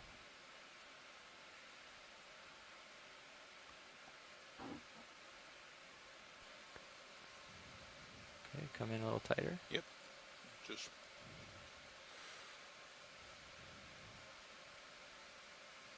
and that's max. they are indeed black corals, and this is going to be something new for this area.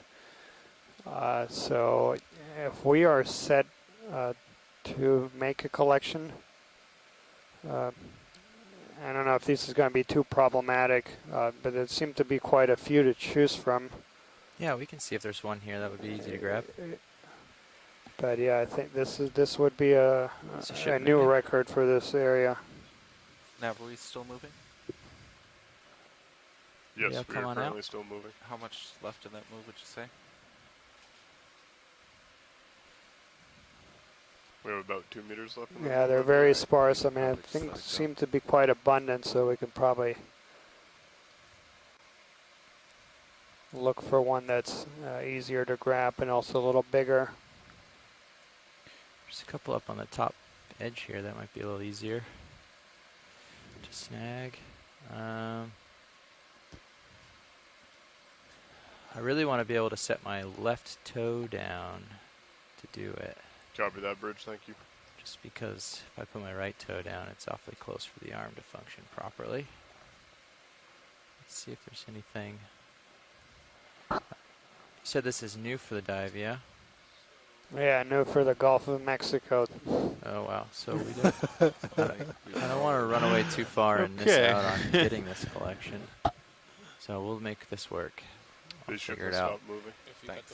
Copy. Can we bring the uppers in just so that we take that element? Stow them entirely? Yes, just stow them Can you entirely. back off, Yep. for me to do that? Yeah, I'm backing up. Thank you. Hydraulics on.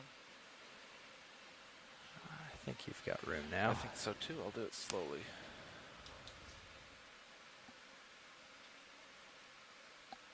We're just stowing our upper swing arms, watch lead, so I can get nice and close in here and not accidentally bump the wall with them and break our swing arms or something like that. Yeah, So copy that that. takes 2 seconds to do that, and then we'll get back in and set up for a collection. Well, depending where shield is, there's blue and white on the headsets. We're stowed. Your microphone. The swing the lowers all the way out.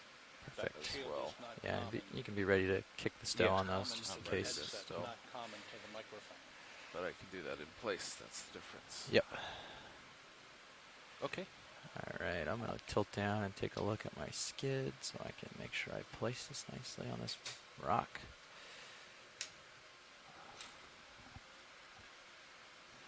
Stable, tether's good. We got plenty of time. Great. See what we can get here.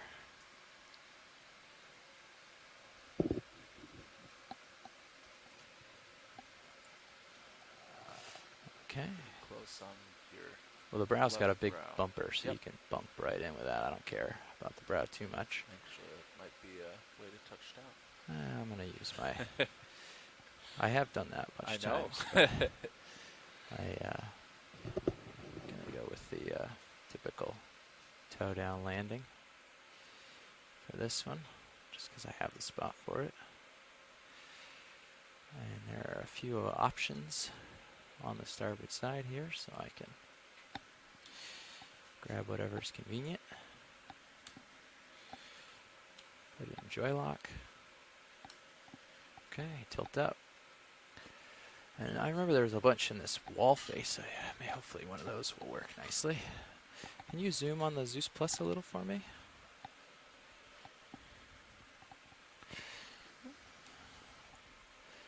Thank you.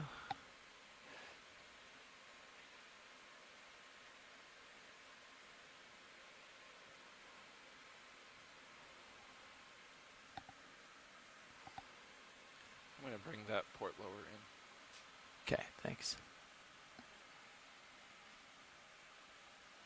Great. Perfect. Okay. Let's see. I was hoping to catch one of these sort of dangling off. Can you get the mini Zeus sort of looking down the strike of this so I can see Yep. our biggest version? I'll put it up on my screen. Yeah, perfect. This is pretty good. You're pretty stable? Yep. Awesome. And Nav, meanwhile, can you think about which box we might want to use if we grab some of this? Probably It's available at Port least. Outer, I think. Oh, look at all those up there. So far, the only box that has been taken is the port inner. So you have the port outer and both of the starboards available. See if I can reach that stuff. Collection. That might be a good, those might be a good you candidate. Help, bring the arm there? No, I think I can get it there. All right, we'll plan on... Hydraulics port. spun up. Yep, you got full flow. Okay, starting arm. Plan on the port outer. Indexing. And flip the jaw over here because I'm going to be cutting from that angle. And let's see if I can get close to this. And now, do you know what that is in the port inner? Is it something that might float away? There wasn't a note in here, but I believe I heard the watch lead say earlier that they had picked up a piece of coral. So I'm assuming that Yep, bio is coral. That These are pretty Yeah, that's small. correct, Nav. Copy that, watch lead. And co-pilot and pilot, watch lead just confirmed my my hunch that it is coral. Great, thank you. Trying to find a big one dangling off here. Can you come out a little on the Zeus? Just look at some more of the options here. They are very small.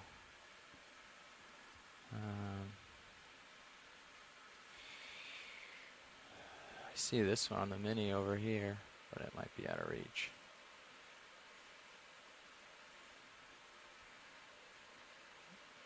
They look bigger from the mini Zeus.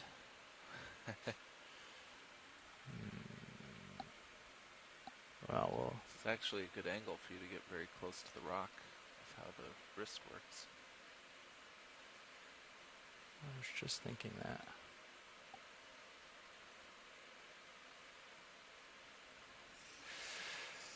I think I'm going to turn on the forward lights to get a little light in here, and then maybe we can zoom in a little closer. See if that helps. Just for a quick look.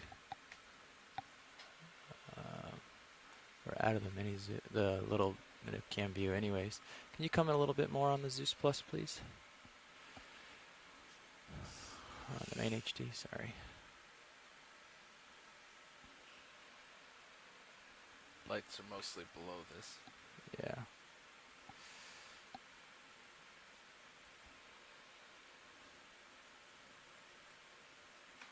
I'm going to try something with the swing arm.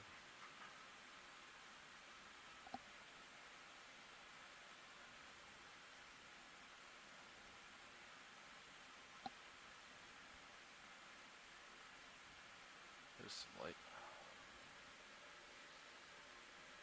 I think I got a bit there. And the jaws. They're very small, but I'll bring it close to the view. We'll make sure. You can see a little bit poking out the squishy part there. Zoom a little bit for me, video. Let's make sure it's there. Yeah, see the couple polyps? We got like 2 or 3 or 4 stems. Is that okay, watch lead? Do you want to try for more? Yeah, I mean, if we can secure this a bit, yeah, I don't know if we can try to get a little more, because, yeah, these are tiny. Let's secure this and then make sure we get some at least, and then we can go for another grab to get some more. Excellent. Thank you, pilot. Right here. Yeah, we definitely can. I'm just going to come down. Mini Zeus there. I'm going to follow you with Mini Zeus. Okay. And where these are a little bit smaller, would the starboard inner be a better place to put them? What's that? Would the starboard inner be a better box to put them in where they're smaller? And we'll have the larger boxes in case we find a larger specimen. Okay. Yeah, I can go starboard inner. Okay, let me switch up my pins. We can kill the front lights for a second, just so we're not blaring our arm. Forget it's not multi-touch. Thanks. Following you. Thank you. Okay, I'm over the starboard inner. Ready for me to extend? Yep. There we go.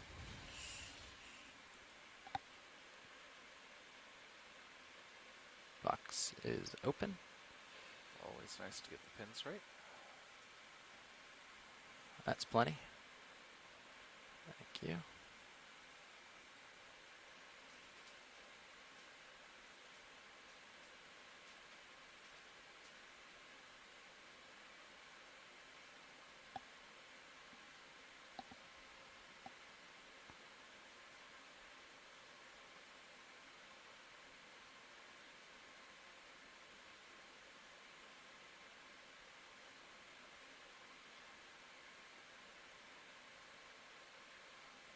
Release them. Let's see if they go down.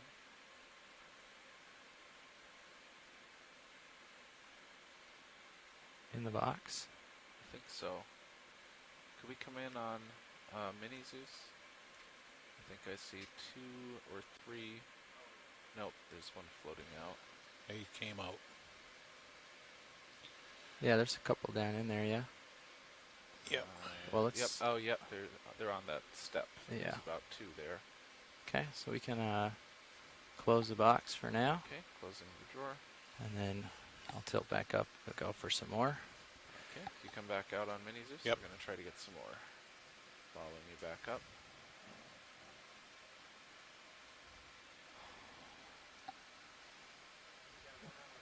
Oh, there's that guy right there, sort of hanging off. I wonder if...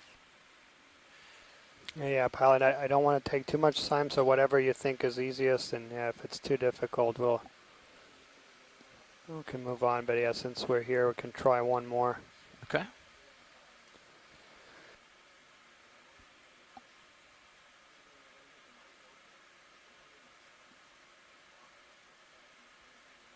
Try for a slightly different angle and grab here. Might be easiest to wait 100 years or so and come back when they're bigger. Yeah. Again with the lights, maybe. Lights on. Yeah, thanks.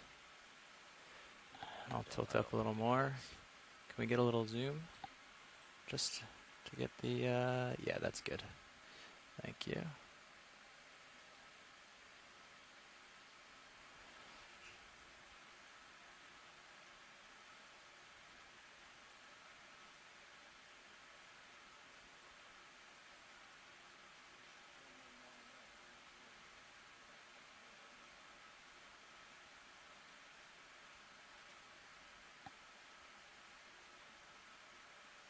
Look good. Secured an additional couple of stems there. Excellent. Following you back to that drawer. So yeah, for those folks that joined the 2017 expedition, we did collect a black coral specimen there. I think it was actually on the very first dive, and those were bigger colonies, and they were clearly the morphology that we've... Hold on, zoom please on the mini. Come out a smidge. There's good. What has been traditionally called the allopathies. Yeah, they Flip do down look towards different. towards the box. For me. Yeah, these are more encrusting and it's single polyps. We do can have a open up couple the shallow box. species, water species that have this growth form. Open drawer.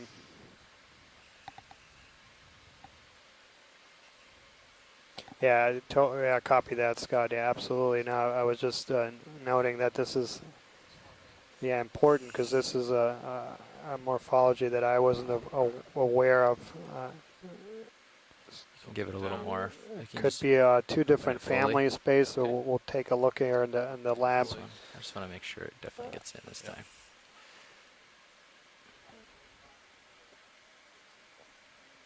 That's full open. Great, thank you.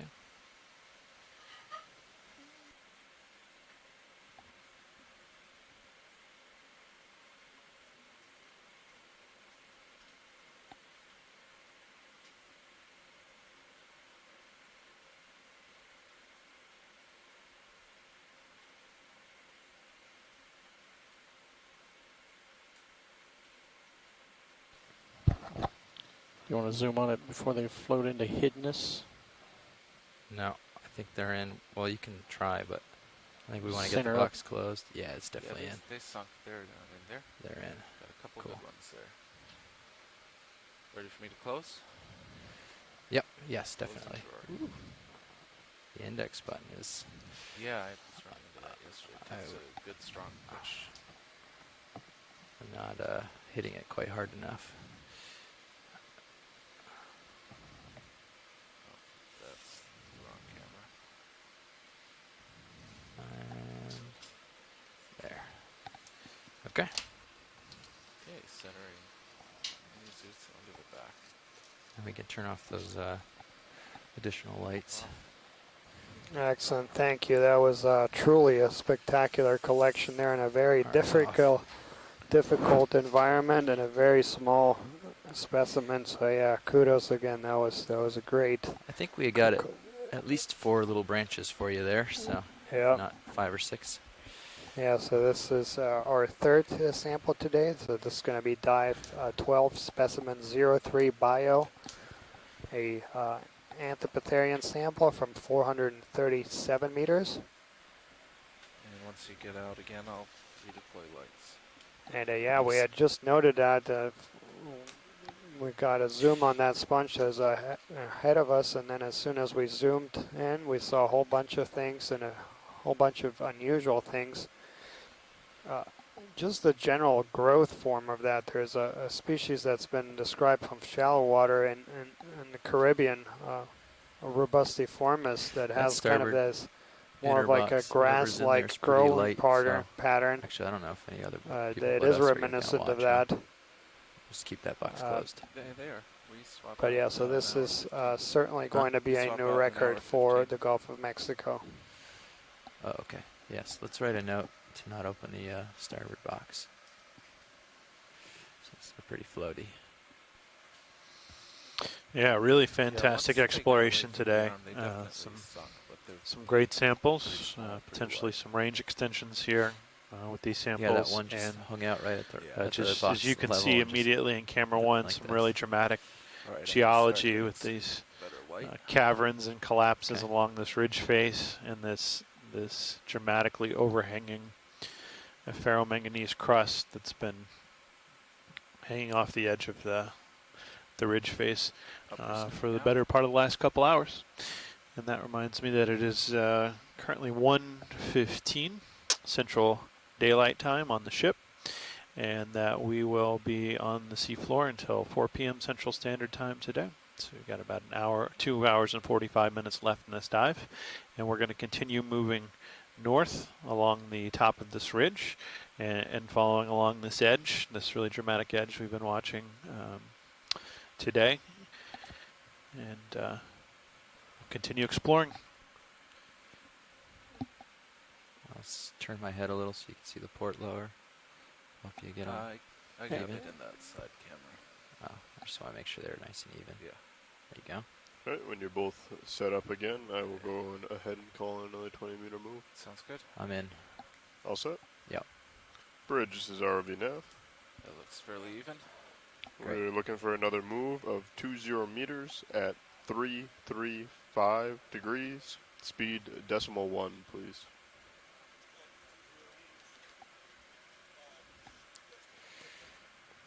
Not Good sure what copy, this Bridge. Thank is. you.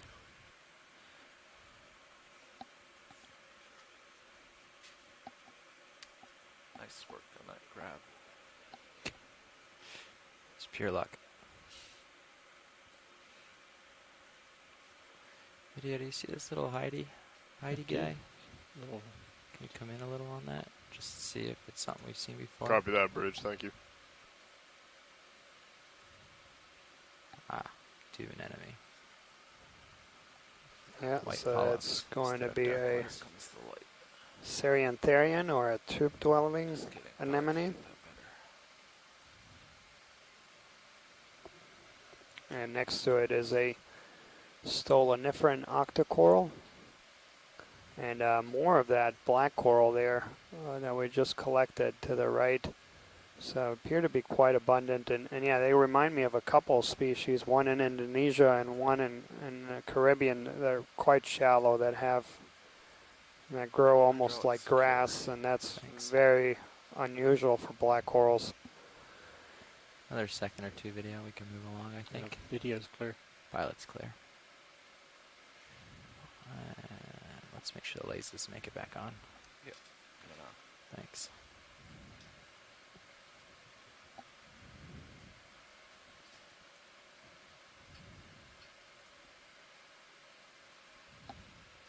If you have a second, the wire cam, a lot of prop wash. Hmm? A lot of prop wash in the wire cam.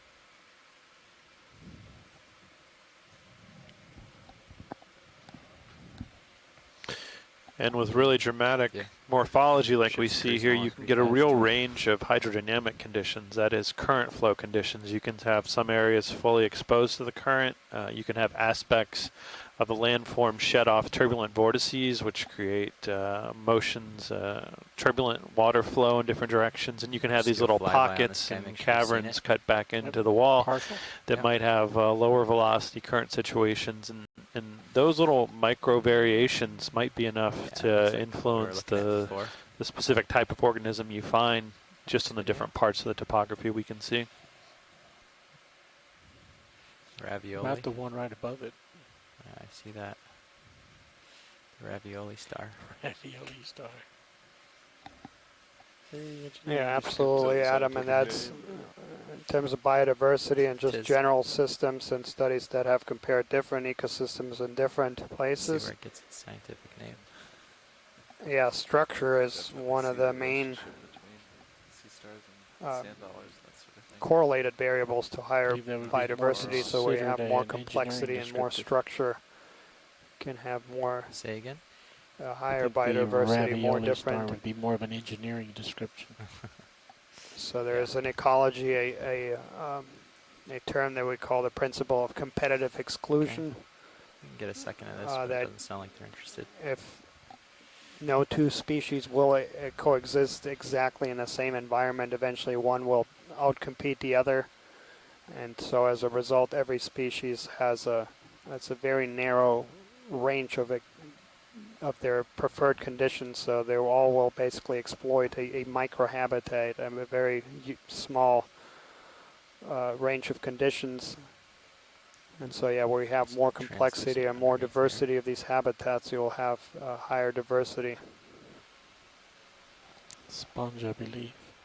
Is that what that is? Okay. I saw the yellow and I thought maybe that was like a head or something, but I guess you're right. It's just a sponge with something in front of it. Okay. We can keep going, I guess.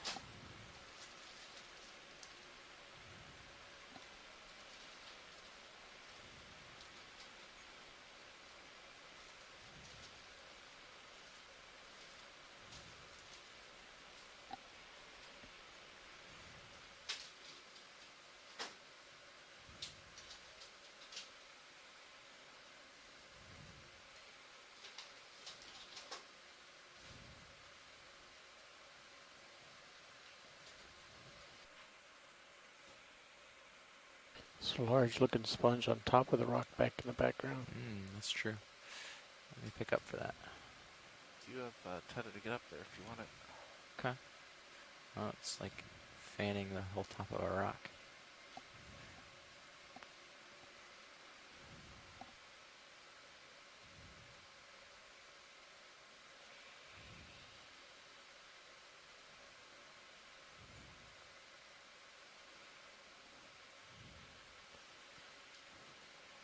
Yeah, you can come in a little bit. Just frame it for now. We'll get it with the lasers and see if there's any interest. Oh, it's like those, we collected some of this when it was huge. We saw a school bus size of this. Are you sure? Or is we just seeing a flat surface? I don't know, you can come in if you want to see it more. I think if you were to spin around, you'd find it's flat. Yeah, so up on top, this is definitely the dominant sponge, that and the primnoids.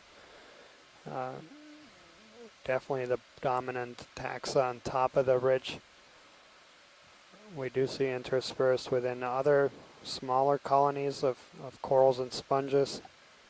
But in terms of the big organisms, it's both the sponge and then the primnoid behind it.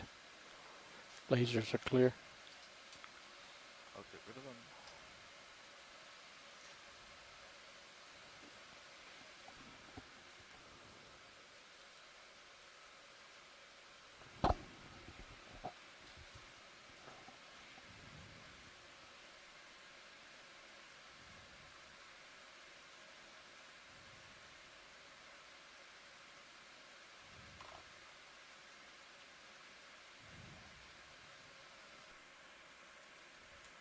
So science, which side of this would be the collection side?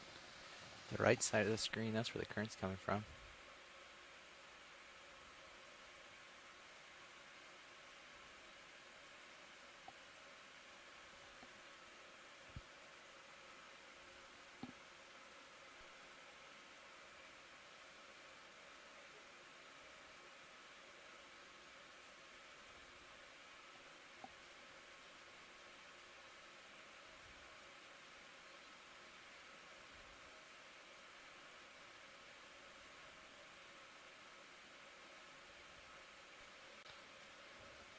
Plan on keeping the ball rolling with another move if that works for the two of you. I bumped Yeah, the rock. I'm, Alright, thanks video. probably Yeah, pretty now good the space directionality there, and we see that here on top so of the maybe more like top of the 340. features that all these sea What was the fans last and one? even It the was sponges, 335. so Alright, those that- I organisms think that that'd be have fine some again. kind of directionality all seem to be lining This up. is already enough. Not exactly. Would like to make another move But exactly the presumably same. they're 20 all meters presumably at oriented to the 335 predominant degrees, current speed decimal flow. 1, please.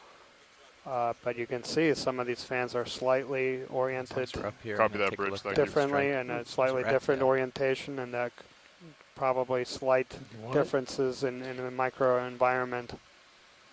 Laser's coming back on. Permission to push in tight on Sirius. And yeah, so this I believe is Yep, going to be in the fine. genus Nizumia. Copy that, That Bridge, very thank you. pointy nose. That's characteristic for that genus of rat tails or macrurids. Video if you want me to frame it any differently. So that's the Well, first that's real time. good where it's at. It's the first time we've recorded a macrurid today. They are some of the most common, are the most common families in the deep sea. So we are here right in a transition. So this is still pretty shallow for deep water ecosystems, but Off he goes.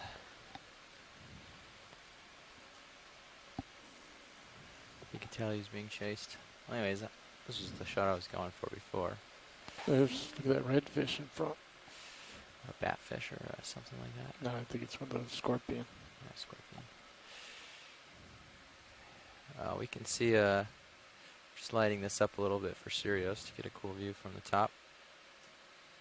And for us to be able to look down it. Tilt down on Sirius camera. Down. Put the ROV at the top. It is a bit turbid waters. South chain up there. Yep. So let's see, the strike is 345.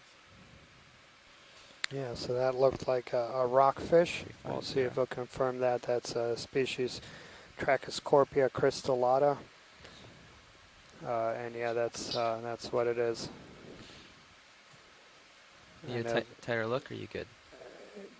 yeah, I mean, if we have a second, we'll just so we have that on record. So. Yep. Yeah, and so that is indeed, this is a rockfish, Trachyscorpia crystallata.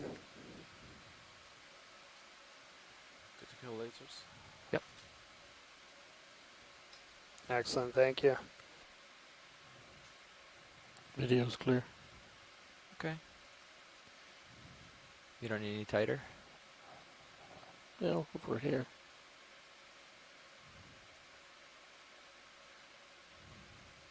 He's got something above his eye there. Yep. I can see the ROV in his eye too.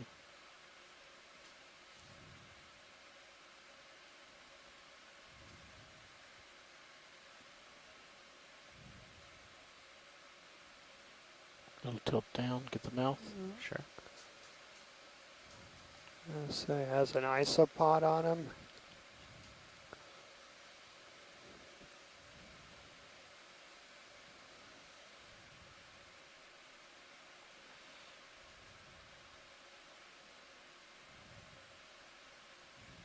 Okay. Happy with that? Great. Ready when you are.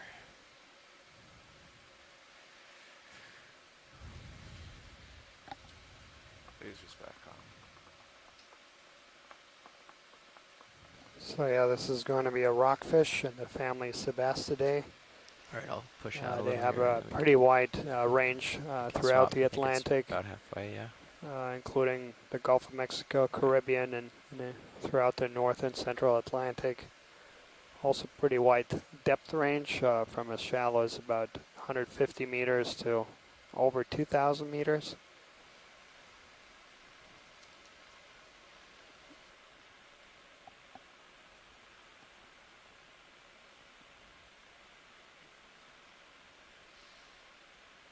No way.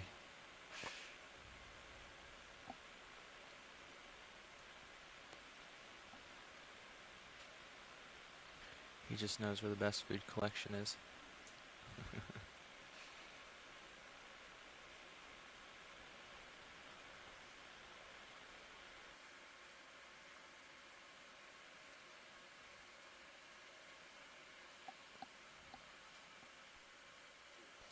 Yeah, and we typically think about squat lobsters more like the one in the back, like perched up on top of corals. So they also like to be in flow high environments, and it's basically using that edge the same. So now there's going to be a coral of interest that sparsely branched Yep. to the left and with a crinoid. Let's see what This is something new that looks like a bamboo coral and looks more like Isidella, so let's see if that's indeed that. And that'll be the first time that we've seen that today. Is that a white urchin back there on the right also? Yeah, now we have another one of these urchins, and we can sea see. star in the straight in the background of that sponge. Yeah, we see a couple.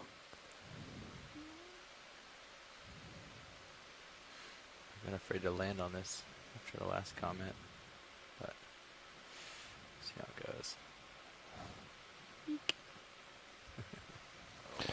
I think you're far enough away from the edge to tow in here. I'm right on the edge.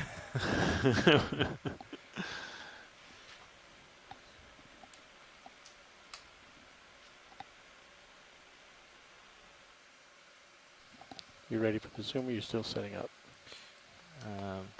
No, you can start zooming. Yeah, go ahead.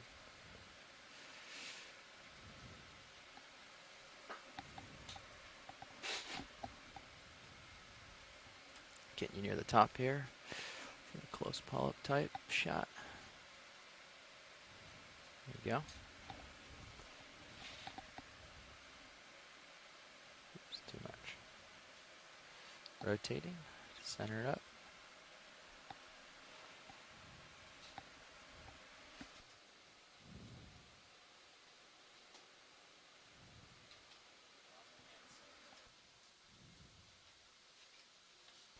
So we're just going through a piloting change here in the front row as we're zooming in on a bamboo coral. And I don't know if Scott is still with us, but Auto heading, joy lock, great. so yeah, there's a question here. Bring that down a little bit. So we see a lot of massive aggregations of those primnoids here on top of the this feature, and definitely the most dominant species here. And we did collect one of those. So it's, I mean, it is a primnoid that's focus on there. Start on the back. Work our way near us. Forgotten number. Sorry, you just cut out. Hey, Daniel, this is Peter. I think I see some eggs in the pharynx of these polyps. Got any more zoom? Negative. Full zoom. We're full. Yeah, hard to make it out. Yeah, we're our full zoom. Any idea what this is, Peter? You want to get closer? Genus-wise? I could do that. Yeah, if we want to tilt down a little bit and look for some of the branching. Yeah, so we're we'll going to come up and get a little bit closer. Yeah, I couldn't see whether it was nodal or internodal. Maybe get within still camera. The branching morphology resembles Isidella. Yeah, that was my first guess too. Yeah, go ahead and light it up.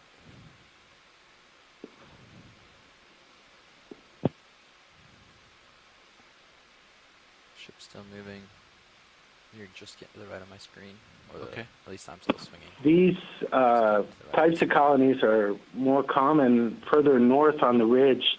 It's interesting that we're starting to pick up a few of these. I wouldn't be surprised if the primnoids diminished as we went further north and the bamboo corals became somewhat more common. Thank you.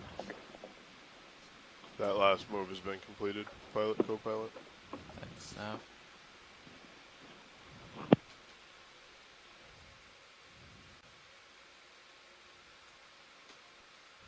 Okay, video, you can come back in. One of the interesting characteristics of these bamboo corals is that as we zoom in here, you'll see that the polyps are contractile, but they're not retractile, like some of the mushroom corals we've seen. So they can contract, but they can't kind of suck into the skeleton to avoid predation from slow-moving predators like the sea stars. That's max zoom. Excellent, thanks, Peter. Yeah, and if we can just pan down and just at one of the branching points, that's going to be important for ID.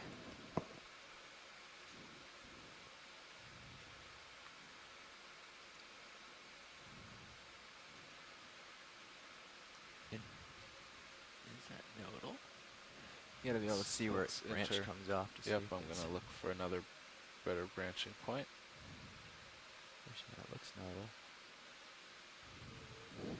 I think it's enter. It's down. It's like right Yeah, after. it just looks like right above the node. Yeah. There's a mysid or a possum shrimp there as well.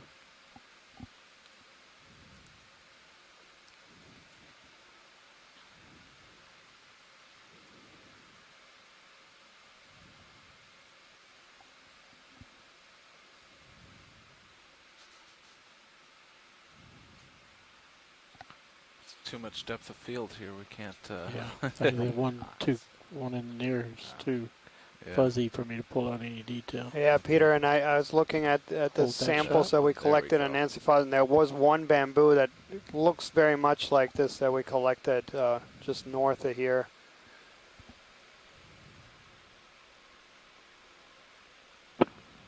Yeah, very similar in appearance. It's certainly a bamboo coral, Isididae. Yeah, excellent. Thanks, pilot. All right, video whenever you're done. Just get a full screen shot. Okay.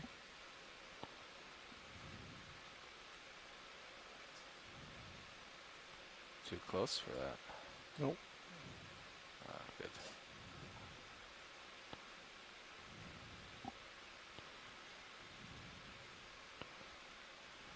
Okay, video's clear. All right. Light's coming out. Lights off. And something interesting forward towards that white sponge. It's not a great direction for That's me. fine. See it over there? Yep. All right, we'll try to take a look. You're good. You got room to go that way.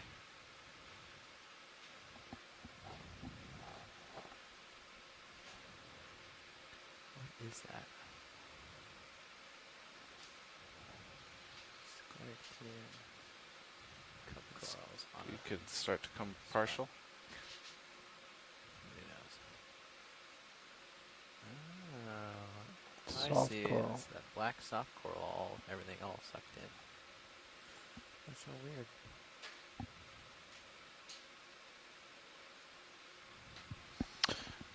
So it looks like a variety of soft coral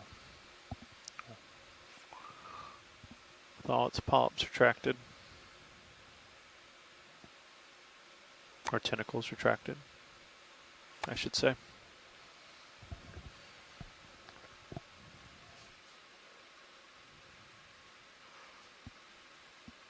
Okay, video's clear. All right, come out. And I'll make Copilot a little happier. Get All back right. in his view. Copilot's happy.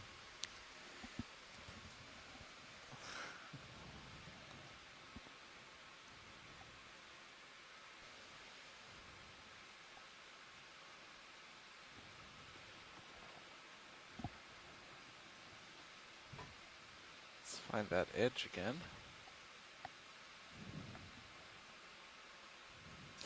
But yeah, what do you want me to do with your swing arms? See something in serious view off to your right, flashing. To my right. Yeah, it's the very right edge of Sirius. There's a fish. Just keep going. Yeah, I am.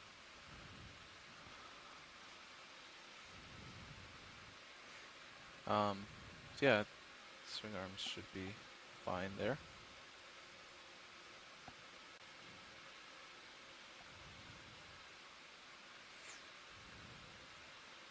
All right, getting back into view.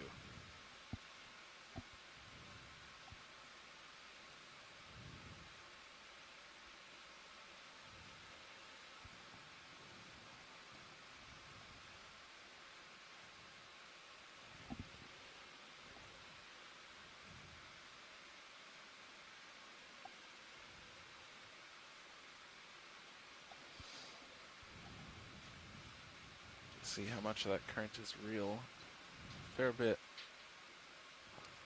Urchin in the lower left.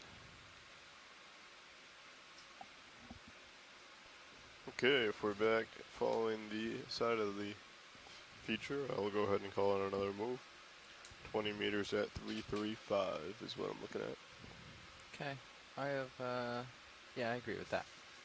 Or maybe a little bit more north of that. It's more north. Maybe like 345, 340. yeah, 345 is good, I think. Copy that. I will call it in. Bridge, this is ROV Nav. I'd like to make another move, 20 meters at 345 degrees, a speed of 0.1, please.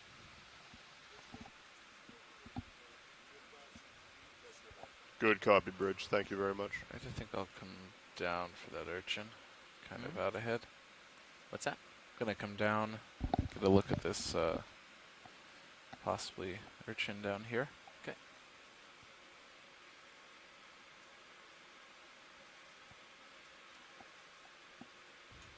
Copy that, Bridge. Thank you. That one on the left looks good. Let's come in on this.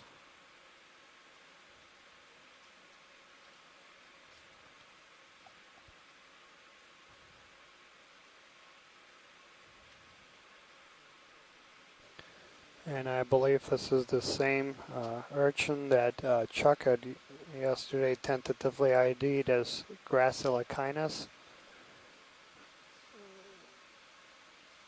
And yeah, every time we're zooming in on the rocks, especially on these underhangs, we see a lot of invertebrates, including these very unusual black corals that we collected a sample of earlier. A lot of demo sponges, encrusting sponges, a lot of polychaetes. There's an Acanthogorgia.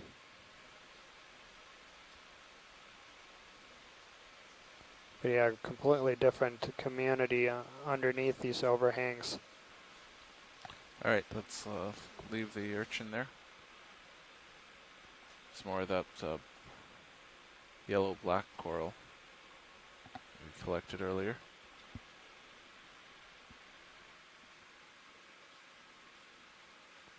I don't have a vent on to listen.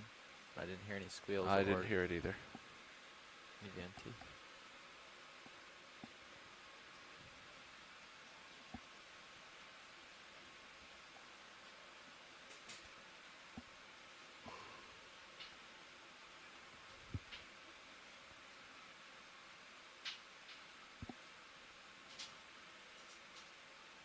Yeah, this is the rock I want to collect.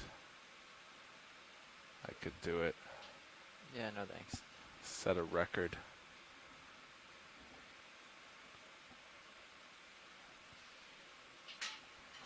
I don't know where I'd put it.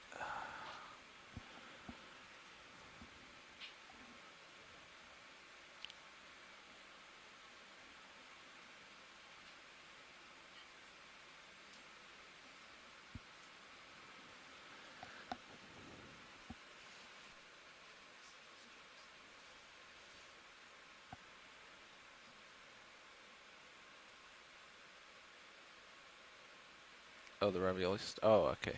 I see it. This one might be different. That's what it's called. Come in.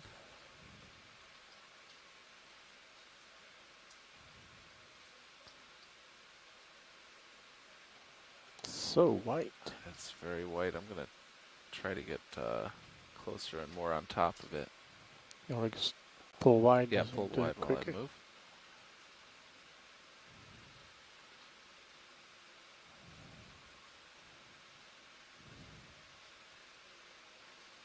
Alright, you can go back in. I've not seen an improvement in the lighting yet. Okay. Yeah, this does look different. Okay. Let's come back out. I'll get in close. Yeah. And maybe back up a little bit because get it in your actual light pool.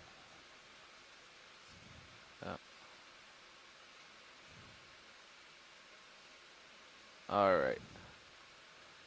Let me stabilize here. Okay, one more try. I think it is that white.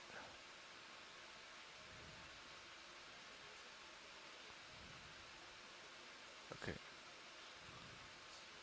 Current's pushing me. Yep. Pilot watch lead 2. Go ahead. If you're towed in and stable here, we might try and pick up one of these rocks since it's representative of the top of the ridge we've been seeing all day. Yeah, I see that. Okay. There's, I think just to my left, there's maybe a couple good options. Yeah, possibly to your left and just under you.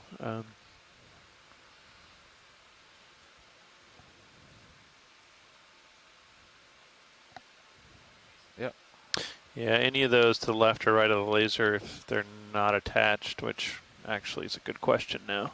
Looks like right there above that white thing on the upper left. It's a 12 centimeter collection.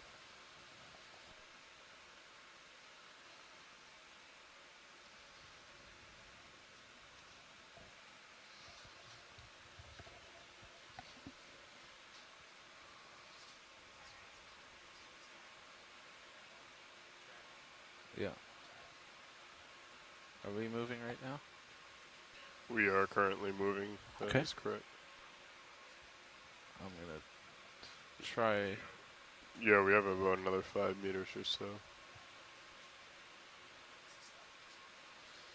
Okay. We're gonna stop the ship here. Bridge, Watch this is lead, RV so, now. pick your favorite here. All right, if you look bottom center, you see a particularly found a black rock rock. we'd like to The pick up. If we lasers, could come to an easy stop, I think, are please. just below it. Thank you very much, Just Bridge. saw them. And that.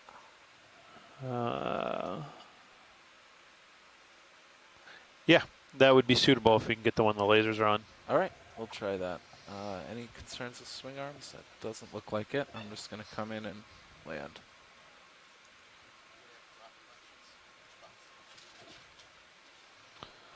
We currently have a geo sample in the starboard forward, so the port forward should be available. Yes.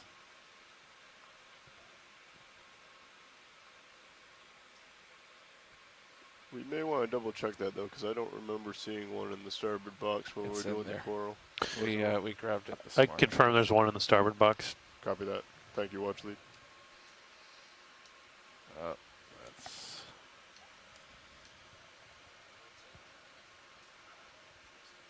Yeah, I know. All right, I'm gonna try that again. Thanks.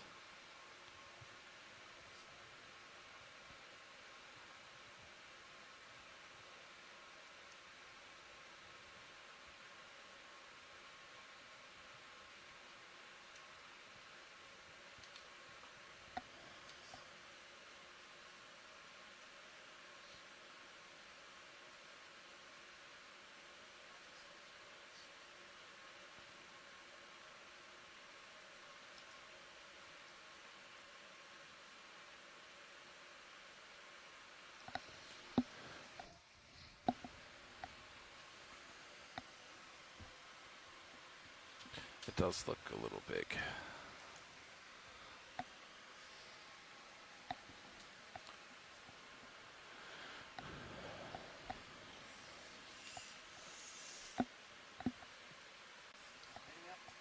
Sure, if you're comfortable. And we have flow. All right, hydraulics on. It is pretty big.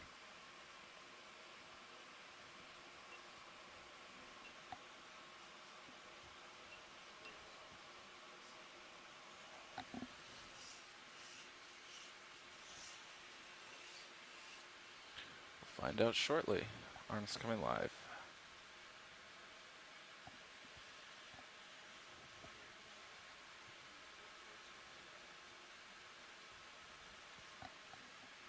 Copy. Yes.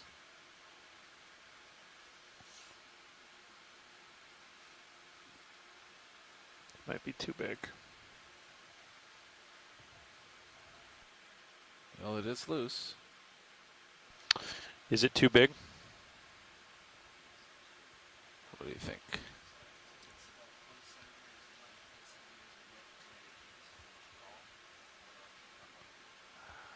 Okay.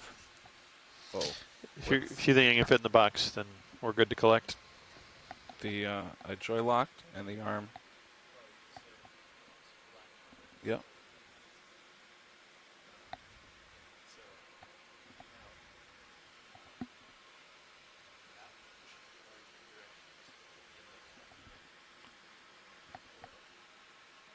Yes, if you Okay. just Copy that, Rich. joined Thank you very us, much. we're setting up here to attempt our fourth specimen collection of today. So we collected a rock early in a Indexed dive, again. and then we also Okay. collected a primnoid coral later, and that's that dominant species that's on top of the ridge. And Yes. then just a while ago we collected I held it for too long. a black coral Okay. that is Yep, pretty fine. abundant underneath these undercut ledges. Didn't Currently at 437 meters. Right, I've been pushing and holding more because it seems less responsive. But okay. Yes. Maybe wing in a little on port side. Get that. Yes.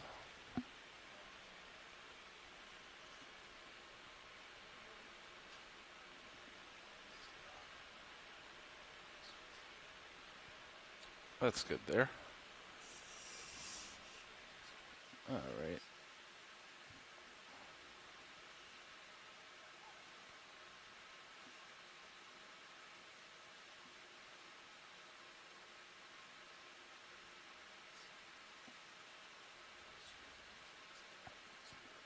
Yeah.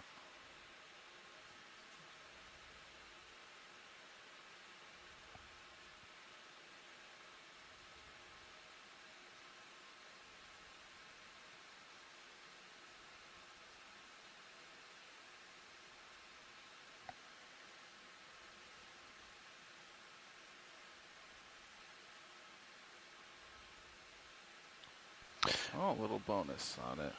Excellent. Yeah, why don't you tilt up? We'll get a little twirl. So we see a little sponge attached there, and this is clearly the material that's making up the surface of this ridge. That crust that's making up the surface that we're seeing is the overhanging ledges. So that's going to be an excellent sample. Great collection. Couple more there. Yep, a couple more sponges Did you attached. want to zoom on it or just go from here? Yeah, let's get a quick zoom on that. That'll help me kill some of that backlight. Sure.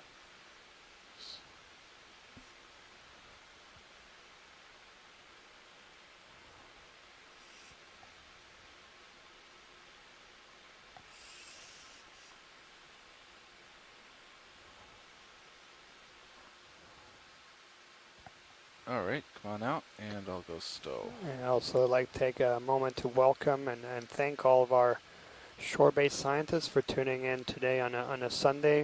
We have several of the exploration command centers active today, and we actually have participants today from far and near. We have including some international participants. Earlier we had Asako Matsumoto joining us from Japan, and we have Tina Molotsova joining us from the Shirshov Institute of Oceanology in Russia. And we also have Joanna Xavier joining us from Norway, so yeah, welcome. And thanks so much for joining us. We still have 2 hours left of exploring on what has been a pretty exciting dive today.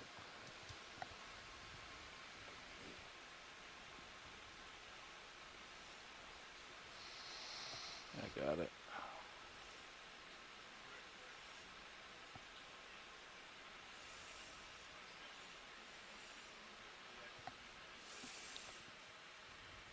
Anybody? And that collection was a sample of the dark oxide crust we're seeing on this ridge, and that sample was collected at 483 meters. The sample number will be EX1803 dive 12 specimen 04 GO.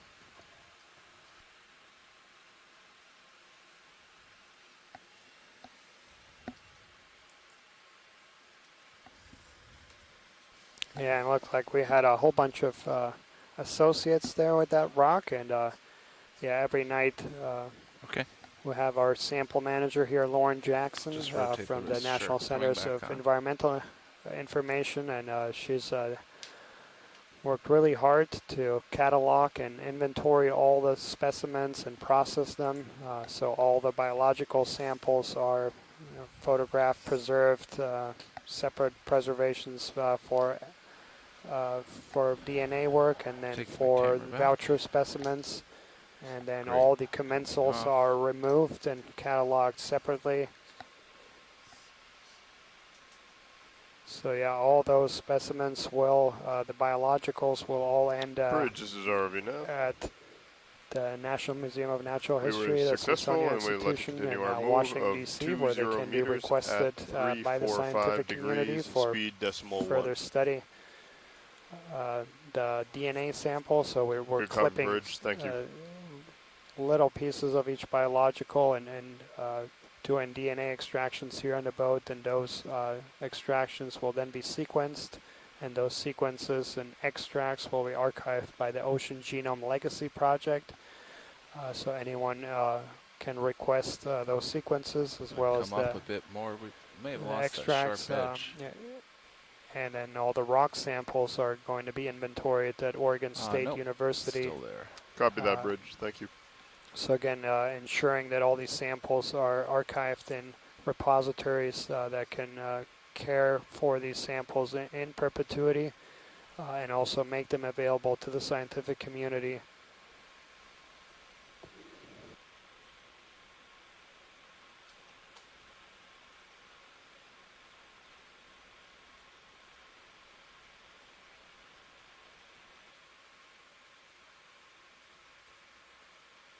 And that's a real big part of the mission of the Okeanos Explorer, is to serve as a building block for future research in this region. It's hypothesis generating science, it's exploration, it's trying to get some baseline information in these areas that haven't been explored, and then provide a building block for researchers to build on these preliminary observations to perhaps return in future years. And open data and publicly available data are a big part of that.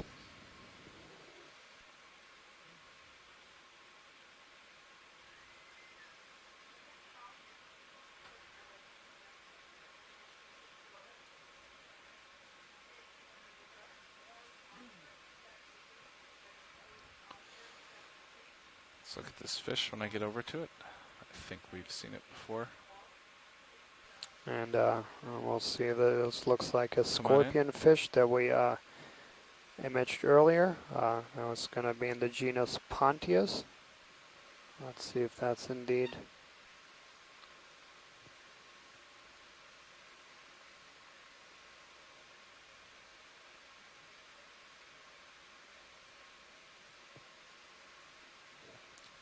Yes, so that looks very much like scorpion fish and genus Pontius.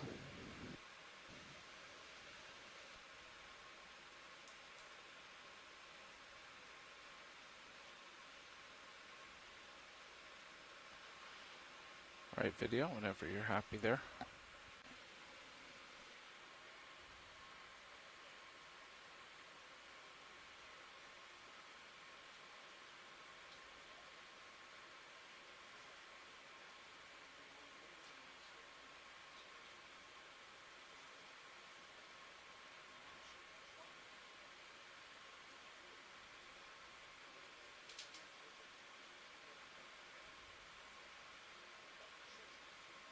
So yeah, I talked about the specimens being inventoried in repositories where they can be accessible, but all other data is also including video, and that was for a long time been an issue, is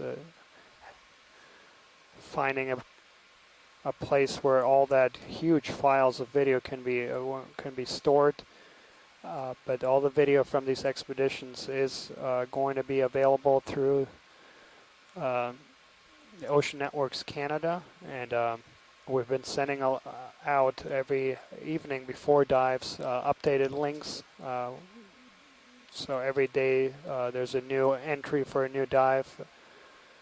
Also, along with that email is a link that's sent out for past video that can be archived, can be accessions and retrieved, and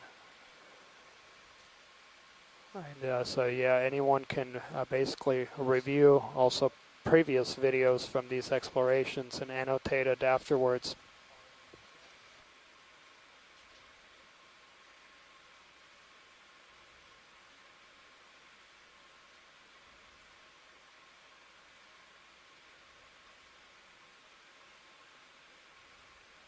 And the real great thing about that Ocean Networks Canada software is that all that video is linked to the environmental and navigation data from these dives.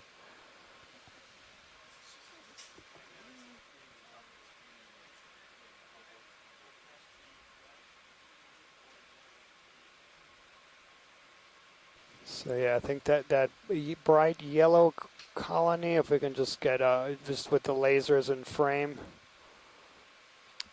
Okay.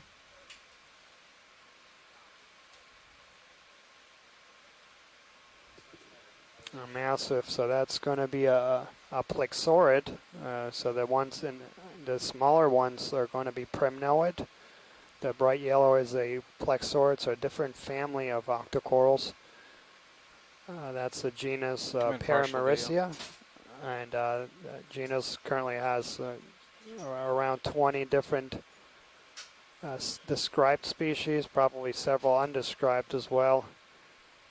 But is among the most dominant taxa in the deep waters of the Gulf of Mexico at depths below 200 meters.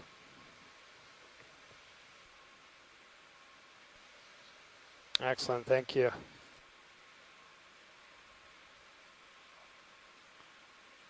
Okay, come back out.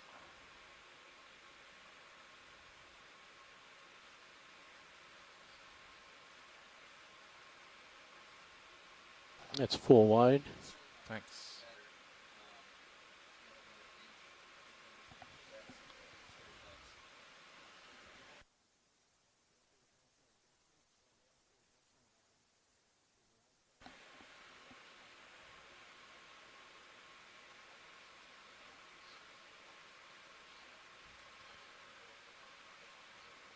Watch lead, this is Nav.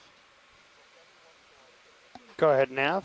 I do This is a apologize, different we've actually moved starfish. 200 meters since my last call out. Copy that, Nav, thanks.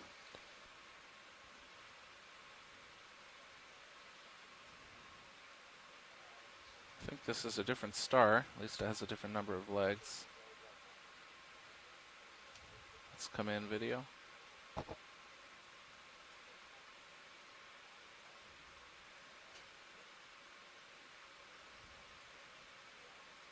Yeah, this is the same we've Same, imaged. okay.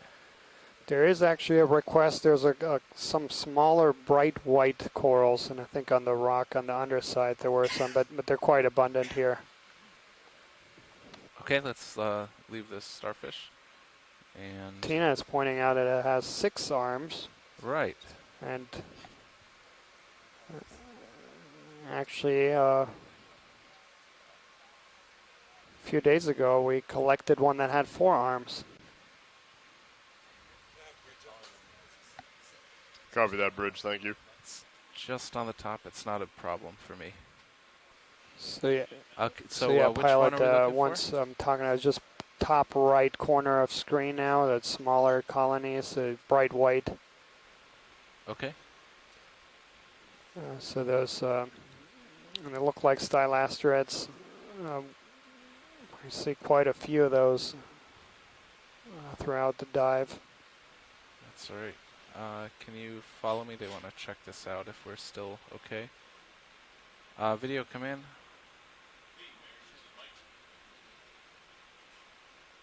Is this the Ship one? is currently Watch light? stationary. I do, yeah. Watch lead, is this the one we're That's looking for? just, it's, yes. Yeah, Yeah, exactly. The one right next to the laser. Yep. Great. And so Right. it is a Come in a little stylasterate bit coral. tighter. Copy, thanks, co-pilot. Not quite sure what we were after here. The very white coral right in the middle. Okay. I'm struggling to hold it. It's okay. That zoom should be good. Okay. Thank you. Great. Come on out, and I will get caught up again. We're a little bit behind the ship.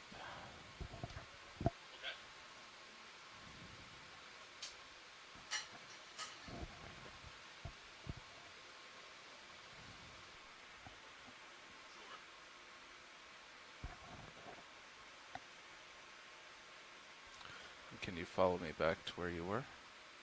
Thanks. Co-pilot, I'm thinking of the next move being at like 335, 330.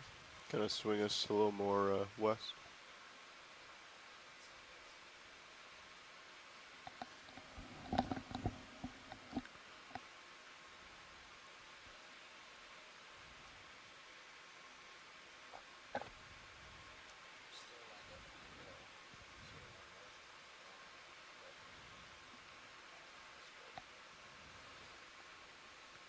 Based on my sonar, I'd say it's about 345, 350. I could look directly down it. Okay, we have been moving at 345.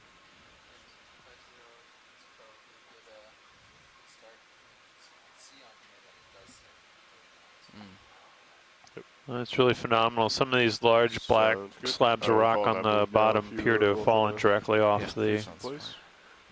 top of the Bridge ridge is here. RV nav. Go look at Really clear example of geology a bit. I'd like to call in another move erosion of the ridge 20 face and back meters cutting, at likely by current 345 flow through this degrees, area a combined speed with of dissolution of the underlying 0.1 rock. knots, please.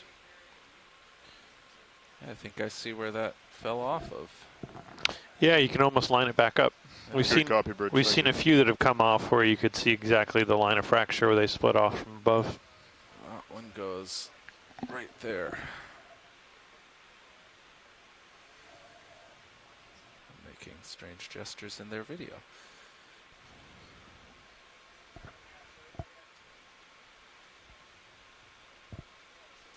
Copy that, Bridge.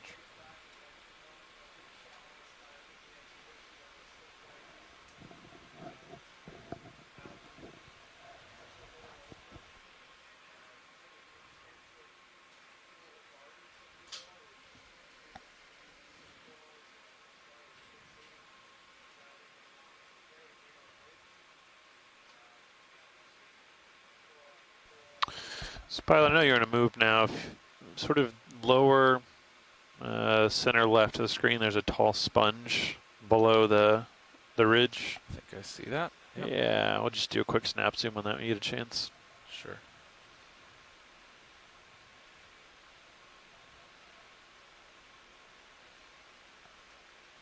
We zoom on the sponge video.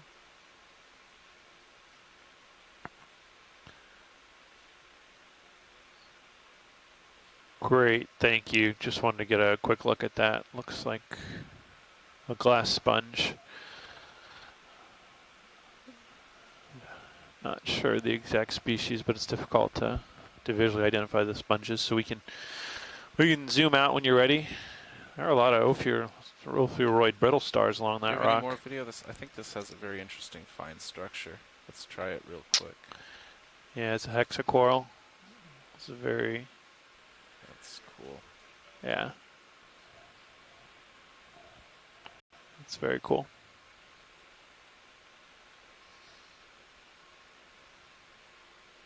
All right, you can come back out. Not a hexacoral. Not a coral at all. Not a coral, no. Sponge.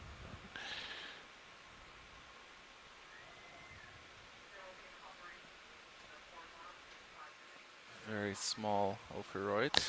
Yeah, a number of red brittle stars that we see across the surface of the rock here. And, of course, a number of attached encrusting sponges.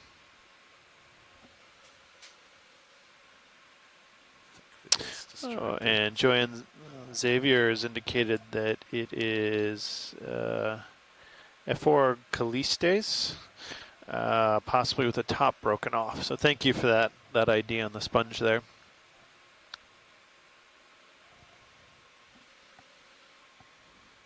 Nolan. So the top's definitely broken off.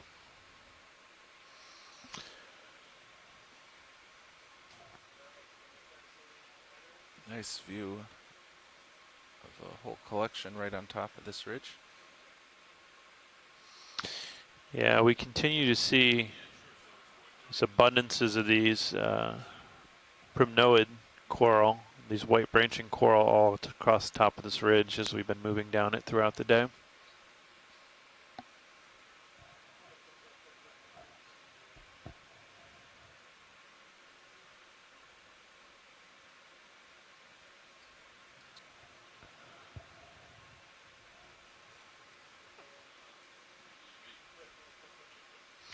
Interesting. Some of these overhangs stick out multiple meters from the supporting wall, so clearly a very unstable terrain here. Although we haven't yet today seen any fractures that look particularly fresh. Nothing looks like it's broken off and Do you want to look at that urchin? too recently in the geological sense. So We've seen it before, Okay. but sure, let's check it I out. didn't know if we've seen it before. Let's go for a quick zoom on it. yep, we've seen a number of these sea urchins today. Yeah, same one.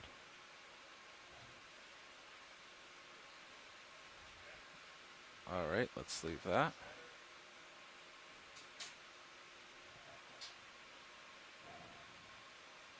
Come back out.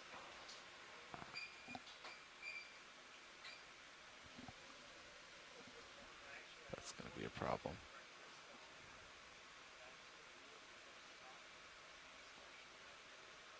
Full wide.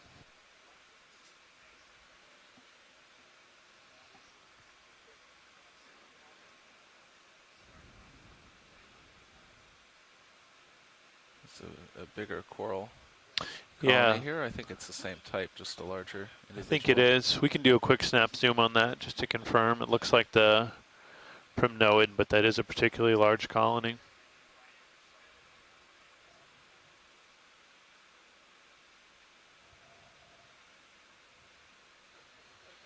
All right, come in. It's still a little far away.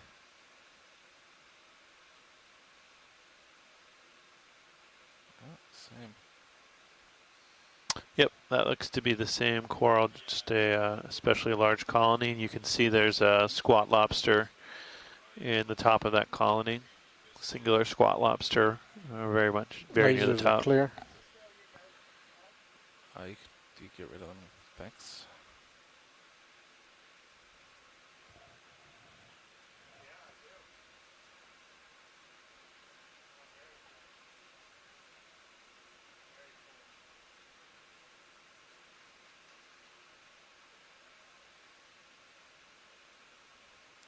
And before we zoom out, can we get lasers on the coral colony? Yes, Or we as flew we in with zoom them out, there, yeah. but we could get it again. Okay, thanks. Challenging me there. Yeah, challenge me too. All right, come on out. There's the lasers. I'll get them Very on good. the base.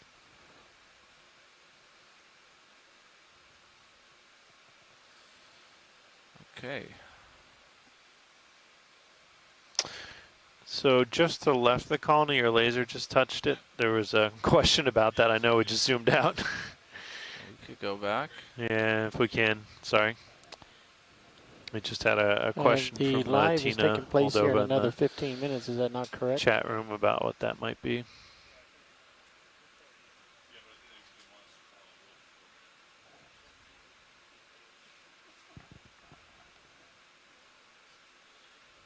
I don't know. So Come on in, video. yeah, so I think Tina was looking at that. I think she was looking at that. She called it an egg-like object, but think it that's looks a to me fair like a description. sponge. Has a very delicate structure to it.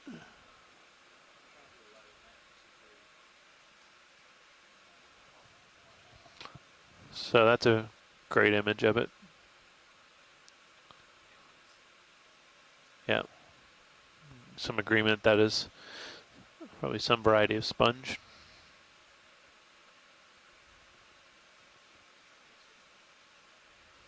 All right, thanks for that zoom back in video. All right, come on back out. You ready? And we will move on.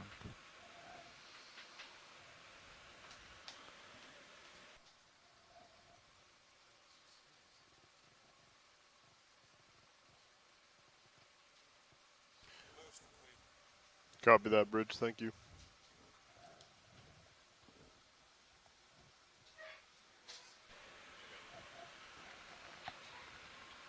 I mean, we're sitting at a nice 75 degrees.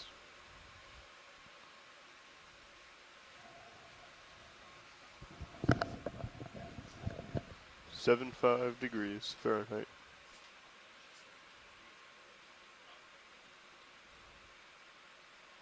Must just be the navigator.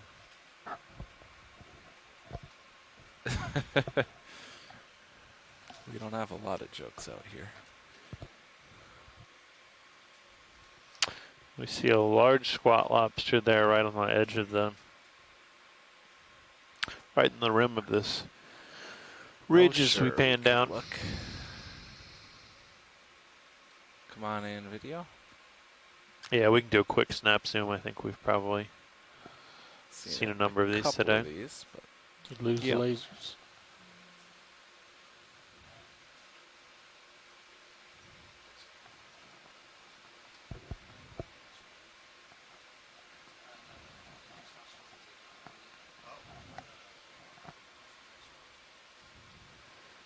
all right. Moving on. Yep, we can keep moving.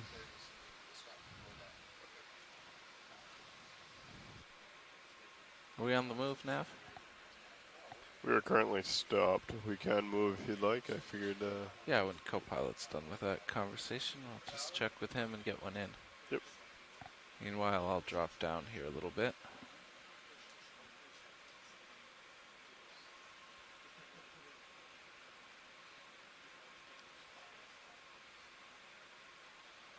Oh.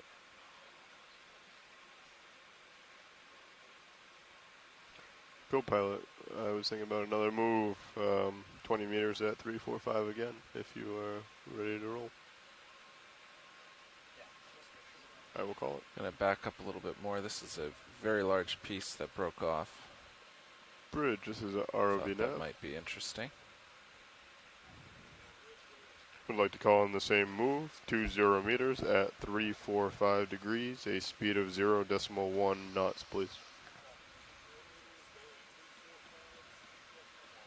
Good copy, Bridge. Thank you. So here's a pretty big chunk of that ledge that fell off. Yep, It's it is. probably about 2 by 4 meters. Yep, it has fallen off and inclined, and you could probably almost tell where it fit right in like a puzzle against the cliff above.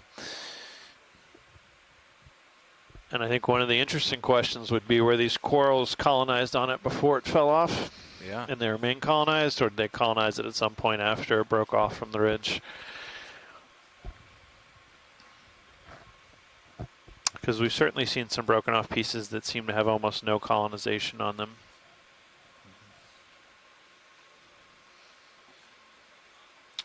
Community looks there's like a very large colony of coral to the lower left of your camera one right now. Oh, yes, I see that.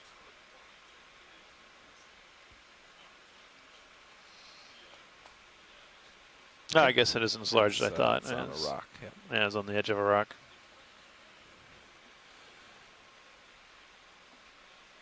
From my perspective, the community on that piece of ledge that broke off looks more like what's on top.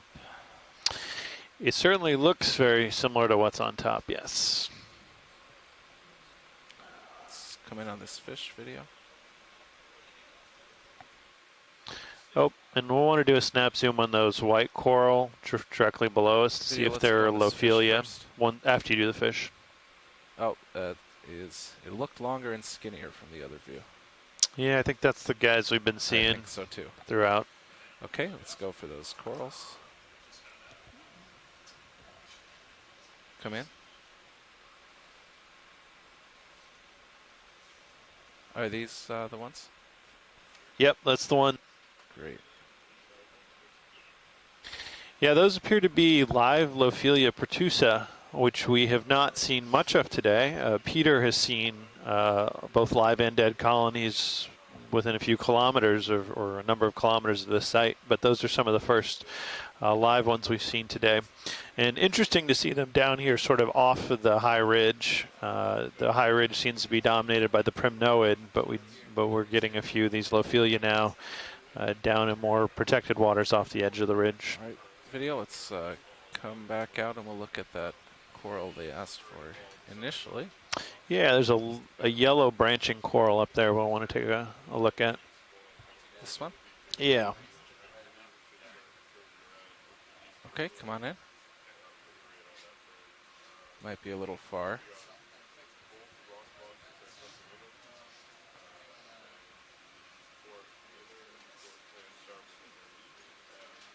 All right, thank you for that zoom.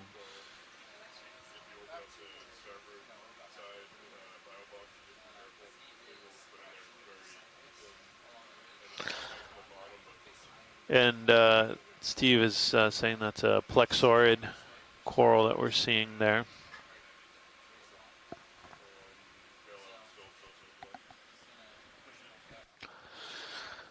And now as we move back towards the ridge, yeah, you can see that large block that's broken off, and fairly sizable sea star down there to the lower left, but it looks similar to the ones we've seen already today.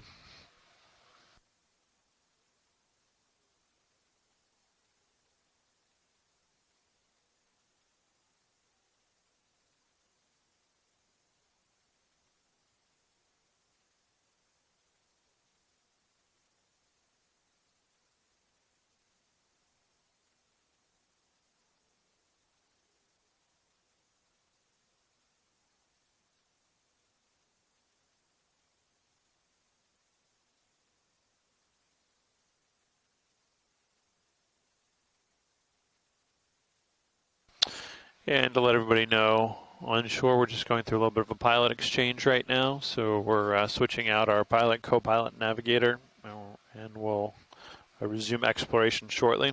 Also let you know that at 2:30 Central Time, so in about 7 minutes, we're going to be having a live event from the vessel, and that means that Stream 2 will be going down to be used for the live event, but All right. Stream 1 will continue as you see it here. Are we underway currently or stopped? We are. Let me make sure, but I believe stopped. Okay, I'm just going to push forward a bit. Looks like the current's going to push us back slowly. Actually, I think we're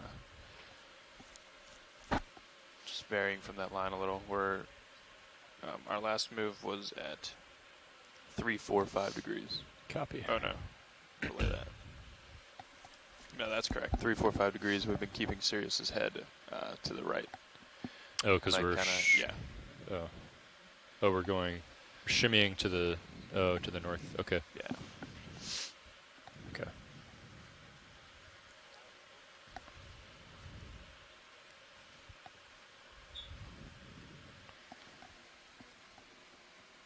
Copy.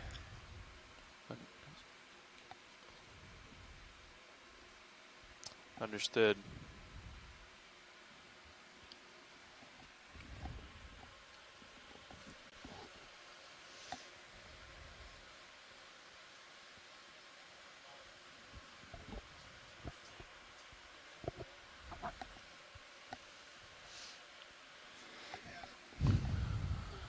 So we're going to continue to move along this ridge. You can see a wide array of I think that's our stop there. exposed Copy. corals. All right. I'm with your watch lead. Just finished our shift change. Sounds good. Would now be a good time to do the introductions? I think it would. Okay. Yeah, we just had a shift change in the front row with the ROV team, and now sitting pilot is Dan Rogers. And sitting navigator is Chris Ritter. Sitting as co-pilot is Fernando Aragon. And way in the corner is Roland Bryan. And in the back is Caitlin Bailey.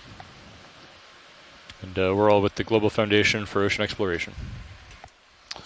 Fantastic, and a big thanks to our team today who's been doing an excellent job, both with some challenging samples and navigating us through this relatively challenging terrain. We've got a lot of steep topography and overhangs here we've been working down, and it's been a fantastic You can zoom past the skid. dive so far. Feel free to do so anytime, just call it out when you do. All right, watch lead, anything in particular we're looking for right now, or are we just... Nothing in particular. We're just continuing to explore along this ridge, moving to the north, and we've been following there's a flat ridge top populated with a lot of coral colonies, and then this is the edge of the ridge, and we've been sort of alternating between peeking over the top and peeking under the edge, and we'll continue moving along the ridge doing that, and we'll call out as we see things to zoom on. Okay, I'm just going to keep saddling along. We'll keep the ship moving and Sirius moving, and just let me know if you want to zoom. I'm not Sounds sure great. what all you've zoomed in on already. So. Yep, we'll let you know. Do you want me to stay lower or come up higher on the edge here? I think follow along this edge here, so we're getting sort of both views. Both views, both on top and the side. We can do that.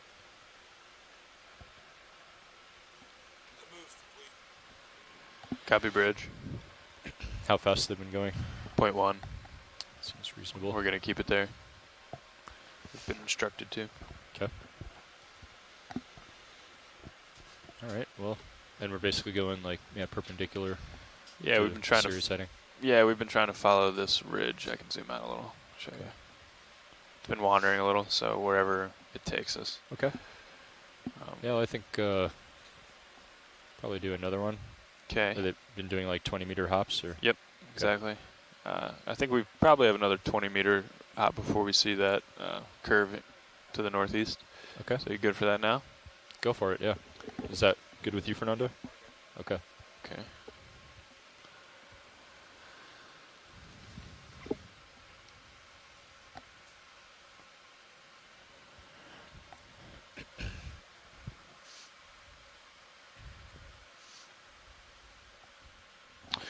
Maybe Pilot, we should try the... oh, go ahead. Could we do a quick snap zoom on that yellow crinoid on the lower rock there? Yeah. We just want to count how many I think I appendages actually it see has. a bigger one right below me, too. Okay. We've Get 'em been both in looking view. for specifically for ones with 8 appendages. Oh, yeah, there's a much larger one there. Bridge, nav. Hey, another ship move, please. Same as the last. 20 meters, Okay, go ahead and zoom 345 in, Roland. degrees, 0.1 knots. Yeah, so that is the, it's got 10 appendages. Good copy. One of them. I'm going to unlatch you, Chris. Just in case you want to tune me out for bridge. Sounds good. Thanks. All right, thanks for that zoom. Okay, let's come out. We can move to the next. Do you want to see the other crinoid? Just to do a really quick count on. Copy. Actually, I think I can tell from here. 1, 2, 3, 4, 5, 6, 7, 8, 9. Yeah, I think there's 10. Yep. Okay, we're good to move on. Okay. What's that purple thing lower left? Is it just a worm with very spread out, just above the sand? You can do a quick zoom. Tube worm. Ah, yeah. Looks to be a tube worm. Thank you, Bridge. That's fully extended. That was a good catch. Right there at the base of that cliff. Okay. Do you need a closer look, or is that enough? I think that'll be good. Okay, let's come out video.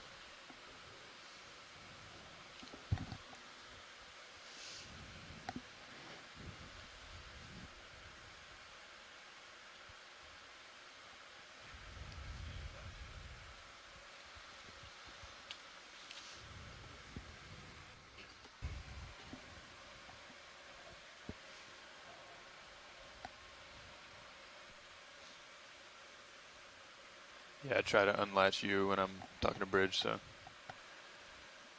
feel free to stop listening to me too if it's too much.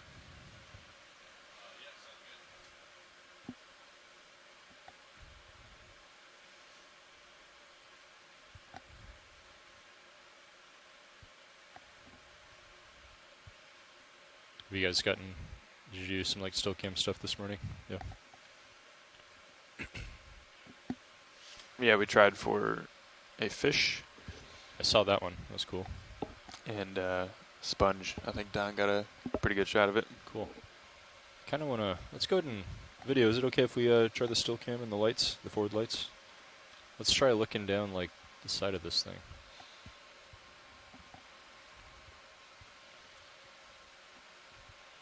And we've been doing monitor 12. Yep. Copilot. There you That go. one, it's that blank one there. So you can go ahead and turn on the aft light bar and the DSC. Nice. A lot of particulate in the water today.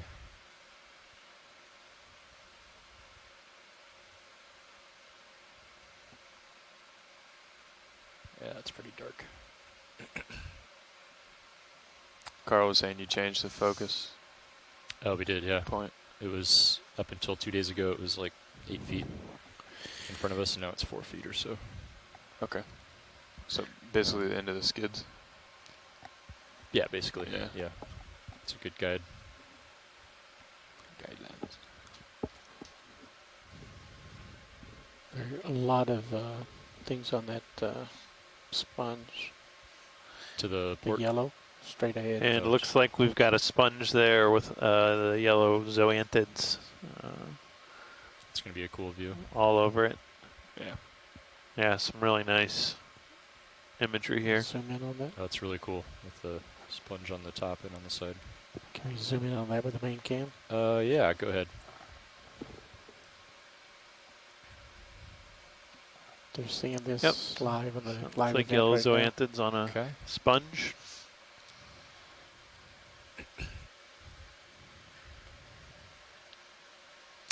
And that looks like Okay, Fernando, that should be good. And kill the, you can a, leave the lights on.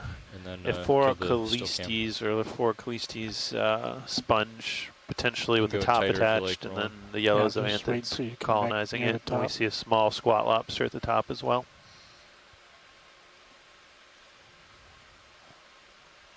There we go. That's cool. Nice. Yeah, so we get some really nice, that zoom is fantastic. We can see the really intricate structure of the sponge there. I think those lights help too. Yeah, definitely. And Joanna Xavier's more, helping like, me out. She texture said of, it's Objects right in Orokalistes front of the D2. Beatrix is the taxonomy of the specific sponge we're looking at. And I'm not Bend certain, back up but to it the certainly lobster. appears to be one of the glass sponges, but I'm not an expert in that field. Drifting away, Roland. Yep. Trying to keep it. Push and focus.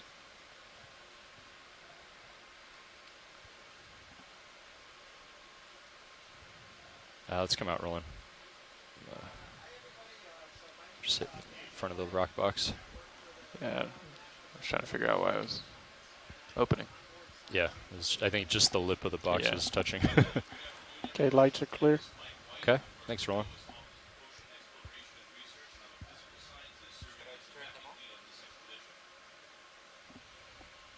Yes.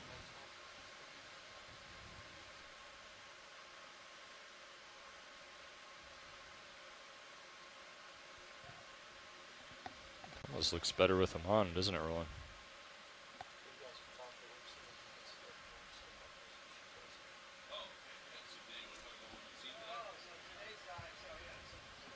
Hey, Roland, should we unlatch EXRV? Okay. Okay.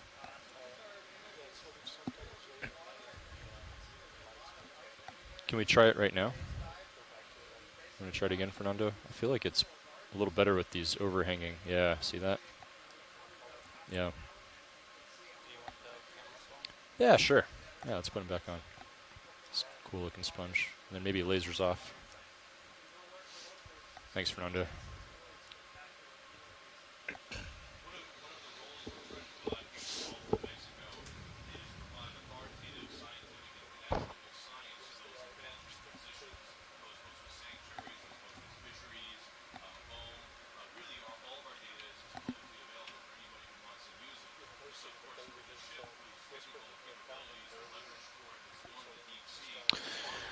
We're starting to see some more of these larger sponges as we move along the ridge here.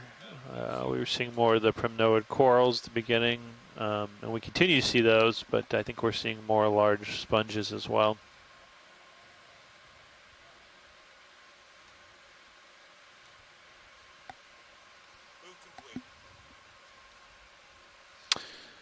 And we see a series of anemones to the just the left of that large sponge as well.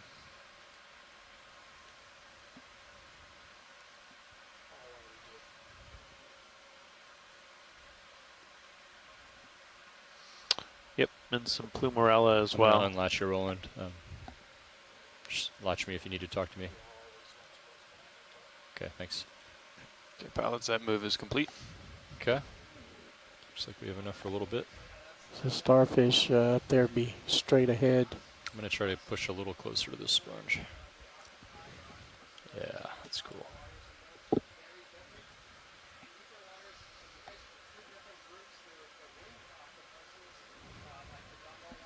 That's really cool. Yeah, I think that's going to be a good shot. Are you doing raw? That was cool. Yeah. Zooming past the skids. Go ahead. Thanks, Roland. You see the sea star at the top edge of the screen? Yeah. It's a little far away. Okay, you can kill this still cam, Fernando. Should be good. Thanks.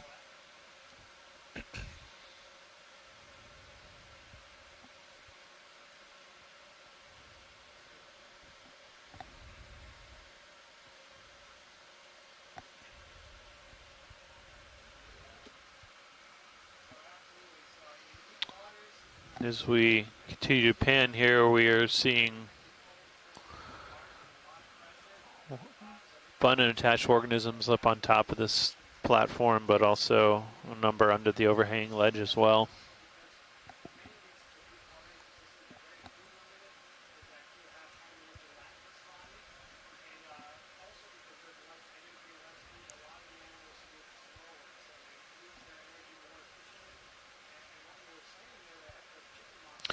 An interesting discussion going on in the chat room where Les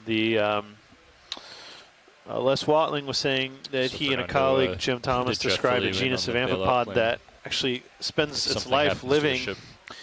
in the So the ship's pointing like straight into that really strong Forkleastes current right Beatrix now, and the wind's coming off the same side. So sponge, and it appears the ship amphipod loses gets in DP or and for gets whatever trapped in reason, there and can't hold cannot get out. station, it's going to drift directly aft, more or less. And so if you look at how the vehicles are faced, D2 is pretty much facing in the direction that it'll face when it's streaming if the ship is drifting at the surface, right? So all you have to do, you have a there's a minus 0.5 turn, right? So if you turn to port, that'll straighten out that turn, and then you'll be facing, you know, the direction for streaming that you need to be. So we'll just like, you'll turn to port half a turn, and then we'll just drift with the ship, and we'll be safe, and we'll come up off Fish the at the seafloor top a of the bit. screen.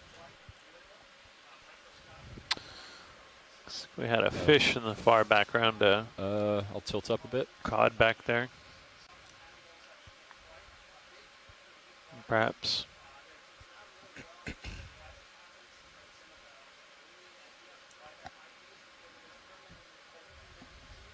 Okay, let's come out. Great, thank you.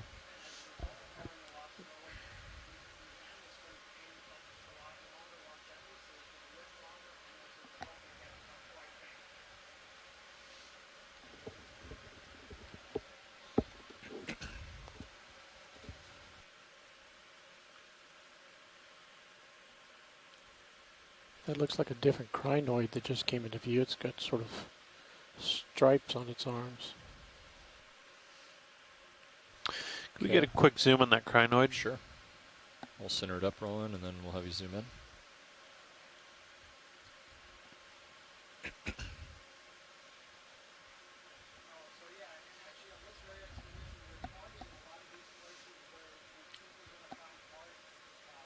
Okay, you can start to go in. And hold that. 1, 2. 2, 3, 4, 5, 6, 7, 8, 9. 9. All right, we can go ahead and zoom out. Okay, let's come out. Unless you need more rolling. It would have been nice to get a tight of it. You can go in if you want. So, And hold there.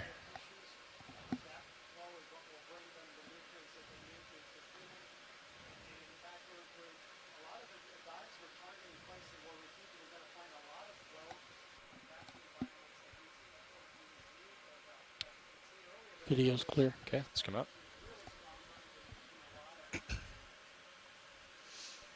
Been noticing really abundant ophiuroids, or red brittle stars, on just about every zoom we've had into the rock face.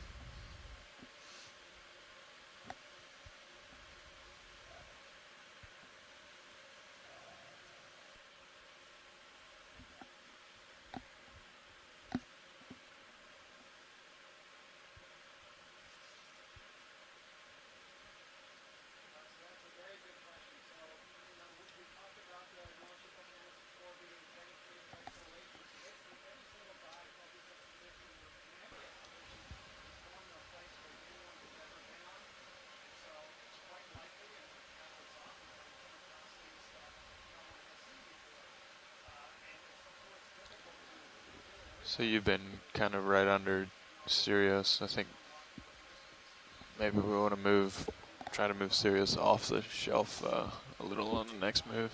Okay. It's hard to tell what that might be though. Or if we're starting to get into that dip it, we might, if we keep going at 3, 4, 5, it might be happen good automatically. Yeah, that's kind of what I'm thinking. Cool. I'll let you keep lateraling though for a little bit. Okay. See if we can tell maybe. I can peer out to that side before we put another move in too. I'll just take a peek over. Sounds good.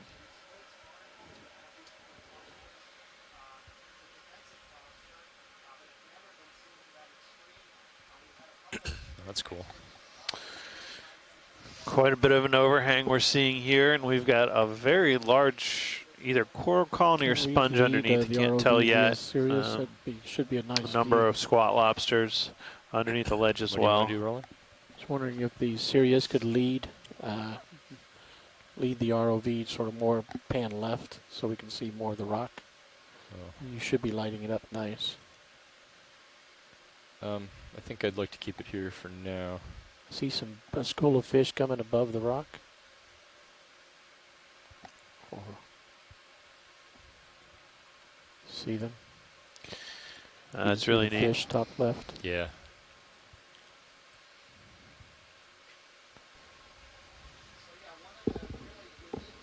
So it looks like it curves around. Should we try a 3, 4, 5, and I can push forward into the little cove? Sure, you can. Fernando, feel free to turn your head towards him too. You might be able to see what the wall does. Feel free to turn your head a little to port, so we can try to see what the wall is doing. If we can, we'll try and get a zoom on this yellow structure under the overhang.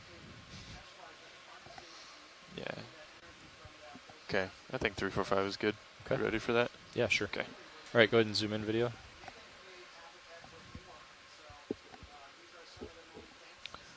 Wow, this appears to be another one of these sponges with zoanthids. Hey, another ship move, please. Same as last. 20 meters, 345 degrees, 0.1 knots. Second, perhaps another F4 Callistes. Good copy. With yellow zoanthids attached. And multiple squat lobsters on that. Auto depth does not work today. Was it in, or is it just? Every time I've tried to punch it in, like I'm pretty stable, and I punch it in, and then it just starts to drift down. And Nolan's indicating another Plinthaster or Sphaeriodiscus sea star just below as well.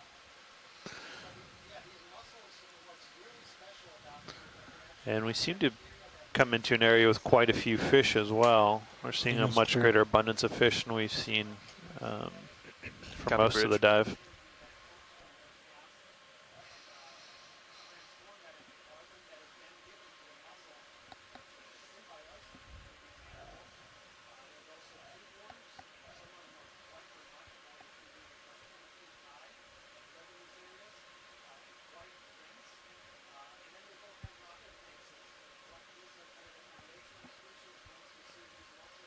Nice shot, Roland.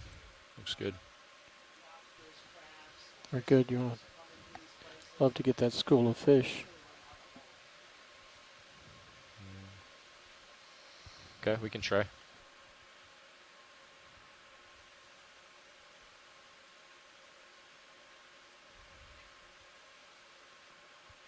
think they're just kind of all around us.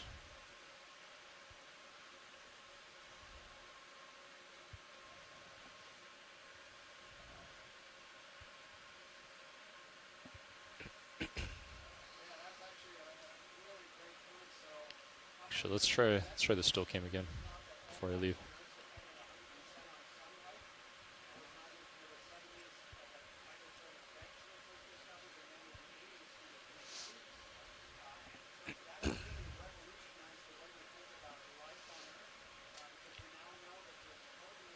Okay.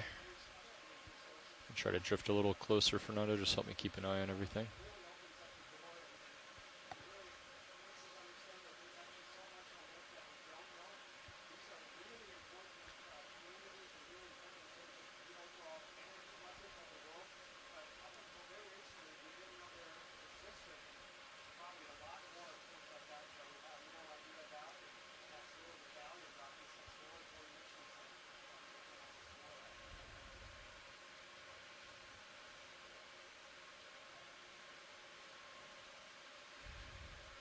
One more. Nolan, I understand you're talking about the sea star to the bottom right of the sponge. Kill it. One to the lower left is too far to identify for sure. Sea star in the lower left. Yeah, see the sea star at the bottom of the image? Yeah. Or there's a couple of them down there. We'll do a quick zoom on those. Sure. Okay, go ahead. Oh, yeah, there we go. So we can see the lower right there. That would be a Panthaster or a Sphaeridiodiscus. And then that's sort of the pentagon shape one to the lower right. And then we'll look at one of these more to the center of the screen.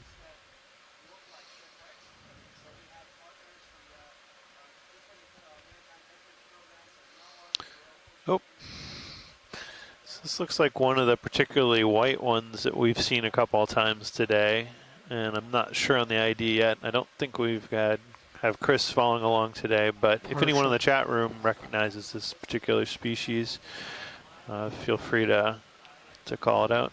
Go tighter, Roland. I'll try to hold it. Just can't get too close here. The overhang.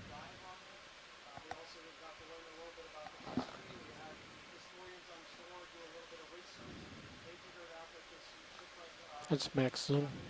Okay. Okay, let's come out. All right, thank you. All right, I'm going to move around this edge. Okay. Copelli, can you tell where the cliff goes? It kind of goes dead ahead from you. Yeah. Okay. Thanks, Roland. Yeah, it's hard to tell. Oh boy.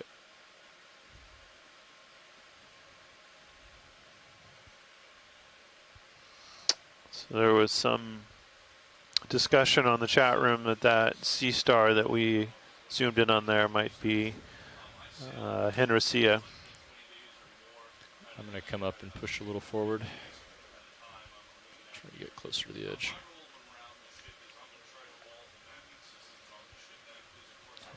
How's that for your school of fish, Roland? Is that what you wanted? That's a school. Yeah, we have come upon some fish here. That's pretty cool. With the lights on, it really illuminates the ones in the foreground. Yeah. That's really cool. This is just give us closely one watch of the arms highest on the abundances starboard of side. fish we've seen Can you give us so a good far in this rotate to the expedition. left to see what's out there in the distance? Well, I'm slowly. Actually, I got kind a of see that crab crab fighting catching a a fish. Yep. Zoom in, Roland. He almost had one. Yep.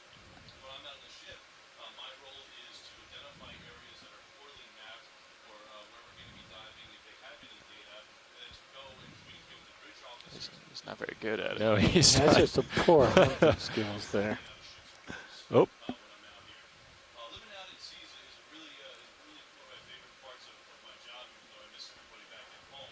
Yep, that's why it's called fishing, not catching.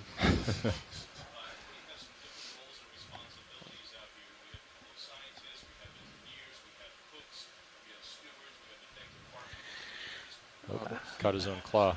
Yeah. These fish are so large compared to that squat lobster. I can't imagine what he'd do if he caught one, but I'm sure he has some idea. I don't know if we have to worry about that. We've seen shrimps not very tear good at apart it. fish. Yeah, I'm sure it's possible. We're probably scaring away all the fish now. You ruined his fishing Yeah, grounds. I know. There's some like an inch away from it. I know.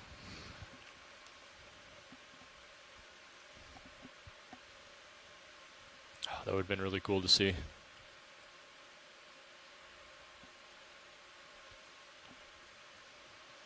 He's going to catch one as soon as we look away. Thank you, Bridge.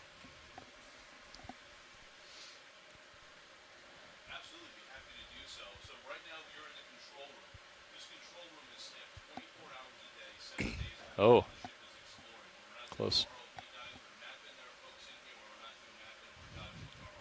Okay, I think we'll let him go. Sorry, watch lead. Next time. That was pretty cool.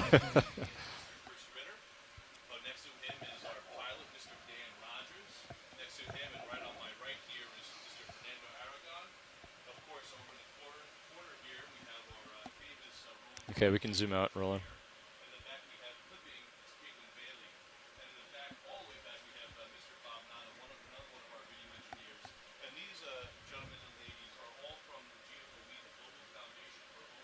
Okay, guys, that ship move is done. Okay.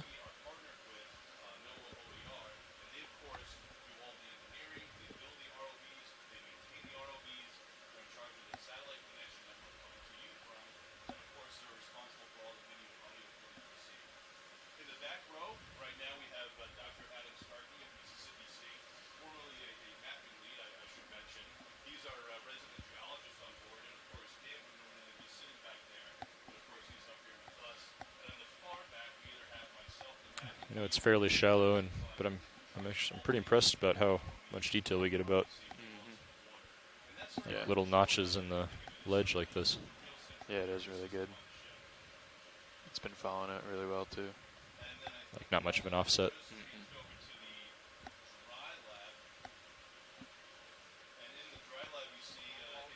So I think I'll just kind of stay here at a tether length and come around.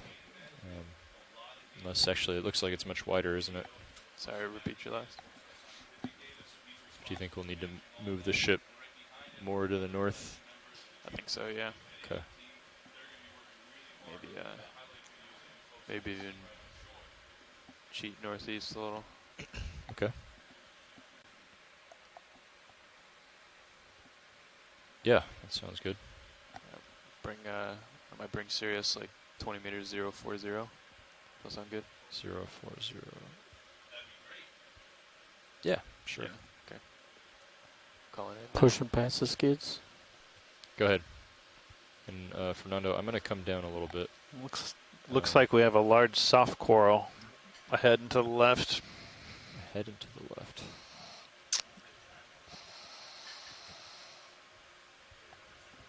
Oh, I see it. That branching.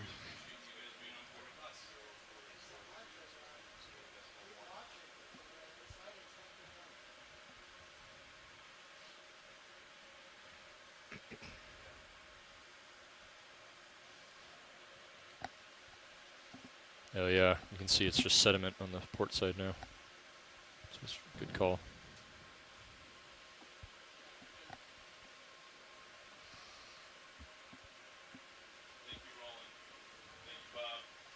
Yes, yeah, 040 will probably keep us right on that boundary, which is good.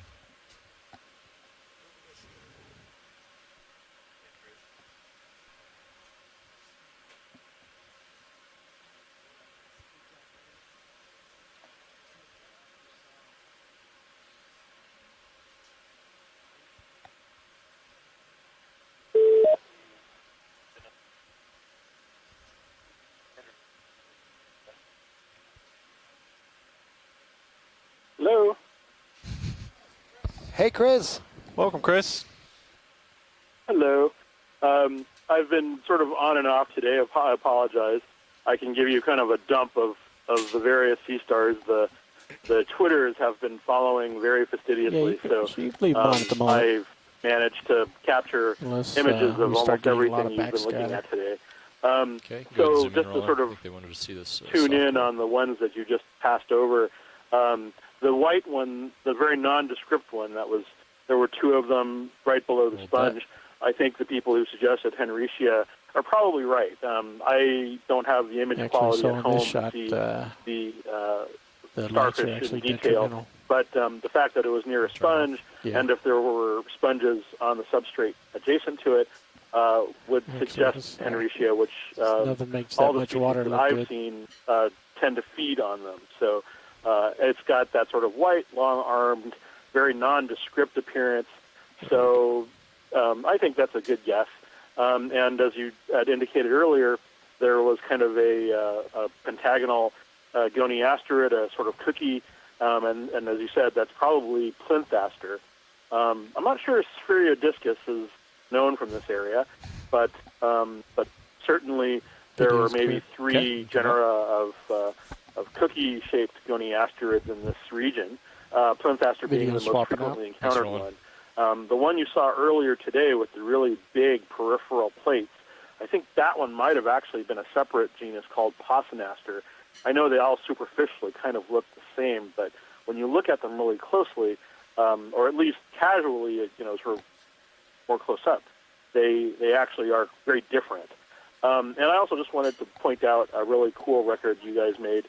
There was that thing that all of the ROV pilots, I guess, are calling ravioli stars, and that's actually a species called Tremaster mirabilis, and that's an asteroid. That's actually the first record of that species from the Gulf, if I'm not mistaken. And so I have a blog and a few other things that I've posted about on Twitter about that species. But it's an odd little thing. It occurs all over the world, and so every new occurrence is kind of interesting. But it's a very strange animal, and we saw them in the Pacific, and we've seen them in the North Atlantic Canyon. So there have been a bunch of interesting things today, sort of characteristic of the Gulf, sort of shelf bathyal fauna. But there's obviously a lot that you're seeing right now, so I'll leave you guys to it. And if you have any questions, just let me know, and I can fill in some of the blanks for you during a more convenient time. So have a good day, and I'm trying to tune in as I run around doing other things. So have a good one. Thank you so much, Chris. Appreciate that. Yeah, those IDs.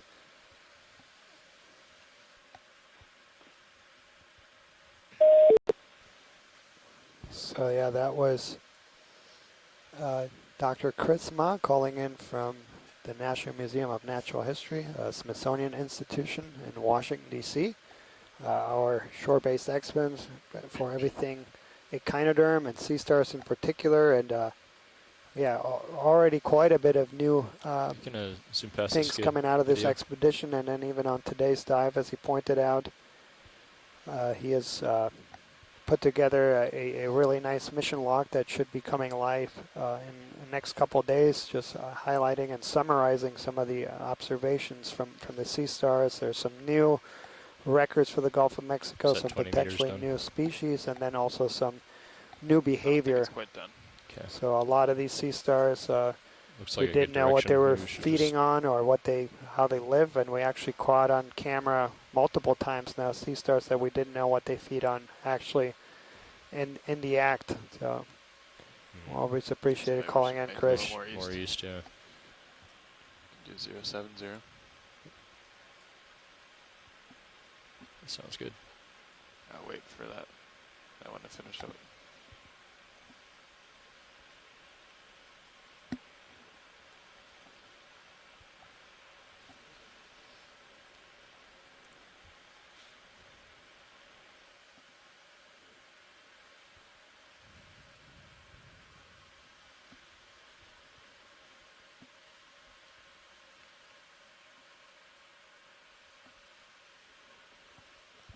might just come up and I'm just going to push over to the edge, Fernando. So just as a time check, we have about an hour left on today's dive.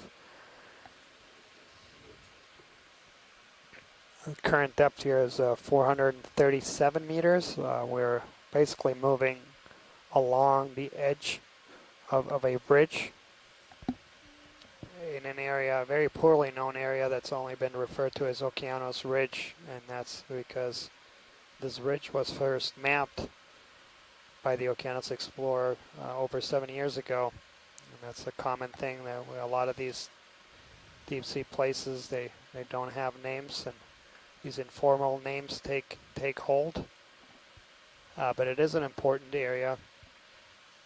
It is an area that has been identified for management by the Gulf of Mexico Fishery Management Council. They have gone through a process to nominating a series of sites for increased protection in the Gulf of Mexico. And a lot of these sites, they were requesting more information because they couldn't make a determination based on the available information, and this was one of them. And so very exciting to be able to explore this new place and collect data that has direct implications to decision makers and management efforts.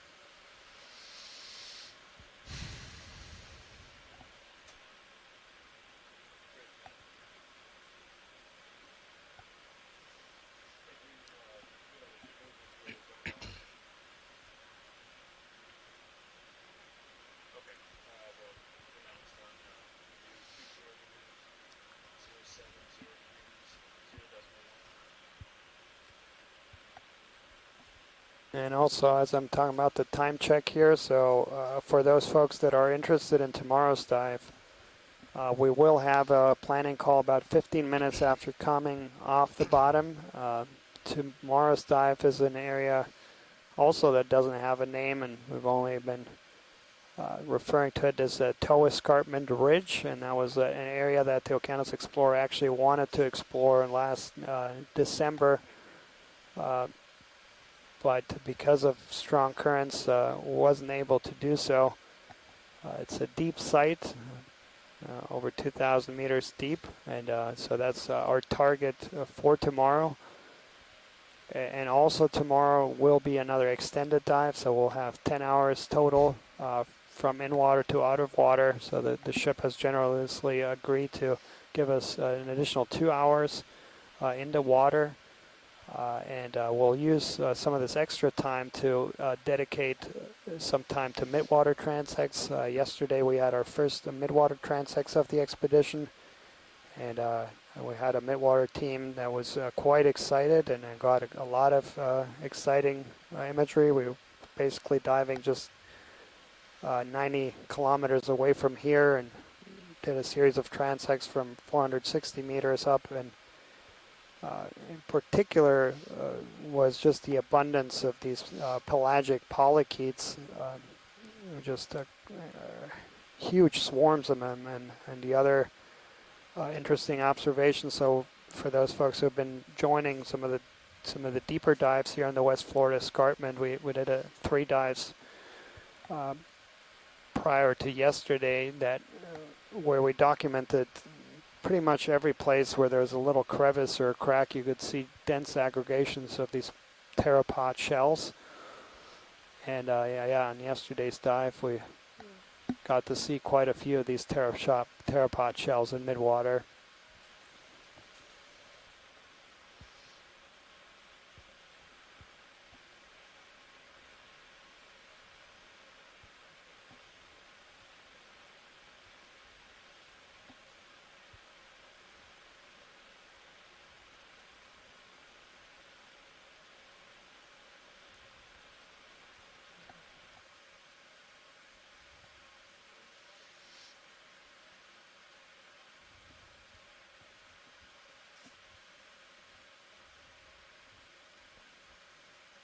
Are those lights still on, or? Oh, I think they're off.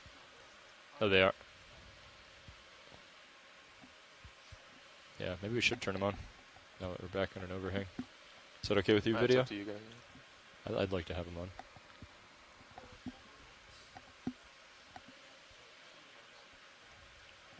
Yeah, there we go.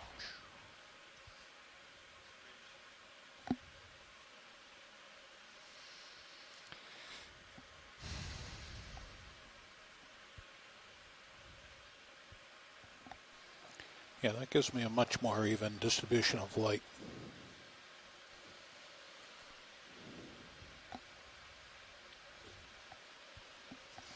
Go ahead, Watchley.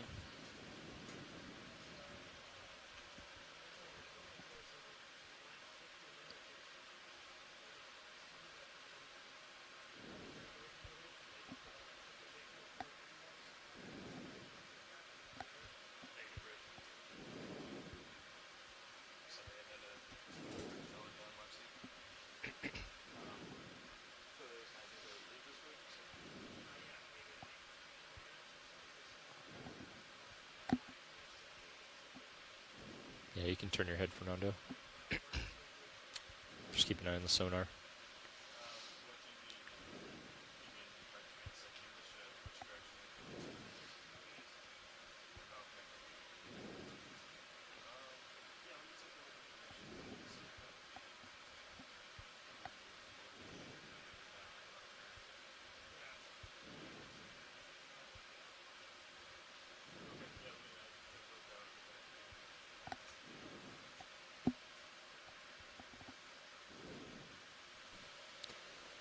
Yeah, we keep seeing these dense aggregations of this primnoid corals, and actually two different species in view. The one in front of us, the one that we collected, and it's definitely the dominant species here. And then there's those more delicate branching, the plumerella.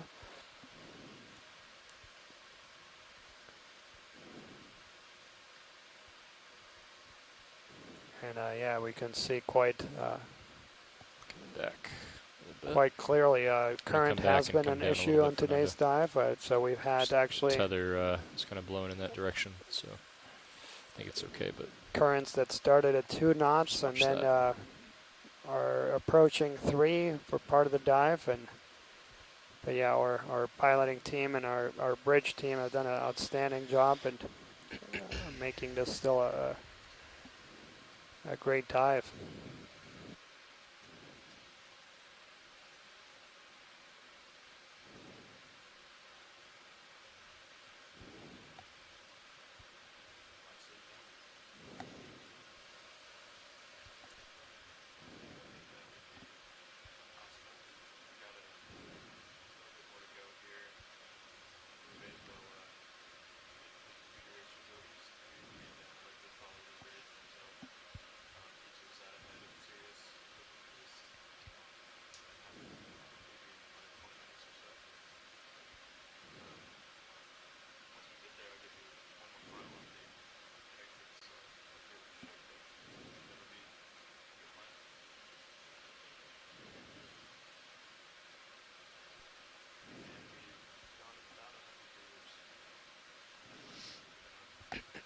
Copy that.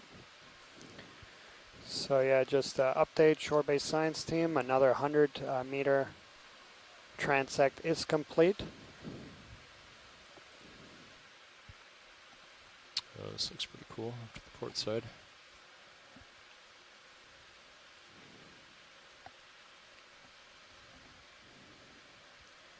And we keep seeing these cardinal fishes. And our while I was gone there, video here showed me a replay of that squat lobster in that hole with all those cardinal fishes. It was quite spectacular. But yeah, those cardinal fishes are going to be in the genus Epigonas.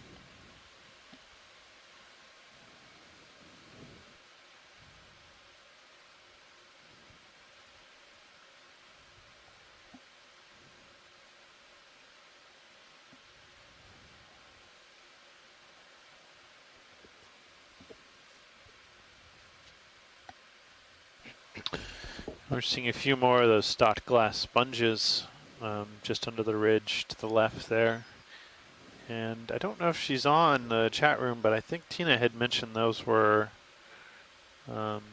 perhaps not that common in this part of I'll have to scroll back up and see if I can find her comment. Would you like to take a look at that stocked sponge? Yeah, if we can do a quick snap zoom on that. Sure. Okay, why don't you go ahead, video. Yeah, I believe Joanna, Xavier provided an ID Hold for that. this sponge, the Sympagella nor, Okay. the lollipop sponge.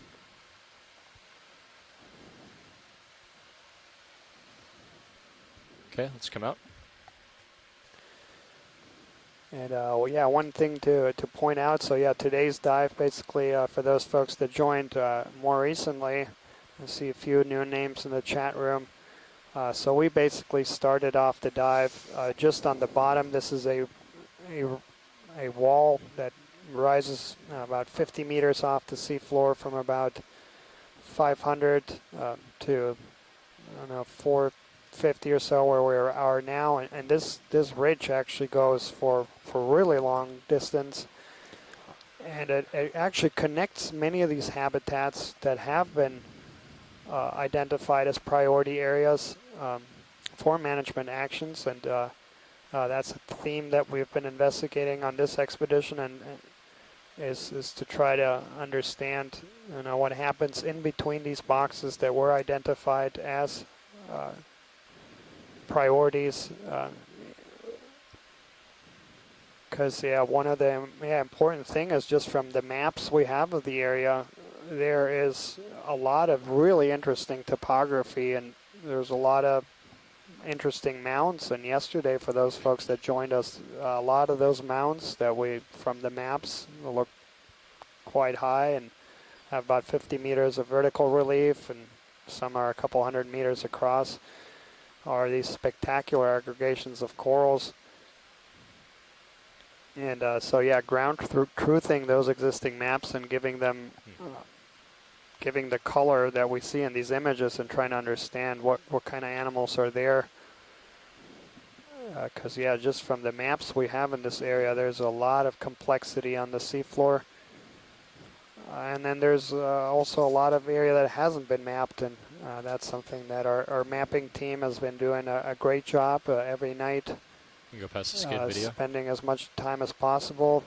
Of course, getting us the maps that we need to do the diving operations safely, but then also mapping areas that haven't been mapped, and they've plugged some pretty significant holes in terms of what was of existing multi-beam data. So the whole West Florida shelf that goes quite a bit, so that the shelf on the west part of Florida extends far offshore, further offshore than in perhaps some other parts.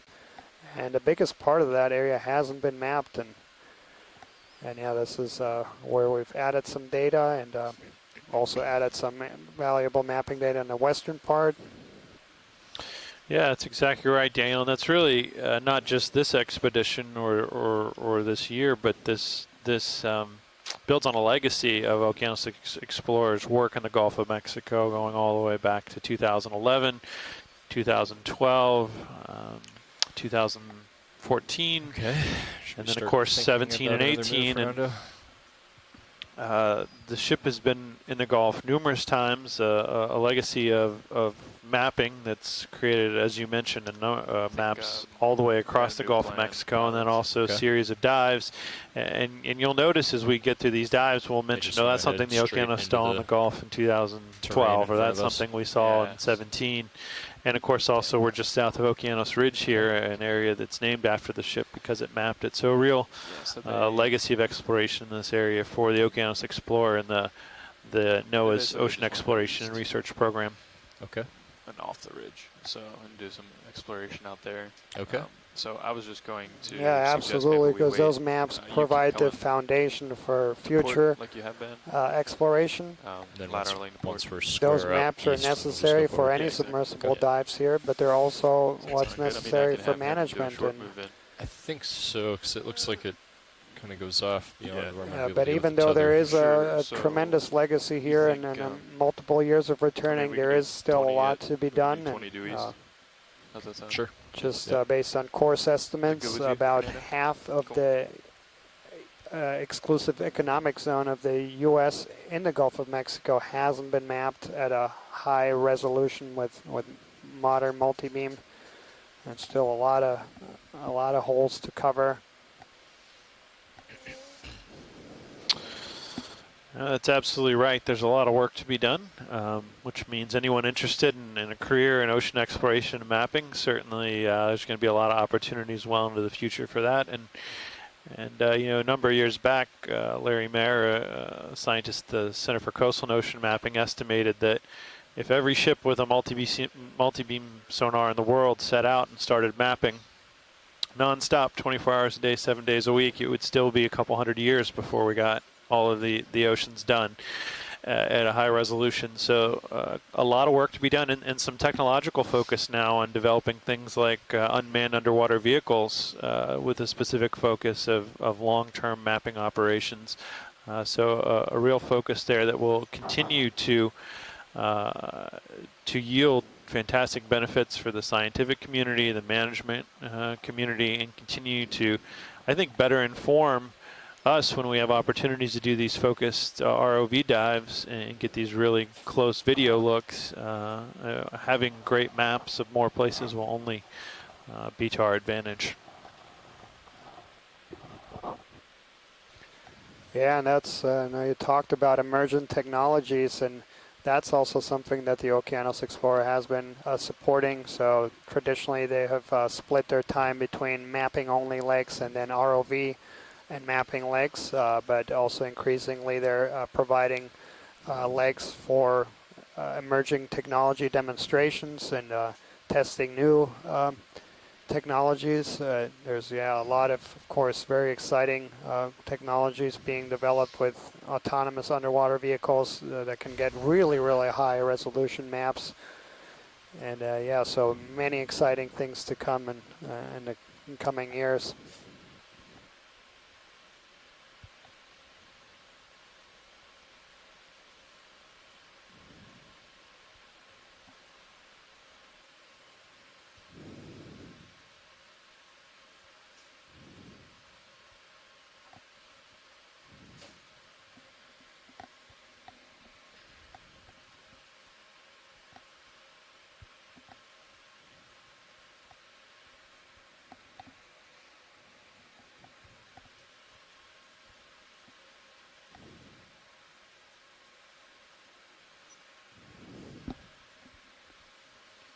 And I talked a number of times about the management relevance of this dive, and so yeah, on this expedition we've dedicated multiple dives to support management. Unfortunately, we lost a couple days to the weather and mechanical issues, but we're still on track to meet all of our overall objectives, and we're able to dive 2 areas that have been proposed for Flower Garden Banks, National Marine Sanctuary areas, and then also the dive yesterday and today in the vicinity of proposed habitat areas of particular concern. And yeah, the important thing there is just from a course, and then just from remembering those 4 dives, is those were also some of the more spectacular dives in terms of the biology and the number of species and number of individuals we've seen. Some of the densest and most diverse communities we've seen were on those 4 dives. Certainly yesterday and today, which were also the shallow, we see definitely the densest aggregations of corals. Take a peek over. And then those 2 dives to support the sanctuary, we came across some really deep and diverse communities, Looks like and chair, including some chemosynthetic. lawn chair. Yeah. Yep. That's interesting. I was just thinking to myself, we really haven't seen much man-made debris today compared to previous dives in the expedition, and here we see a lawn chair. Yeah, and that was something that came up in the introduction. So there's been 4 dives in this general area, and there we have an Anthias. Yeah, I don't That's a think new that. one. I don't. That fish. Yeah, I don't think I have It's a new seen one species. today. Oh, really? Okay. Yeah, let's zoom on that. Okay. Oh, there he goes. Andy's got. I'll stop talking.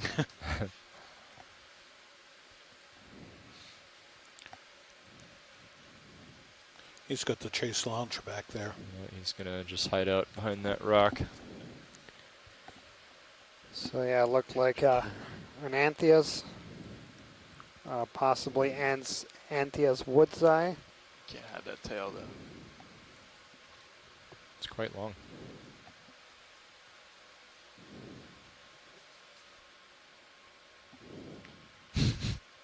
Just going further and further back. Sorry, watch lead. Yeah, no worries. It just caught my eye because we hadn't seen, or I at least hadn't seen one today. No, I don't think. I think that's the first we've seen of one of those. Yeah, so there's 4 dives in this general area, and all of those previous dives recorded some lines here and some fishing gear in this area. And that's of course also important to decision makers, and but we haven't seen any of that today.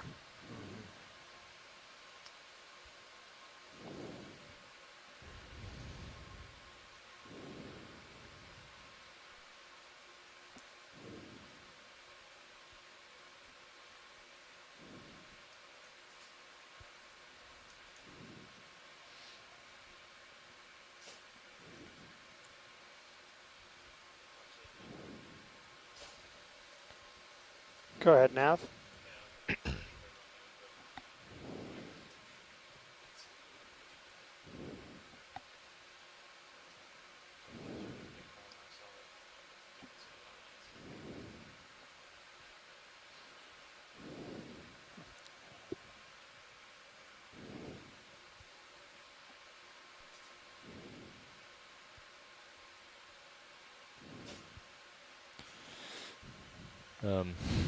So do we want to go east from here, I guess, or go a little further along the edge? The last move for Sirius was east, so we can just keep going east. Keep going east, yeah. Does that work for you guys? Yeah, that's fine with me. Okay. So actually, we're about to lose this wall and get out into the whatever's east of here. Does that sound kind of like what you guys wanted to do? Yeah, copy that. It's exactly. Okay. Okay, I'll come back over.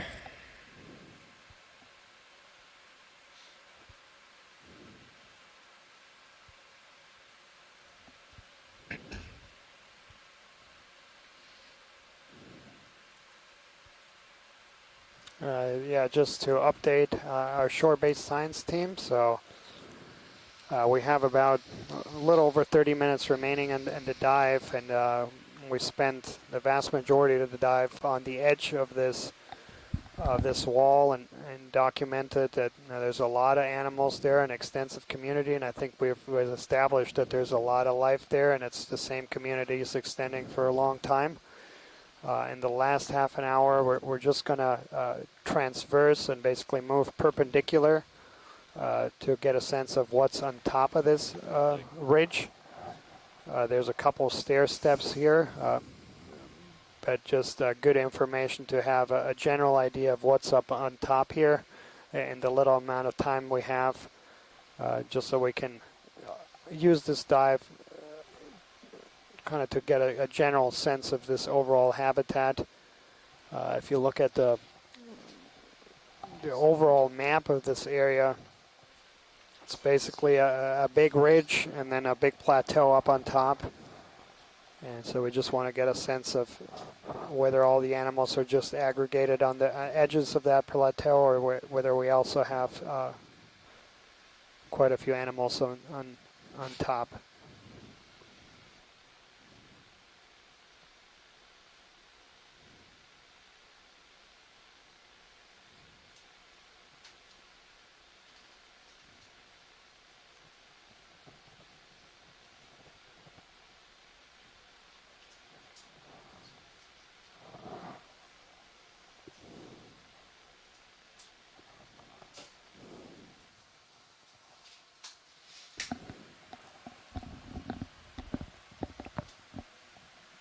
right. Can everybody hear me okay? Loud and clear. See. Copy that. You're in all autos right now. Okay. You guys are lined up really nicely for our proposed next eastward move. Copy. Whenever you're set. I think I'm ready. Would you be ready to just push forward, Fernando? Yep, I'm ready. All right, Okay. I'll get it in.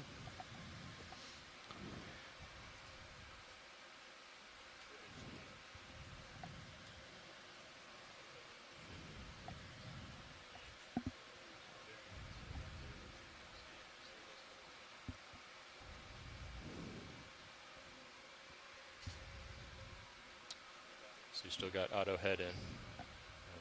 Okay. That's okay, just as long as you're aware of it. Yeah.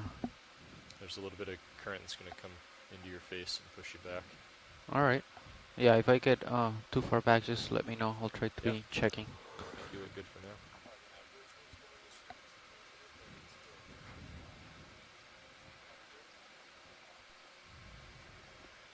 Okay, guys, moves in. Copy. So I've got the camera at 55 degrees right now. Okay. And I'll let you know if I tilt it at all. Do we still want to keep those lights lit up, Yeah, video? I'll turn them off, I think. Video agrees. Okay. Make it a little more even. Yeah, we don't see as many of the particles that are close to the Yeah. camera. Yeah. Okay.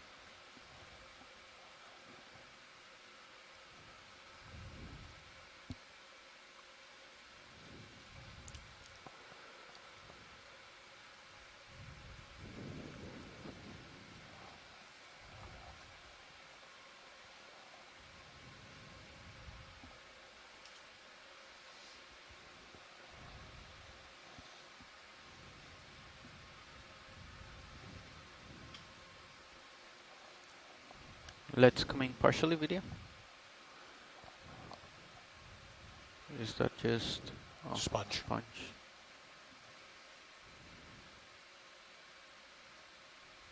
All right, we can come out.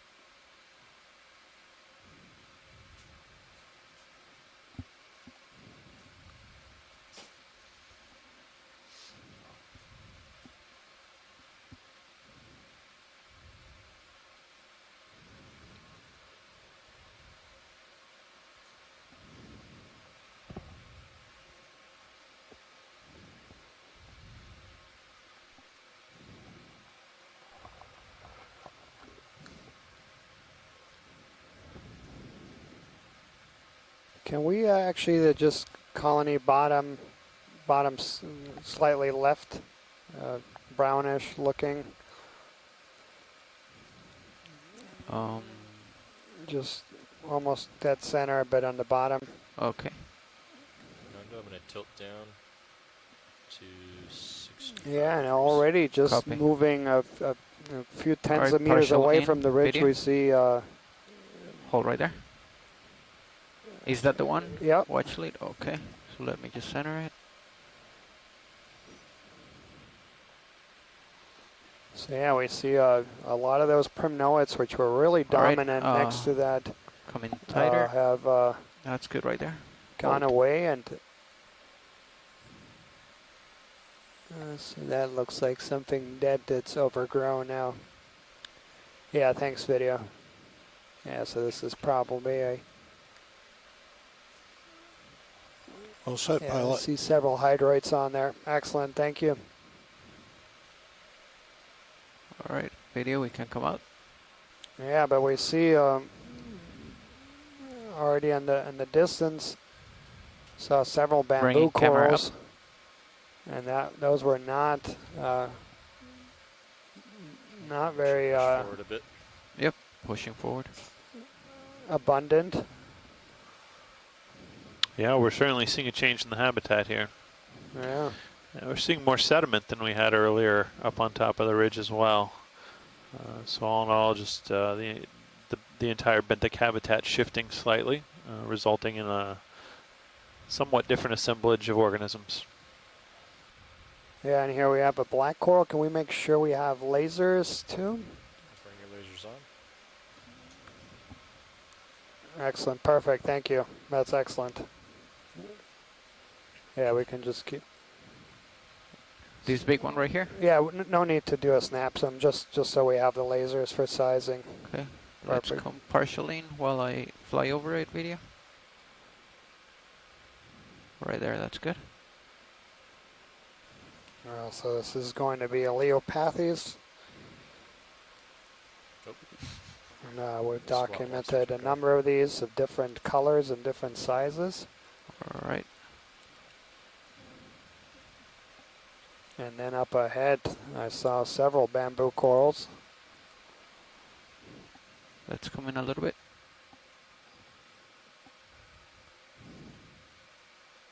All right, that's good.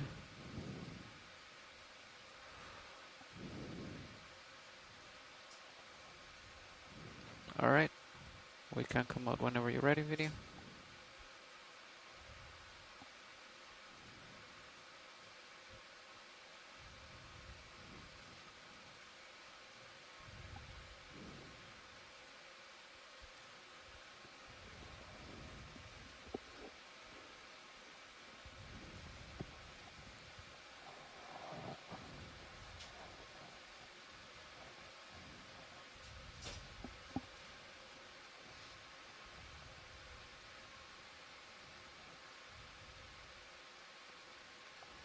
Yeah, and here we have one of these bamboo corals. And we did get some good close-ups earlier, but yeah, we start seeing a different assemblage here.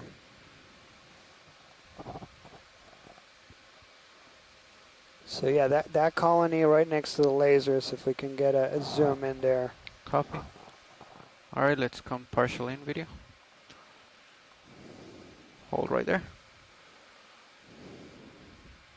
Bringing camera up. Yeah, so that's Plumarella, and I'm trying to decide if that's the. It looks like the 8 arms, but yeah, let's keep moving. We'll Right. see if we can get Let's- something slightly better situated. Okay, let's come out video then.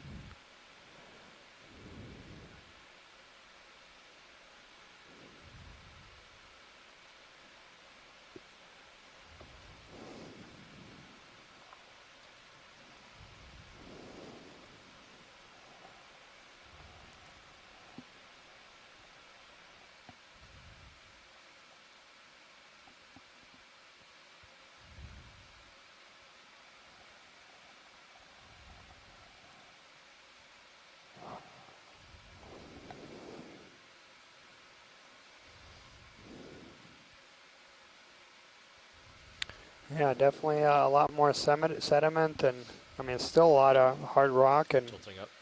now we were looking at the Copy. backscatter of this area, and the entire plateau is really hard returns. 50 degrees.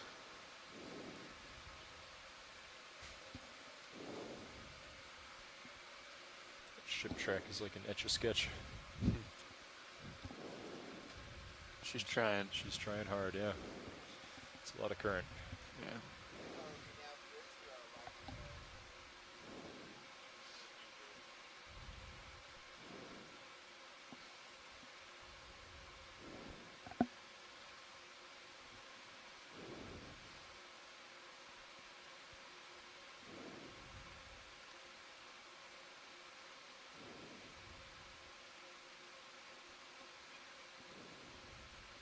Yeah, let's get a zoom in on that bright purple. Okay. And, it's a sponge or a tunicate. Let's come in video. Hold right there. Oh. Is that 20 or 30 meters, Chris? It's just 20. 20. We could always do like a northeast. I think it might be a little easier on them. Yeah, it's pretty flat here. Yeah. Probably do that. But I think we're only going to do a couple more moves. Yeah, it's this.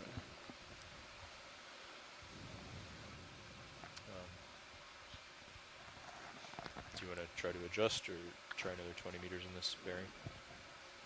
All right, let's come in. Maybe another 20 here and then. Right there, hold. Yeah, I think. Yeah. I think we're ready for that. Yeah. Bring camera down.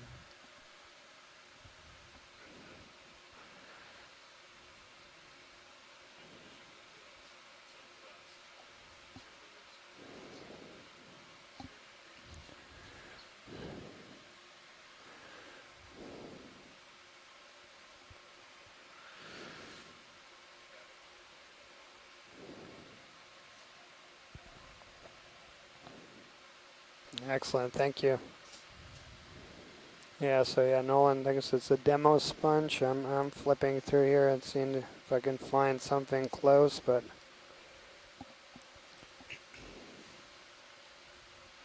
Hey, Daniel, this is Peter. I've seen a sponge Come a similar to little bit this tighter. with a green Video. coloration that was in genus Latranculia, but I've never seen a purple one, Come in and a I little bit haven't more. seen that That's it. genus here in Florida. Maybe worth collecting. Copy. Thank you, Bridge. We're talking about maybe collecting. yeah. Let's see if we have other folks on the. Are they? I don't know this group. talking Maybe about maybe Joanna maybe too can chime in. We're headed right there. What do we folks think about this as a It's only 20 collectible? meters, so we'd probably be fine. Yeah. We're super shallow. Yeah, actually, T2's So yeah, it actually Let's might, come out video. a little less than 20. it might. It's pretty small. So I think there is maybe enough consensus, and it actually might be. If it's on a rock that we can grab the whole thing, that would be ideal. It's pretty stuck in there. If that, but it is a small. How easy is it to collect? What do you think? It's pretty small, but It is small, yeah. I mean, if I it's can't tell if it's on a separate rock or not.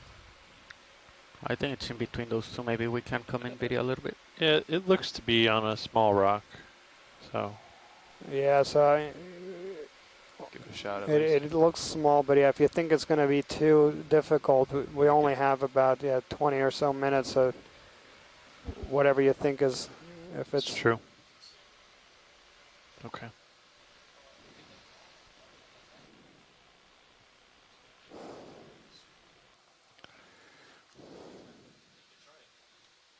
okay. So yeah, I see a consensus forming here in the chat room, and I appreciate everybody chiming in.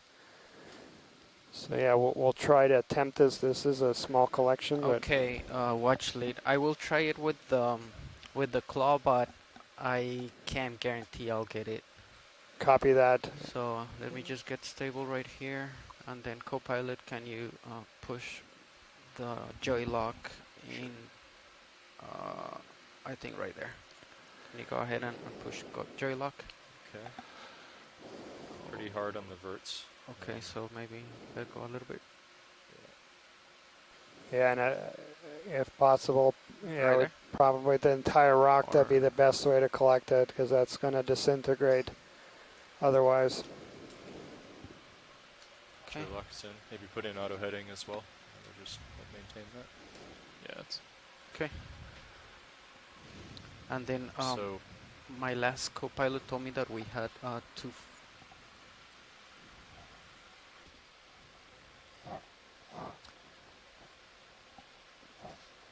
yeah, we've got.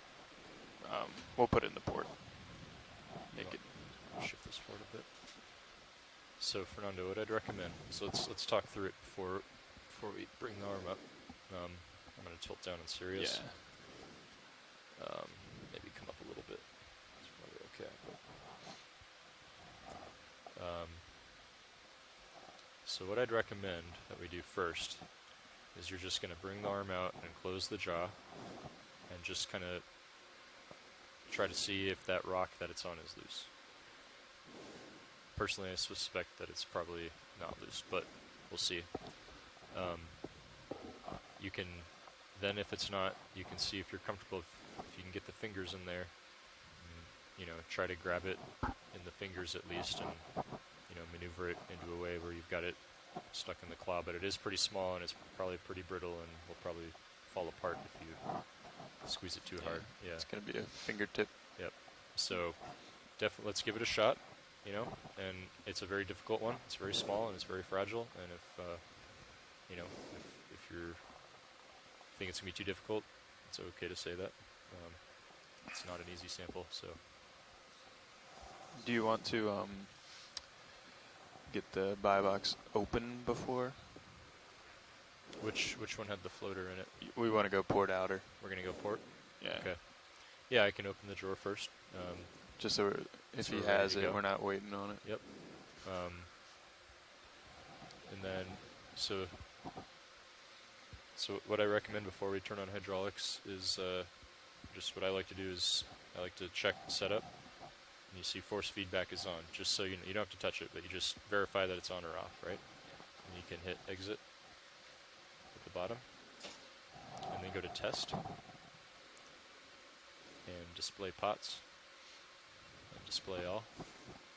And you just watch that and make sure that the numbers aren't jumping around a lot. A few digits is fine, but then you know it's not going to move around when you bring it live. So it looks stable, so you can exit. And then you can turn on hydraulics on the arm. And pilots, the ship is holding station, so vehicles look good. I'll keep an eye on them. Thanks. I'm going to bring up Mini Zeus on my monitor. I've got Sirius up there. Stand by on the arm, Fernando. We want to make sure all our cameras are where you want them before we do anything.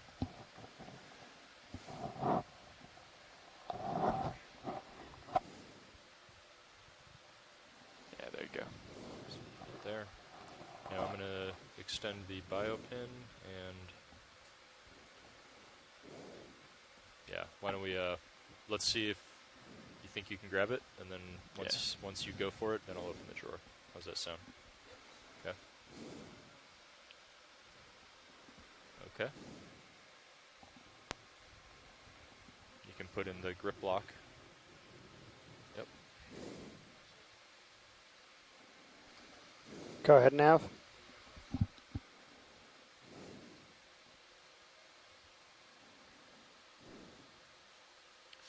So maybe you could have video zoom out a bit on the Zeus Plus. That might help.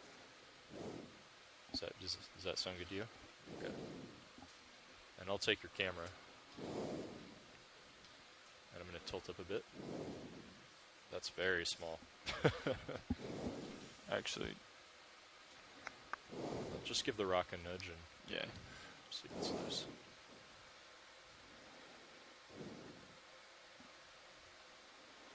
Yeah, that's stuck in there. Yep. Yeah, I don't think I think it's too small. Yeah, if it's not moving, let's. Yeah, now let's. Yeah, no worry. Let's just abort. Thanks for trying. I appreciate it. Okay. All right. Yeah, no problem, guys. Thanks for trying. It's a little like picking up a marble at this point, I think. Okay. I'll just bring it up so you can see your wrist joints. So yeah, just as a time check, we have about 20 minutes remaining in the dive. no, don't do that yet. You want to turn the jaws so that when you turn We'll hydraulics off, they continue don't open into heading east here in these last 20 minutes. We'll try to cover some ground to get an idea of what the habitat is here on top of this plateau. This is about 430 meters here, and we have a nice there you go. Nice. big plateau here just east of us that has really hard returns in the backscatter of the area. Okay.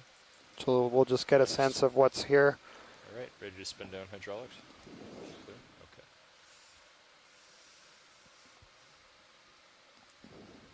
It's always worth trying, you know, but it's not always going to work out.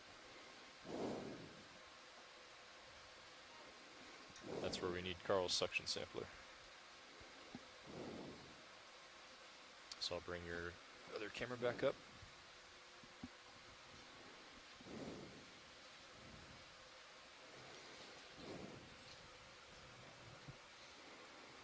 It was a lot smaller than I thought it was. Yep.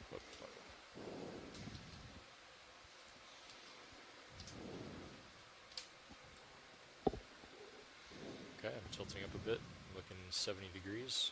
And I guess, do we want to go ahead and put in like one more like 30-meter move or something. Sure.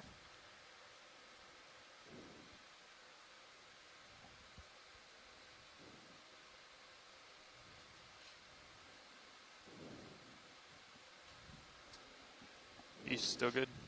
Yeah. Yeah, for these last 20 minutes, we'll try to cover some ground here. Can we actually just take a quick look at this? It looks like a sponge. Yeah, that is strange looking.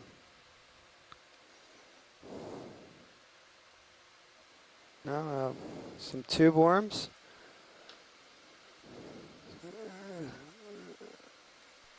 And probably some, dead sponge. Excellent. And crinoids and so this is a dead sponge, several hydroids. Excellent. Thanks, pilot. Feather stars. Thank you, Bridge.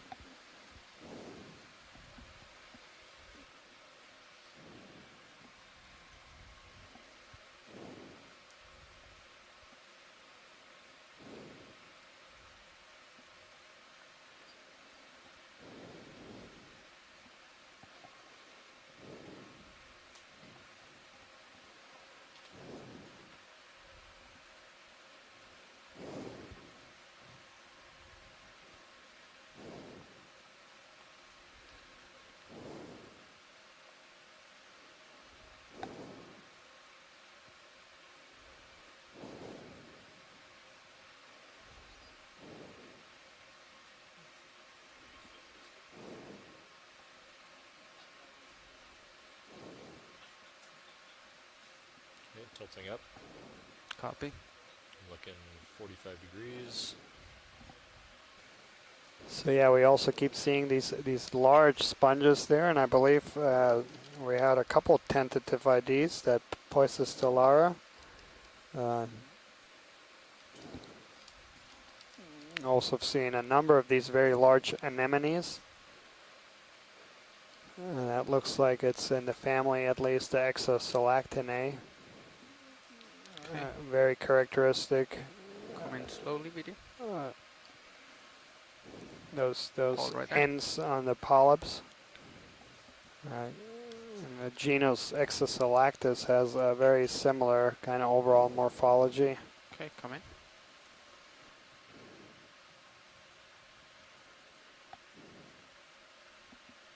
Hold right there.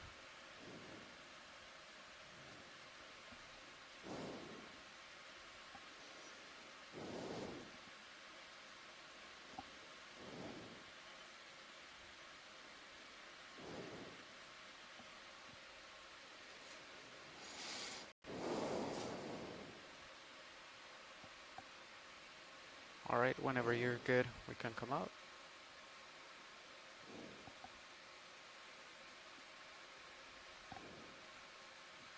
Tilting down. Copy. All right. Looking down 60 degrees. Lifting off.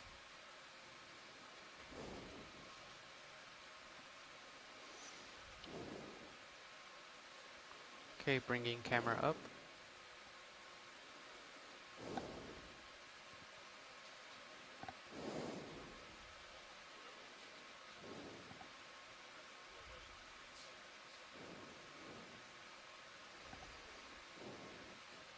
Pushing out.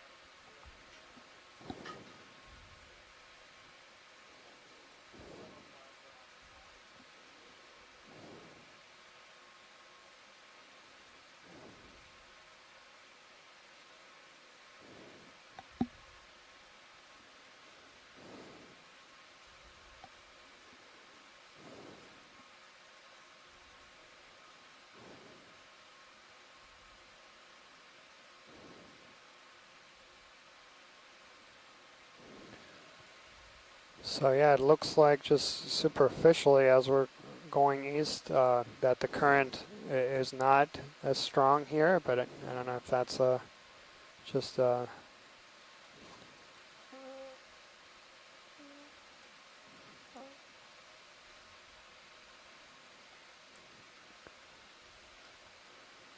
Yeah, and just want to update all of our shore-based partners. So we have about 15 minutes remaining on the bottom. And yeah, considering it is a Sunday and then we don't want to keep people longer, we'll just have the planning call right after we leave the bottom. Is that it coming to a stop? Probably. Yeah, okay. Yeah. The last one was pretty good. Yeah.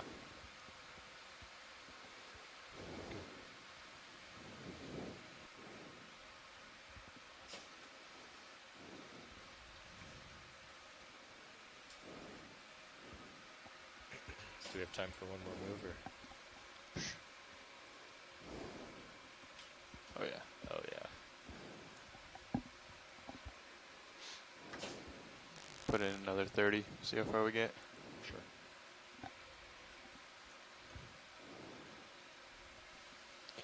And another one of these bamboo corals, and yeah, we keep seeing more of them. And that was quite striking that as soon as we turned away from the ridge and went further in, the primnoids started disappearing, and slowly, gradually, and we see more bamboos.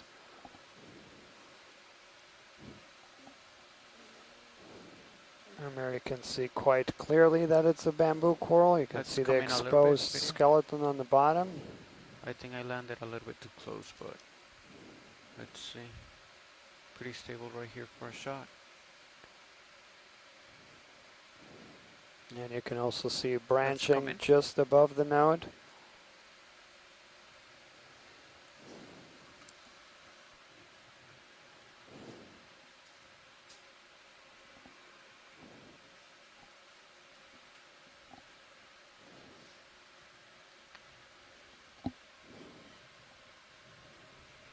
Tilting down. Let's come out. 70. And I think we could see eggs in those polyps as well.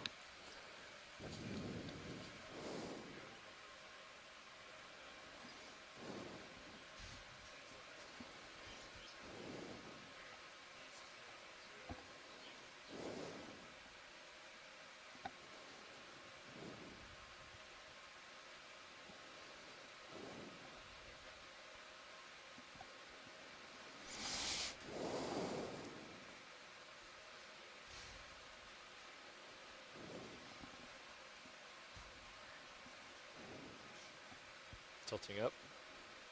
50 degrees. Copy, 50 degrees.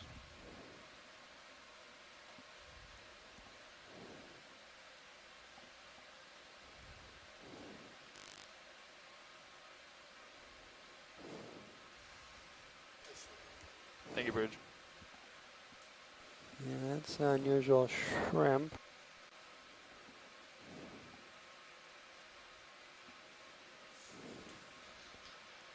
I don't know how, but it looks like our turns are like not accurate.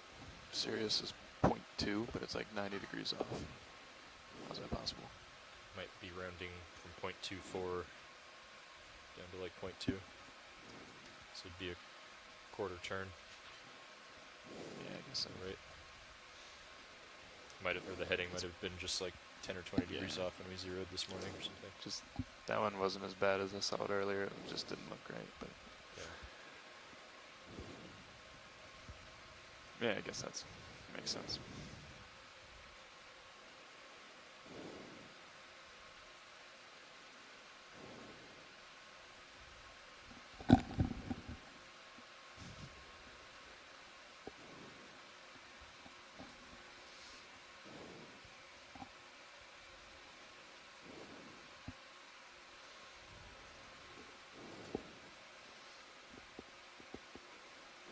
Is the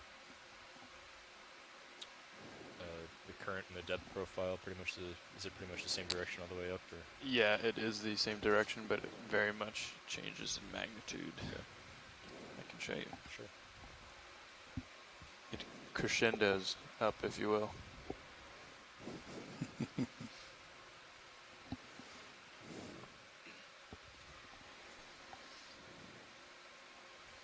Current depth is 426 meters.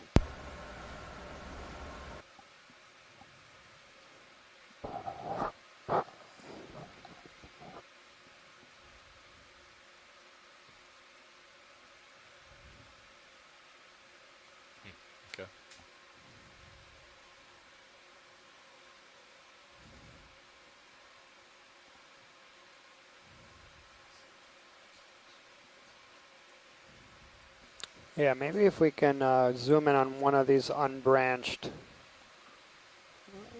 little whips. This one right here, this white one. Yep. Coming into the middle of the frame is good. Yep, perfect. Okay.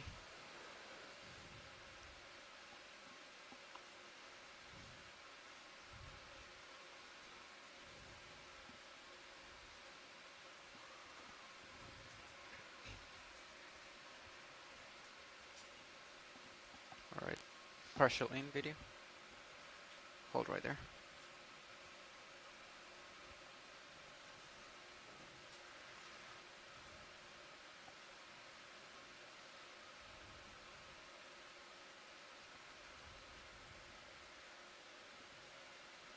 Okay, come in. Hold right there. There you go. Come in a little bit tighter.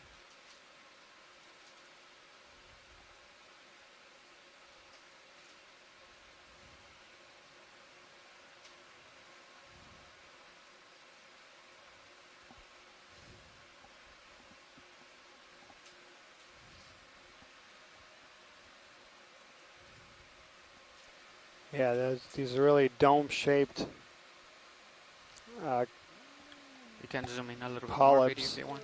That's I max. believe is like what's the character for the genus Ecnomyces, and there have some unbranched forms in there.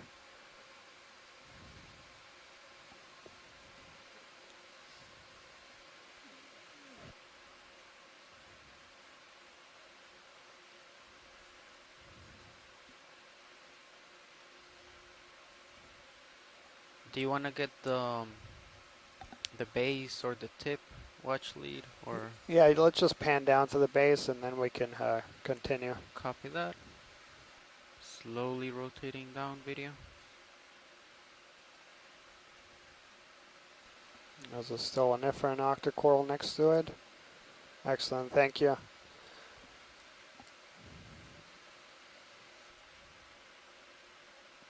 And I see Les Watling Let's here in come the up chat video. room too.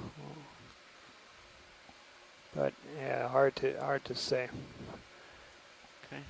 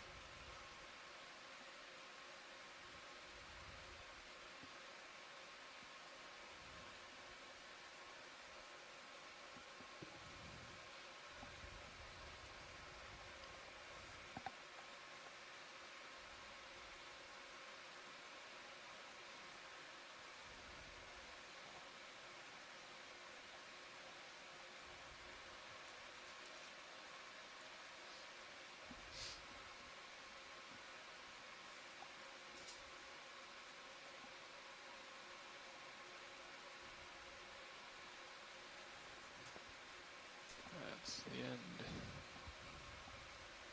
What time are we coming off bottom? About 10 minutes.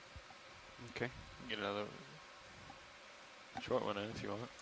Do you want to sit here before we get up bottom, or? We'll wait until we're done with the bottom. Okay. Yeah, can we do another 30 meters at point one? That'll be 10 minutes, right? Or do we need a few extra minutes on the back end? No, I think that'd be okay. Okay.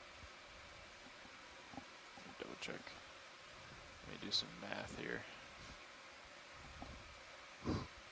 Math checks out. Wow. Good to hear.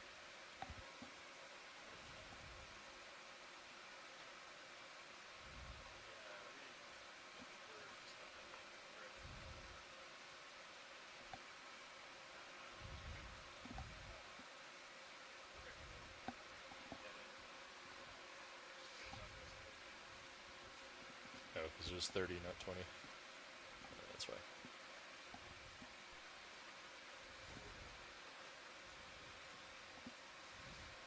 Okay, video partial zoom right here. Yeah. Hold right there.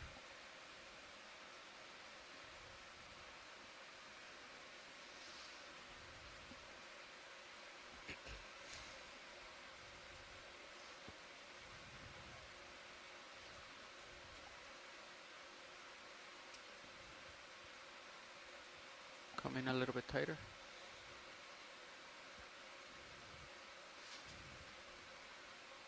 I see too. It's measures when we actually get there, but we're not going in a straight line. So it's been taking like 5 more minutes per move. That makes sense. Okay. You can come out whenever you're ready.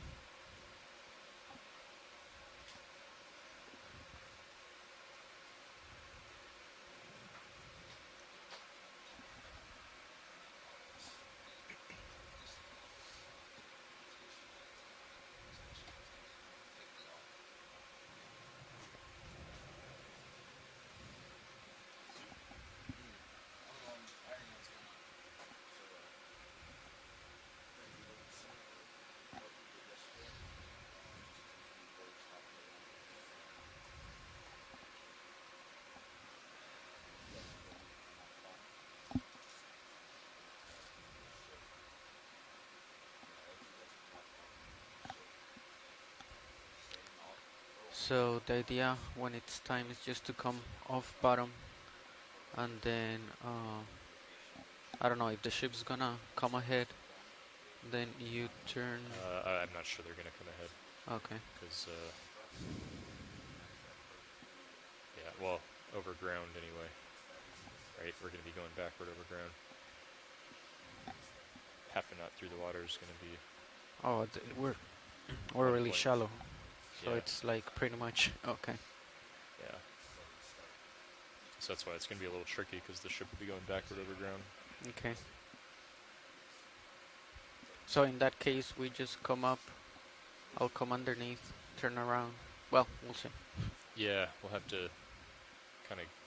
They might want to have the ship like hold position at first.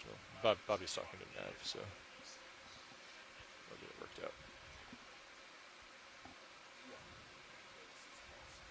But I suspect they'll have the ship hold position and then slowly start coming backward over ground just to ease into that surface current. Okay. That would be my guess. Okay, tilting up. Looking at you 30 degrees. You've got a little more tether, but not a whole lot. You might just kind of scan around at a tether length here. All right.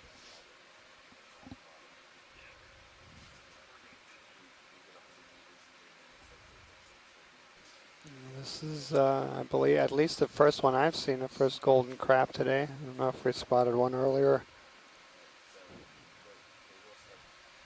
The Chision Phaneri. Partial in video. Hold right there.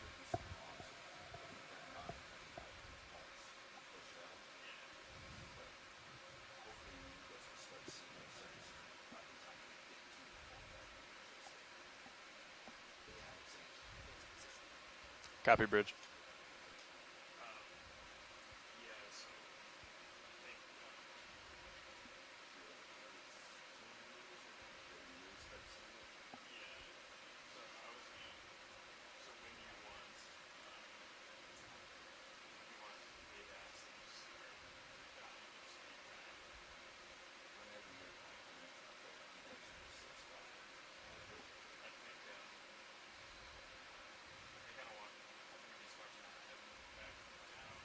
Okay. Come in tighter video.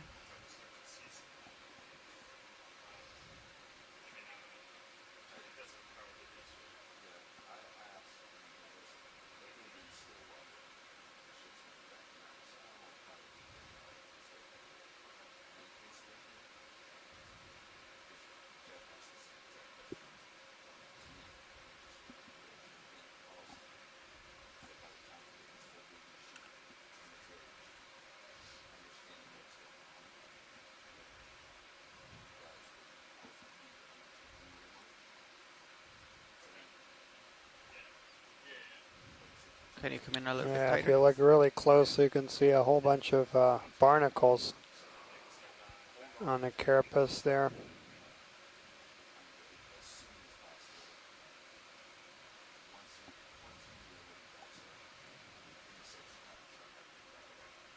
All right, video. You can come out or stay there.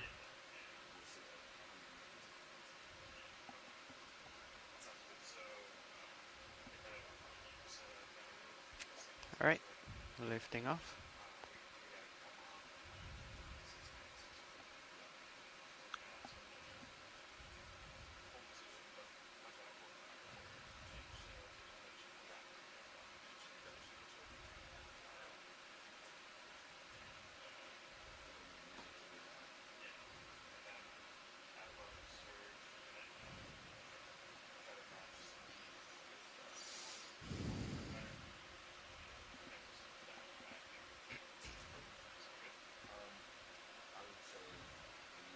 Okay, let's come in.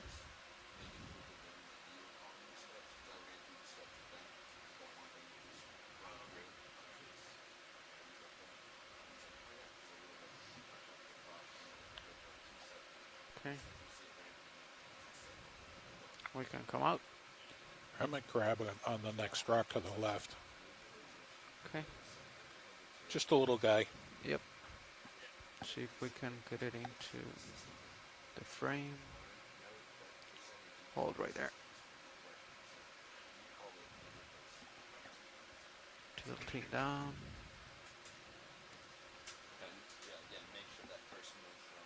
Alright, you can come in a little bit tighter if you want. Tilting slowly up. We got a little hermit crab here. That's fine, Chris. Okay. All right. Stand Just by a show. Okay. Alright, you can come in a little bit tighter. If No, that was Max. Okay. It's interesting. He's Let in a him go. gastropod Right. shell there, right? And I can come don't out think we've whenever you seen want. any gastropods down here. Our plan is So it makes you wonder where he found his home. have the ship hold position until we are off bottom to start. So I think first things first, we do that, and then once we feel comfortable and we're streaming nicely, or not streaming, but in tow recovery configuration, we'll have them punch out port prop rudder, take out auto surge, and attempt to match the speed that's holding us here. And then So yeah, we are eventually once we just start to about see out the of bottom current, time. once the vehicles see the current, Our final try to depth dial it here back is closer to, like, 429 a knot. meters.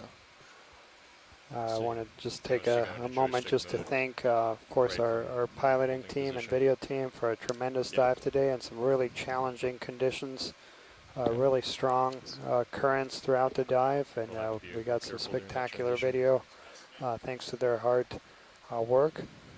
We've also completed, I think, Okay. all of our tasks. We covered all the ground that we we're wanted to getting cover and more, and close then to filled set all up. of our collection baskets. So I got, Let's yeah, do 4 partial in video. samples. Yeah, I And think also got some good close-ups. this is our So last thing we're that's gonna look at, and then great dive. gotta go. Fernando can get us set up. And then, of we'll, course, also thank all of our from there. shore-based Okay. scientists for Switch tuning after in that. today, and especially on a Sunday, and some of the exploration command centers being open even on Okay. the Sunday. And then, yeah, This would people be our joining last us Zoom video. internationally as well, so thank you so much for joining us. So, yeah, as soon as we come off the bottom here, we'll take a minute or so Okay, just to swap let's come over on the video. system, but That would be one we'll for have Chris our, to say. our call Sea here Star feeding on momentarily. that sponge of soap. And he's that's gonna to be plan very tomorrow's happy. dive, which is on the escarpment toe watch ridge. lead. It's I going to think be a this is deeper the end of dive, Oh, yeah. about Sorry. 2,500 meters or so, He's not always listening to pilot. and will include mid-water work. Okay, watch lead. This is pilot. Go ahead, pilot. I think that's the end of the dive, so we're gonna come off bottom and start to get ready for recovery. Copy that.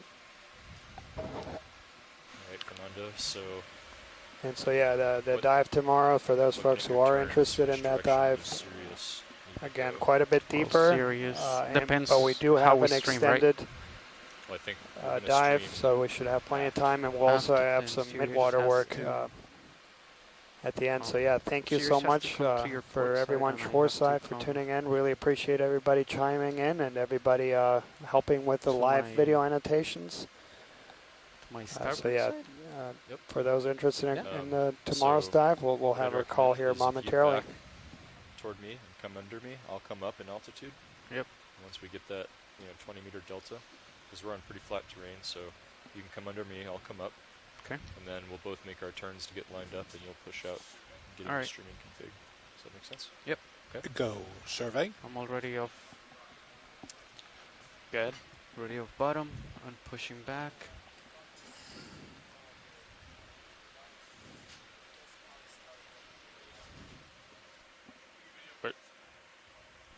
We're getting set up right now. And no audio on transmission. So why don't you go ahead and put in auto depth? Roger. Because you're about 5 meters, 6 meters up. Okay. That'll help you maintain that, and I'll come up, and you continue backing. All right. And honestly, auto heading, I like to have auto heading at this point too. Yeah, it Cone should be of in. silence has been initiated. Okay. Auto heading and auto depth engage. So all you have to do is back toward me. Okay. Back Come up. slowly. So you don't need to turn your head quite yet. So now I'm up 20 meters above you, and my camera's almost at 90. So now you're below me 20 meters. I'm looking Copy. down 90. I'm going to get your swing arms in. Should have done that already.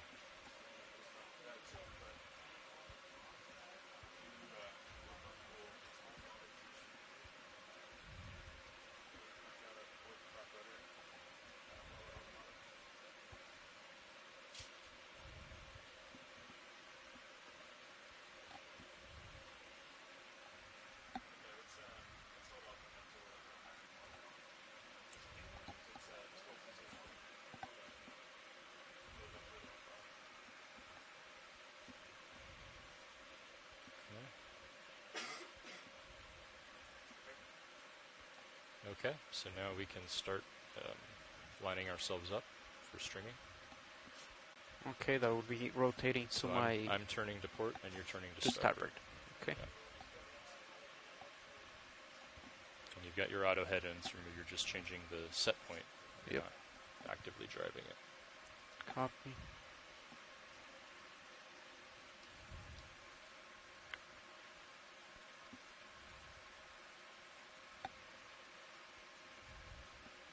Might give it a little push ahead too while you're turning. Okay. Because So you got now- a tail on you.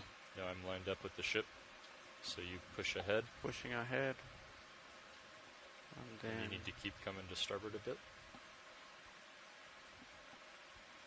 I'll tilt back. That's almost as far back as I can go. okay, I'm lined up with the ship Okay. right now. So I would keep pushing ahead, and then you see you're just now starting to see Sirius's light pool in the D2 tether cam. Yep. So you can come out of auto depth, keep auto heading in. Okay. So I can be lined up. Keep pushing forward a little bit, and then now start coming up in altitude until you see yourself in my tether cam. Copy. Coming up.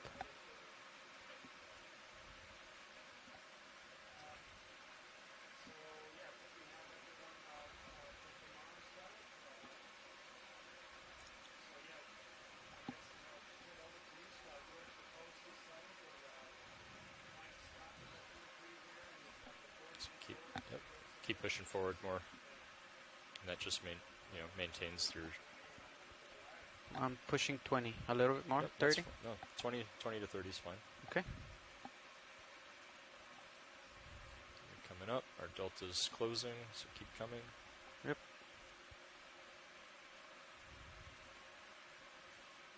There's the light pool. Just keep coming up. I'm going to come out of auto heading. Copy. And looks good. All right.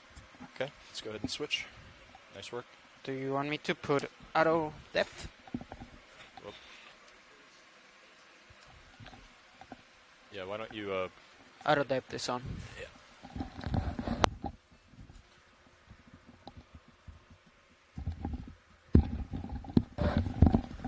Okay.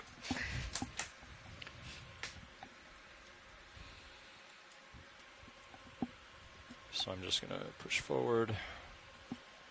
He's turning a lot. Can you bring your head over manually, Fernando?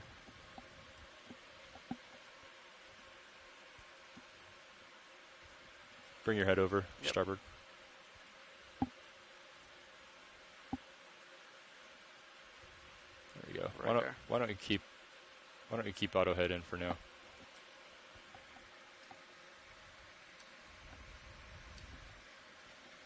All right, are you ready to come up? Yep. So I'm going to reset Z bias. And I'm coming up. Okay. Coming up with you.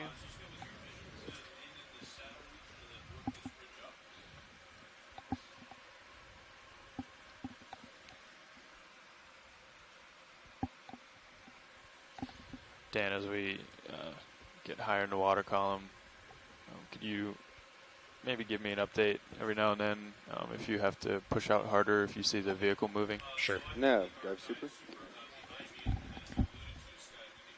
Go ahead, Dasu. Yeah, I was just wondering if the 15 minutes been given. It has not. Okay. We just got into formation. I feel comfortable giving it now, so we'll get it out. Copy.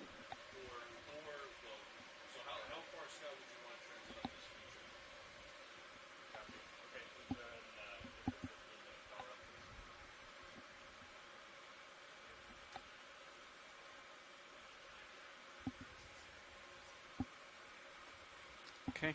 Coming up at 30 meters per minute. Copy. So Fernando... Should I disengage auto heading, or do you think it'll turn me? Yeah. Well, let's keep it in for... It was really catching you hard to port. Thrusters aren't ramping up too much. I think we keep it in for now, because it really caught you fast earlier, so let's just keep it for now. Normally we would take it out, but this is a special circumstance.